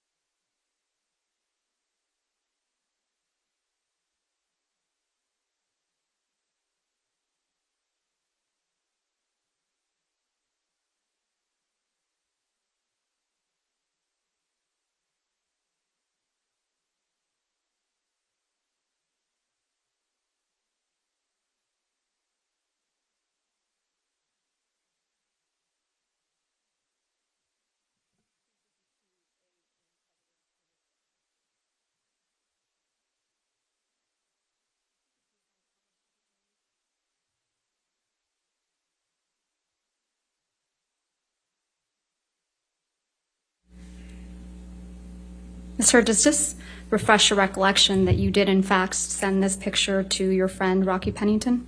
Yes, I did. And you sent it to her on August 7th, 2014 at 11:24 p.m., correct? That is correct. So you sent Ms. Pennington this picture of Mr. Depp with ice cream spilled on him, right? That is correct. And you wrote, quote, "This is what I've been dealing with," end quote. Did I read that right? You did read that right. That's correct. And this is you protecting Mr. Depp. That is me getting support from my best friend. This is you supporting Mr. Depp. This is me getting support from my best friend. I also need support. You weren't afraid the monster would get upset that you took this picture? This was Opiate Johnny. This is a different version of him. This is Opiate on the Nod Johnny. And you weren't afraid that Opiate Johnny, or the monster as you called him, would get upset that you sent this picture to your friend? Well, he's all of those things. Of course he could get upset. Of course that's scary to me, of course. But Didn't stop you from sending this picture to your friend, did it? why would it?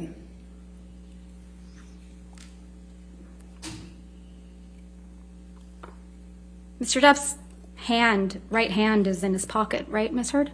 In this Yes, picture? that's correct.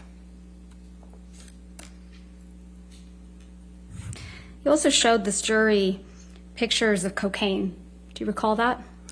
Yes, that's correct. Let's please take a look at one of those. If we could please pull up Defendant's Exhibit 167A, which is already in evidence.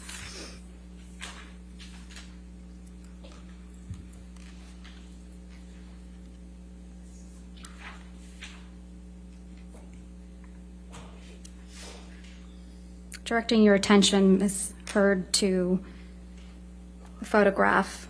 This is a photograph you took in March of 2013, right? That is correct. And this was taken at your apartment in Orange? Yes, And this is your breakfast table? that is correct. And it's your testimony that Mr. Depp left this breakfast table just the way you took it. That is correct. So this is what the table looked like after Mr. Depp had been doing cocaine? Well, clearly he has yet to snort these lines. There are 4 lines of cocaine on this table, right, Ms. Heard? In this picture, I see 4 lines. There isn't any cocaine residue around those lines, right?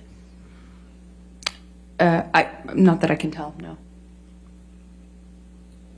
Doesn't really look like anyone's been doing cocaine off that table, does it?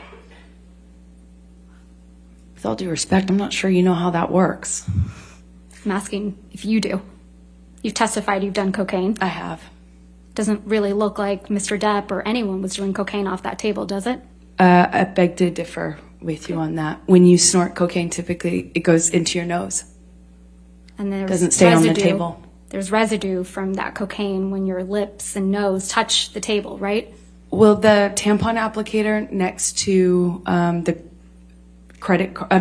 driver's license that you see is a device that I believe my sister had taught him to use in order to put the cocaine in your nose. Mr. Depp is a pretty heavy smoker, right? He is. And that's a cigarette in the ashtray in the back there? Back right? Yes, it looks like one of his hand rolls. There's no other cigarettes in that ashtray, are there? I see 1 cigarette. The one that's not smoked. That's correct. There's no ash in that ashtray either, is there? Not that I can tell in this picture. It's pretty clean. In this picture, it looks like it, yes. It's a pretty neat table. Wouldn't you agree? Depends on what you would call neat, I suppose. And you sent this picture to your friend, Rocky Pennington, as well, didn't you? I sure did. And when you sent it, you said, quote, "Look at my morning," or something like that. Is that right? Yay for mornings. So you have a habit of sending staged photographs to your friend Rocky, don't you?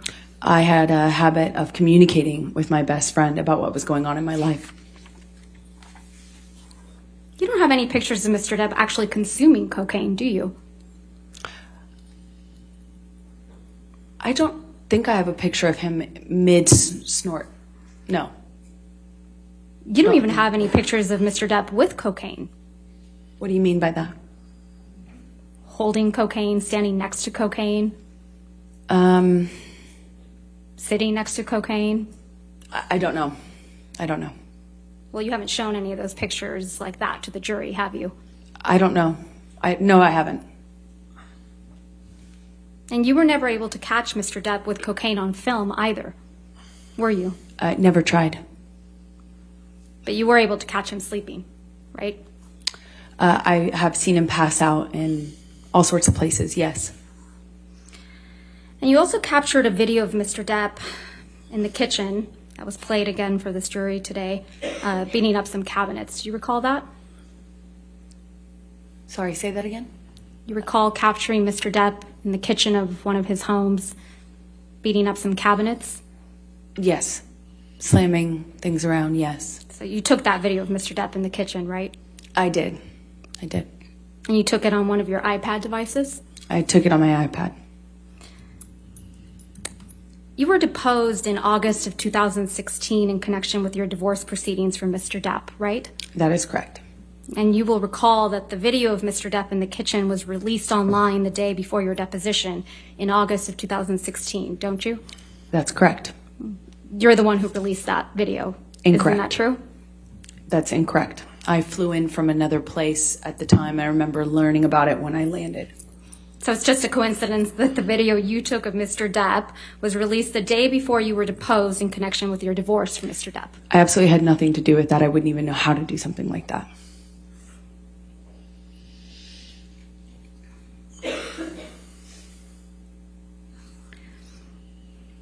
You settled your divorce from Mr. Depp in August of 2016, right?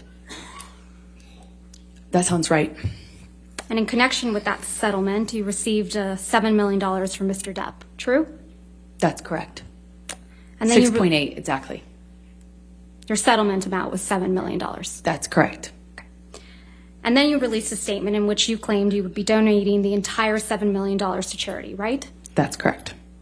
You stated you would be donating half of the $7 million to the ACLU. That's correct. And you would be donating the other half to Children's Hospital of Los Angeles. That is correct.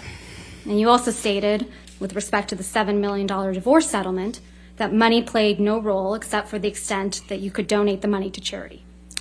Yes, that's correct. If we could please pull up Plaintiff's Exhibit 1259.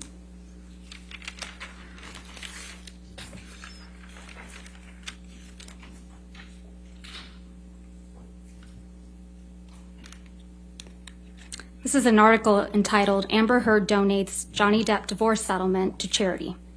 Read her statement in full. Is that correct? That's what the title says, yes. Directing your attention to the portion on the second page where it says, quote, read the statement below.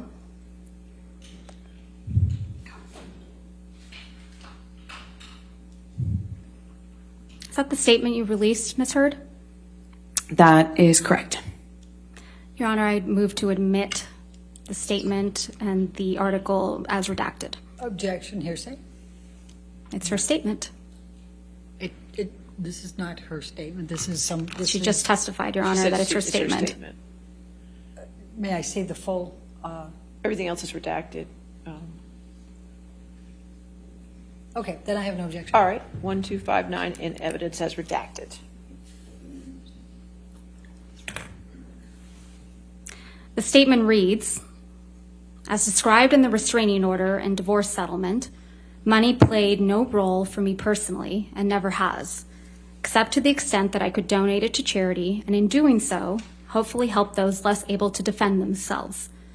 As reported in the media, the amount received in the divorce was $7 million, and $7 million is being donated. This is over and above any funds that I have given away in the past and will continue to give away in the future.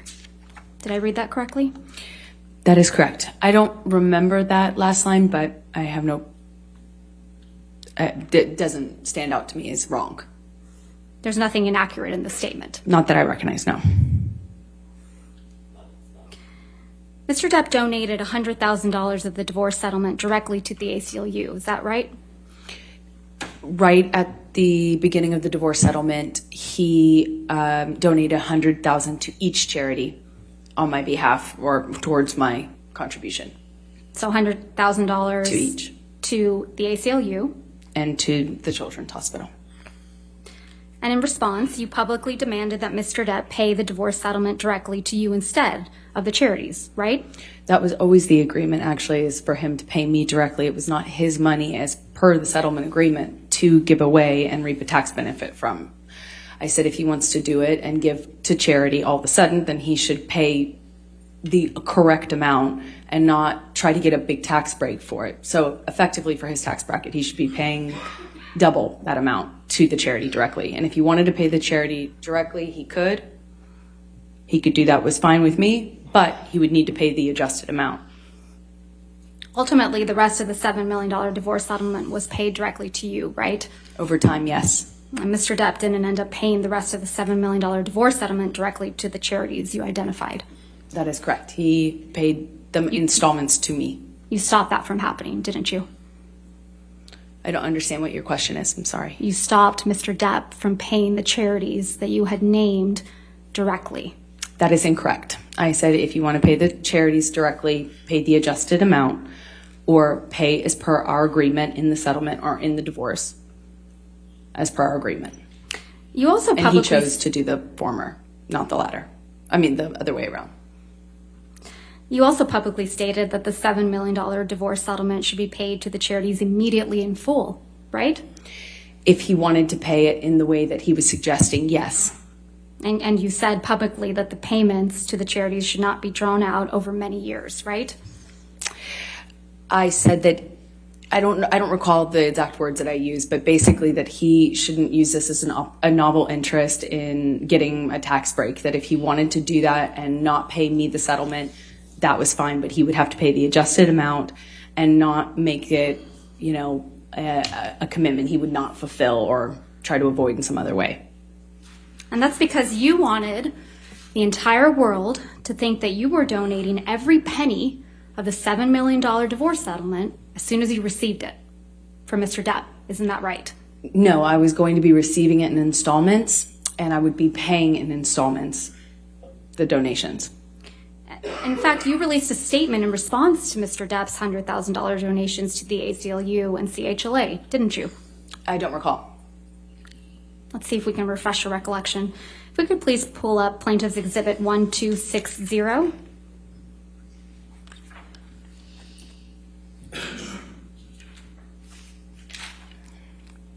This is an article entitled Amber Heard and Johnny Depp Row Over Divorce Donations. And if I could direct your attention to where it says, I believe it's on the second page, her spokeswoman responded in a statement. The language that follows the statement you released. Objection, hearsay, spokeswoman, it's not her. A spokesperson is an exception, Your Honor. You want to come forward?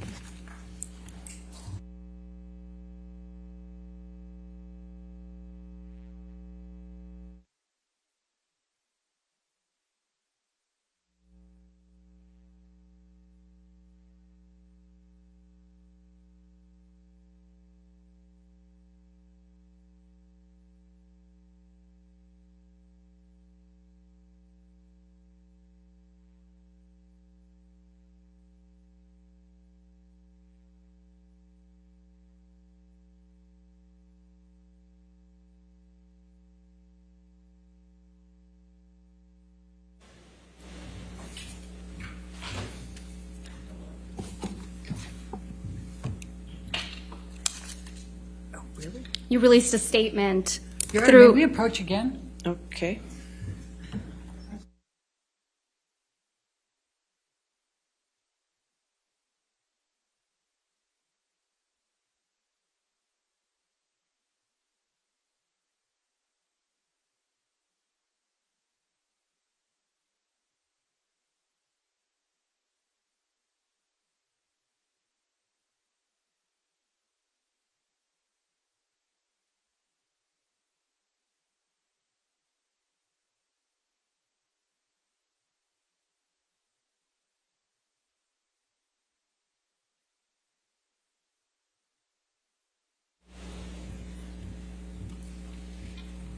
Before we ask the next question, I'll just hand you a copy of this one. I want to see it before you ask. That's what I'm saying. Okay. That's exactly what I said.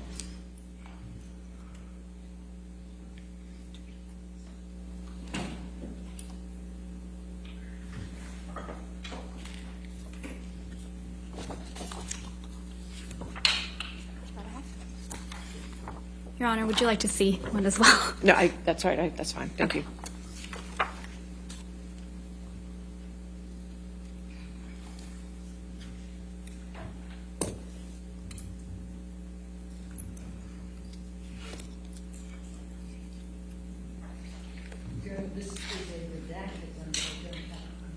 Could you please turn your microphone on? I'm sorry, Ms. Berghoff. Your Honor, they gave me a redacted, but I don't have the unredacted to be able to see the full document. I plan to admit it, or ask that it be admitted in redacted form. I'm taking away any hearsay, and I'm just trying to lay the foundation that this is a statement she released through a spokesperson. How would I know whether there's more to it that shouldn't be redacted, Your Honor, if I don't see the full document?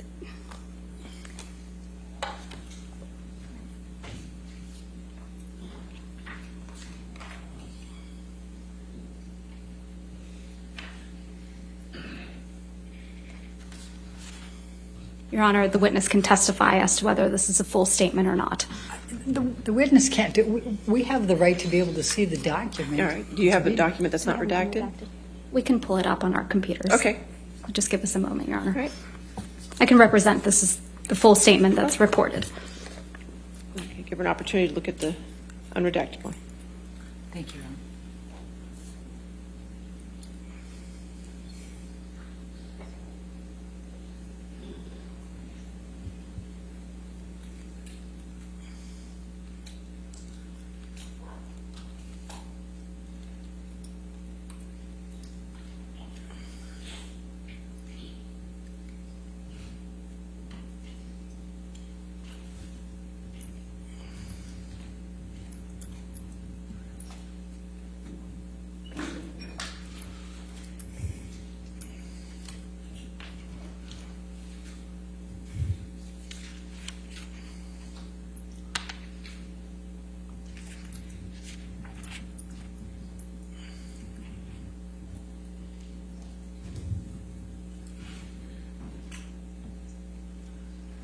Sorry, Ms. Braddock. May I approach? Yes.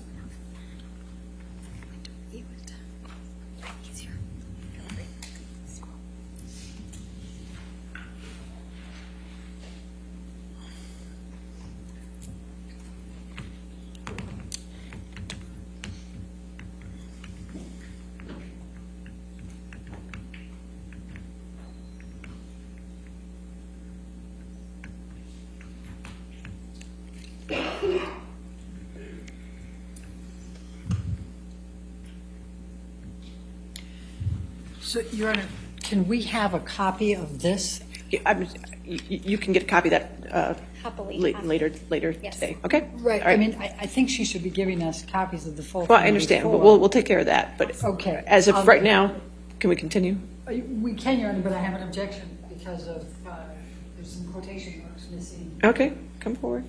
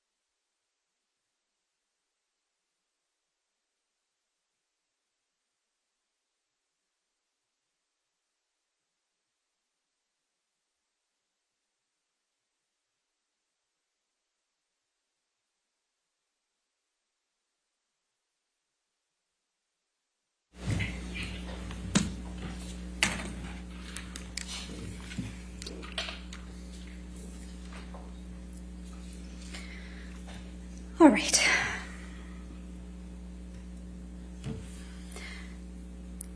So directing your attention, Ms. Hurd, where it says her spokeswoman responded in a statement. Your The Honor- language that follows. Your Honor, again, she can't read it. She has to show it The to language her. that follows. All right. If you want to lay a Is this- foundation to that, go ahead. You released a statement after Mr. Depp donated $100,000 to the ACLU and $100,000 to CHLA. Correct, Ms. Hurd? I think so, yes. Okay. And the language that follows is the statement you released in response to Mr. Depp's donations, right? I don't know if this is the official statement. I have no idea. The statement that starts Objection, Your Honor. at Amber Heard. That's the only thing I'm going to say. Would you please read that to yourself, Ms. Heard?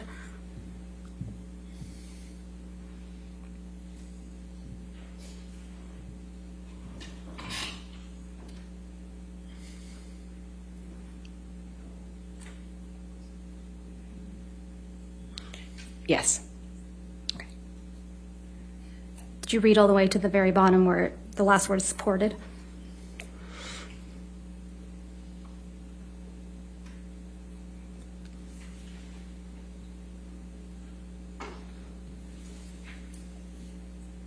Yes. Okay. That's a statement you released through your spokeswoman after Mr. Depp made the donations to the CHLA and the ACLU. Correct, Ms. Heard? I do not recall exactly what my statement was. I don't disagree with anything in the statement, but I just simply don't recall what the statement was we released. Is there anything inaccurate in that statement, Ms. Heard? No. Okay. I'm going to move to admit. Objection, Your Honor, lack of foundation. No, I'll overrule the objection. 1260 in evidence over objection. Thank you, Your Honor.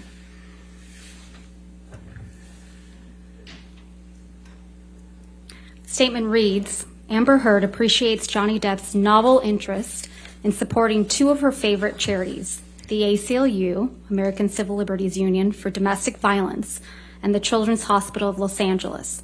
This is great and unexpected news. And it continues. However, if Johnny wishes to change the settlement agreement, we must insist that he honor the full amount by donating $14 million to charity, which, after accounting for his tax deduction, is equal to his $7 million payment obligation to Amber. And it continues.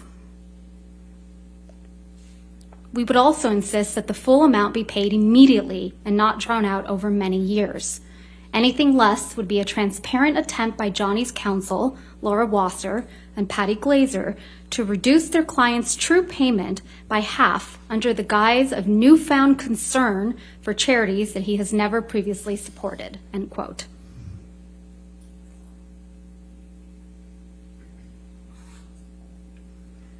Did I read that correctly?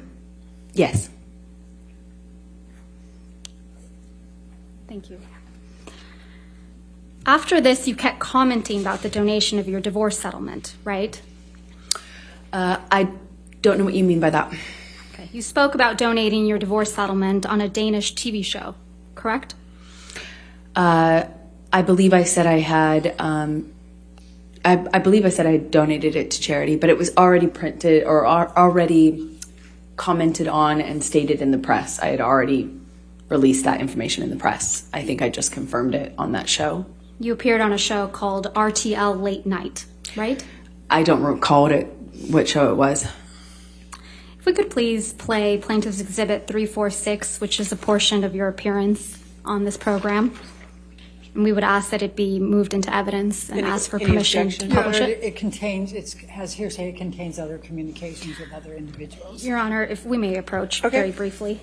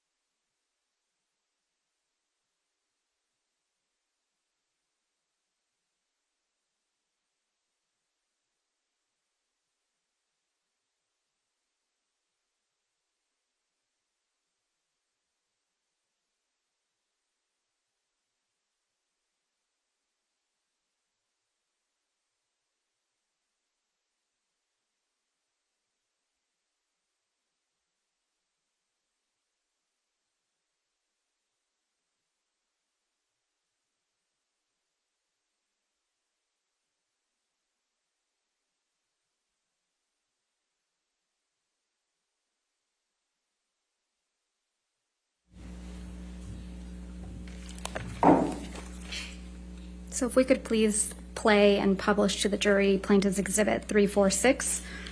All right, 346 in evidence. Go ahead. And actually were all kinds of accusations flying your way when you said all this, and then there was a divorce settlement, you got $7 million. People were saying this is all about the money, but then you did something that twisted that whole argument. What did you do with that money? $7 million in total was donated to, I split it between the ACLU and Children's Hospital of Los Angeles. ACLU is a human rights organization. Sorry, ACLU is a prominent organization, nonprofit organization in the United States. Yeah. It's called the American Civil Liberties Union, and they work on behalf of marginalized communities on the ground and in legislative reform. Right. And well, more power to you, because that's something that I've never heard of. I wanted nothing.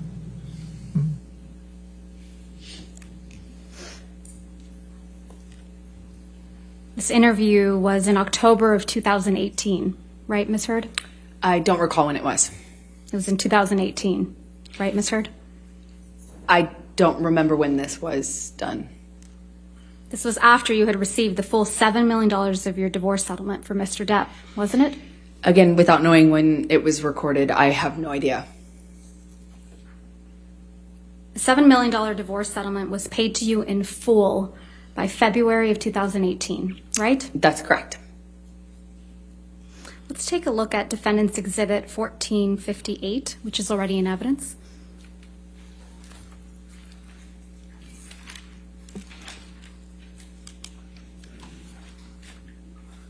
This is the deal point memorandum from your divorce settlement, right, Ms. Heard? Yes, that's what it looks like. And if we go down to the bottom of page 4,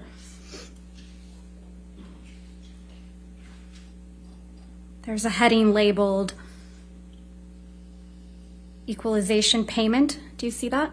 Yes. And underneath that, it outlines a payment schedule for the divorce payments, correct? Yes. Well, it begins to. And if we go on page 5,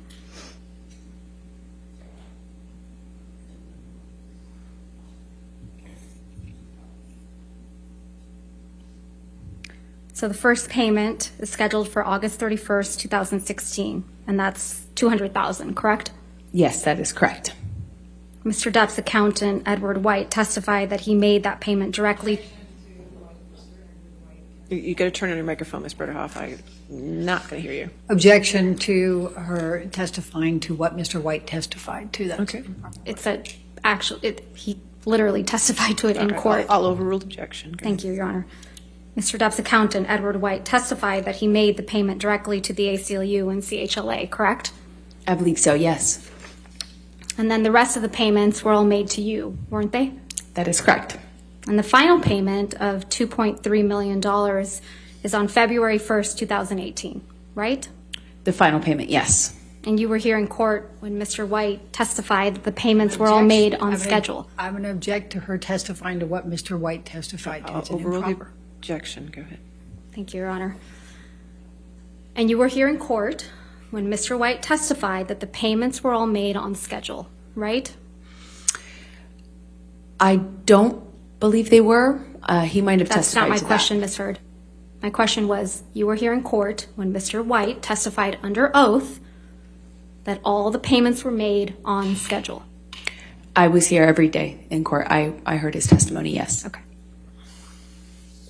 So back to October of 2018, this was before Mr. Depp sued you for defamation, correct?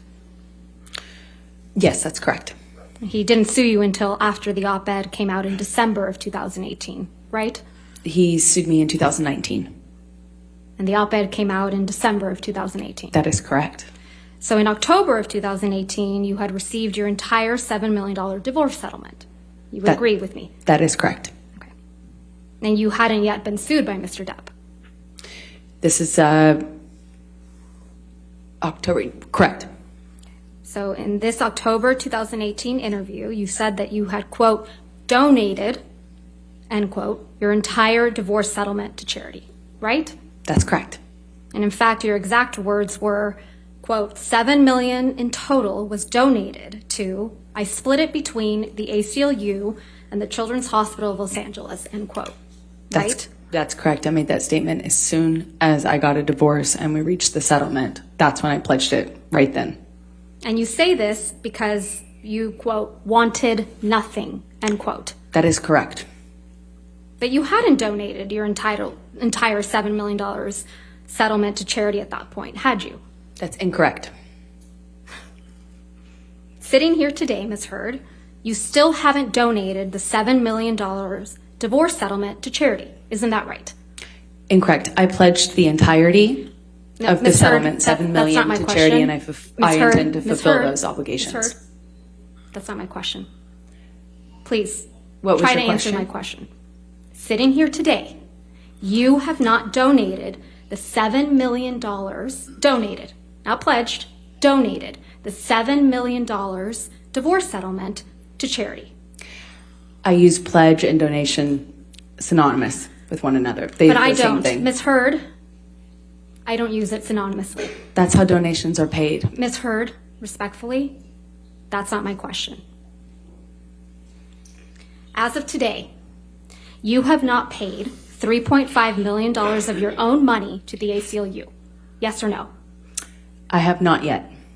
And as of today, you have not paid $3.5 million of your own money to the Children's Hospital of Los Angeles, correct? I have not yet. Johnny sued me. So as of today, you have not donated, paid $7 million of your divorce settlement to charity, right? I have not been able to fulfill those obligations yet. And that's because you did want something, didn't you? I didn't want anything and I didn't get anything. You wanted Mr. Depp's money. Didn't get it, wasn't interested in it. I loved Johnny, that's why I was with him. You wanted praise for donating the money, right? That's incorrect.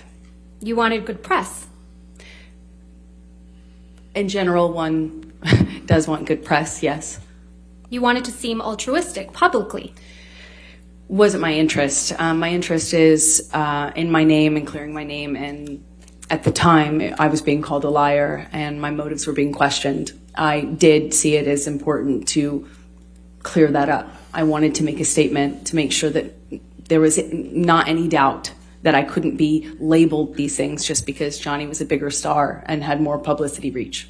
You wanted to remind everyone of your claims of domestic violence against Mr. Depp, right? No, I wanted to move on with my life. You wanted to make those claims seem believable. They are believable. They were You wanted believable. them to be seen, you wanted to be seen, as a noble victim of domestic violence, I didn't have you? never wanted to be seen as a victim. Nor have I ever called myself one. You testified under oath that, quote, the entirety of your divorce settlement was donated to charity, end quote, didn't you? That's correct. I pledged the entirety. No. Ms. Heard, my questions.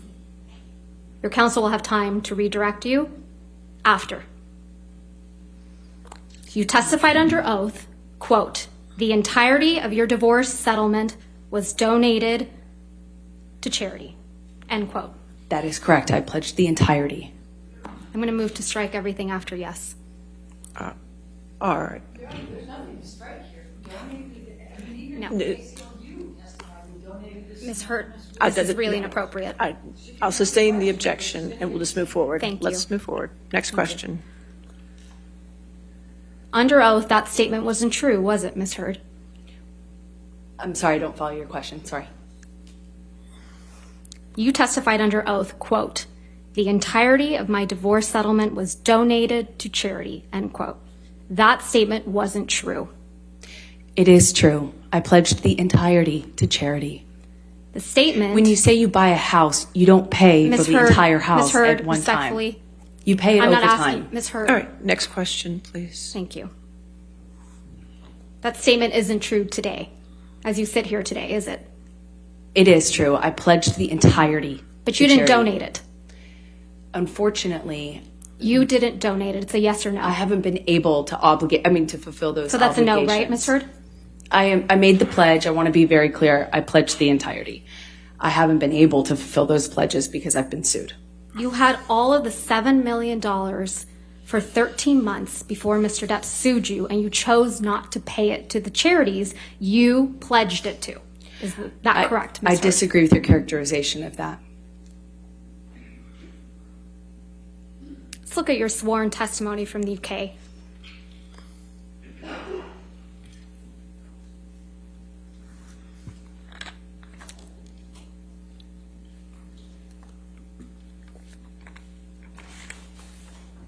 I approach, Your Honor? All right, yes, ma'am. Thank you.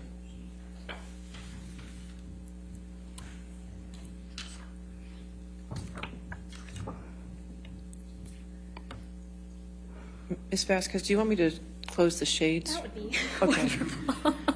There's this light coming across. So I appreciate that. Has It's to be a little probably good uncomfortable. light. Thank you, Your Honor. All right.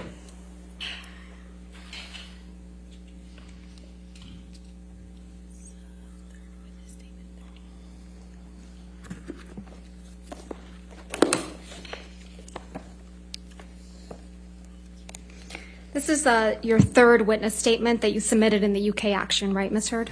Correct. And this statement was made under oath, true? That is true. I'm directing your attention to the last page of that statement. That's your signature, right? Yes, it is. So you made this sworn statement on February 26, 2020. That's correct. And directing your attention to paragraph 4.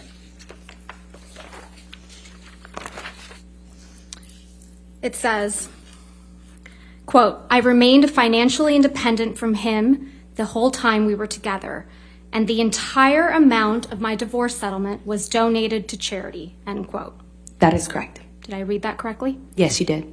The him you were referring to is Mr. Depp. That is correct.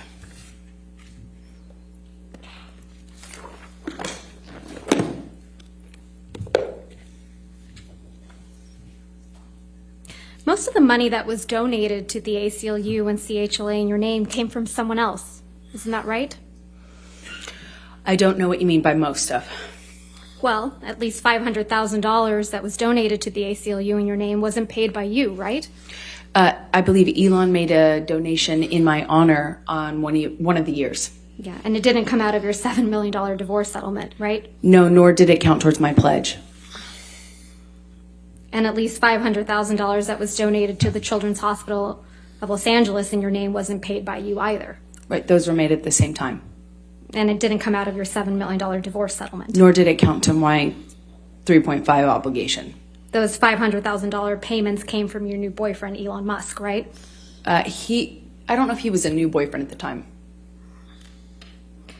You got him to pay part of what you promised to these two charities, didn't you? Incorrect. Because you wanted to keep at least some of the $7 million divorce settlement for yourself, right? You're very wrong about that. I think this, if Your Honor is Okay, fine, you said this is a good this is stopping breaking point. point. Okay, that's fine. All right, ladies and gentlemen, we'll stop here for the evening. Remember tonight, do not do any outside research and do not discuss the case with anybody. I know these days are a little longer, and I appreciate your patience and your taking care of everything here. Please take care of yourself tonight, okay? And we'll see you in the morning at 9 a.m.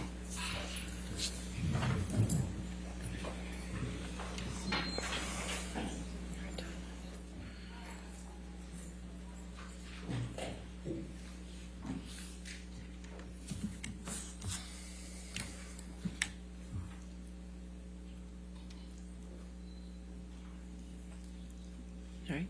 And again, Ms. Hurd, since you're still on the witness stand, please do not discuss your testimony with anybody to include your attorneys, okay? All right, 9 o'clock tomorrow then? All right, we'll see you at 9 o'clock. Thank you. All rise.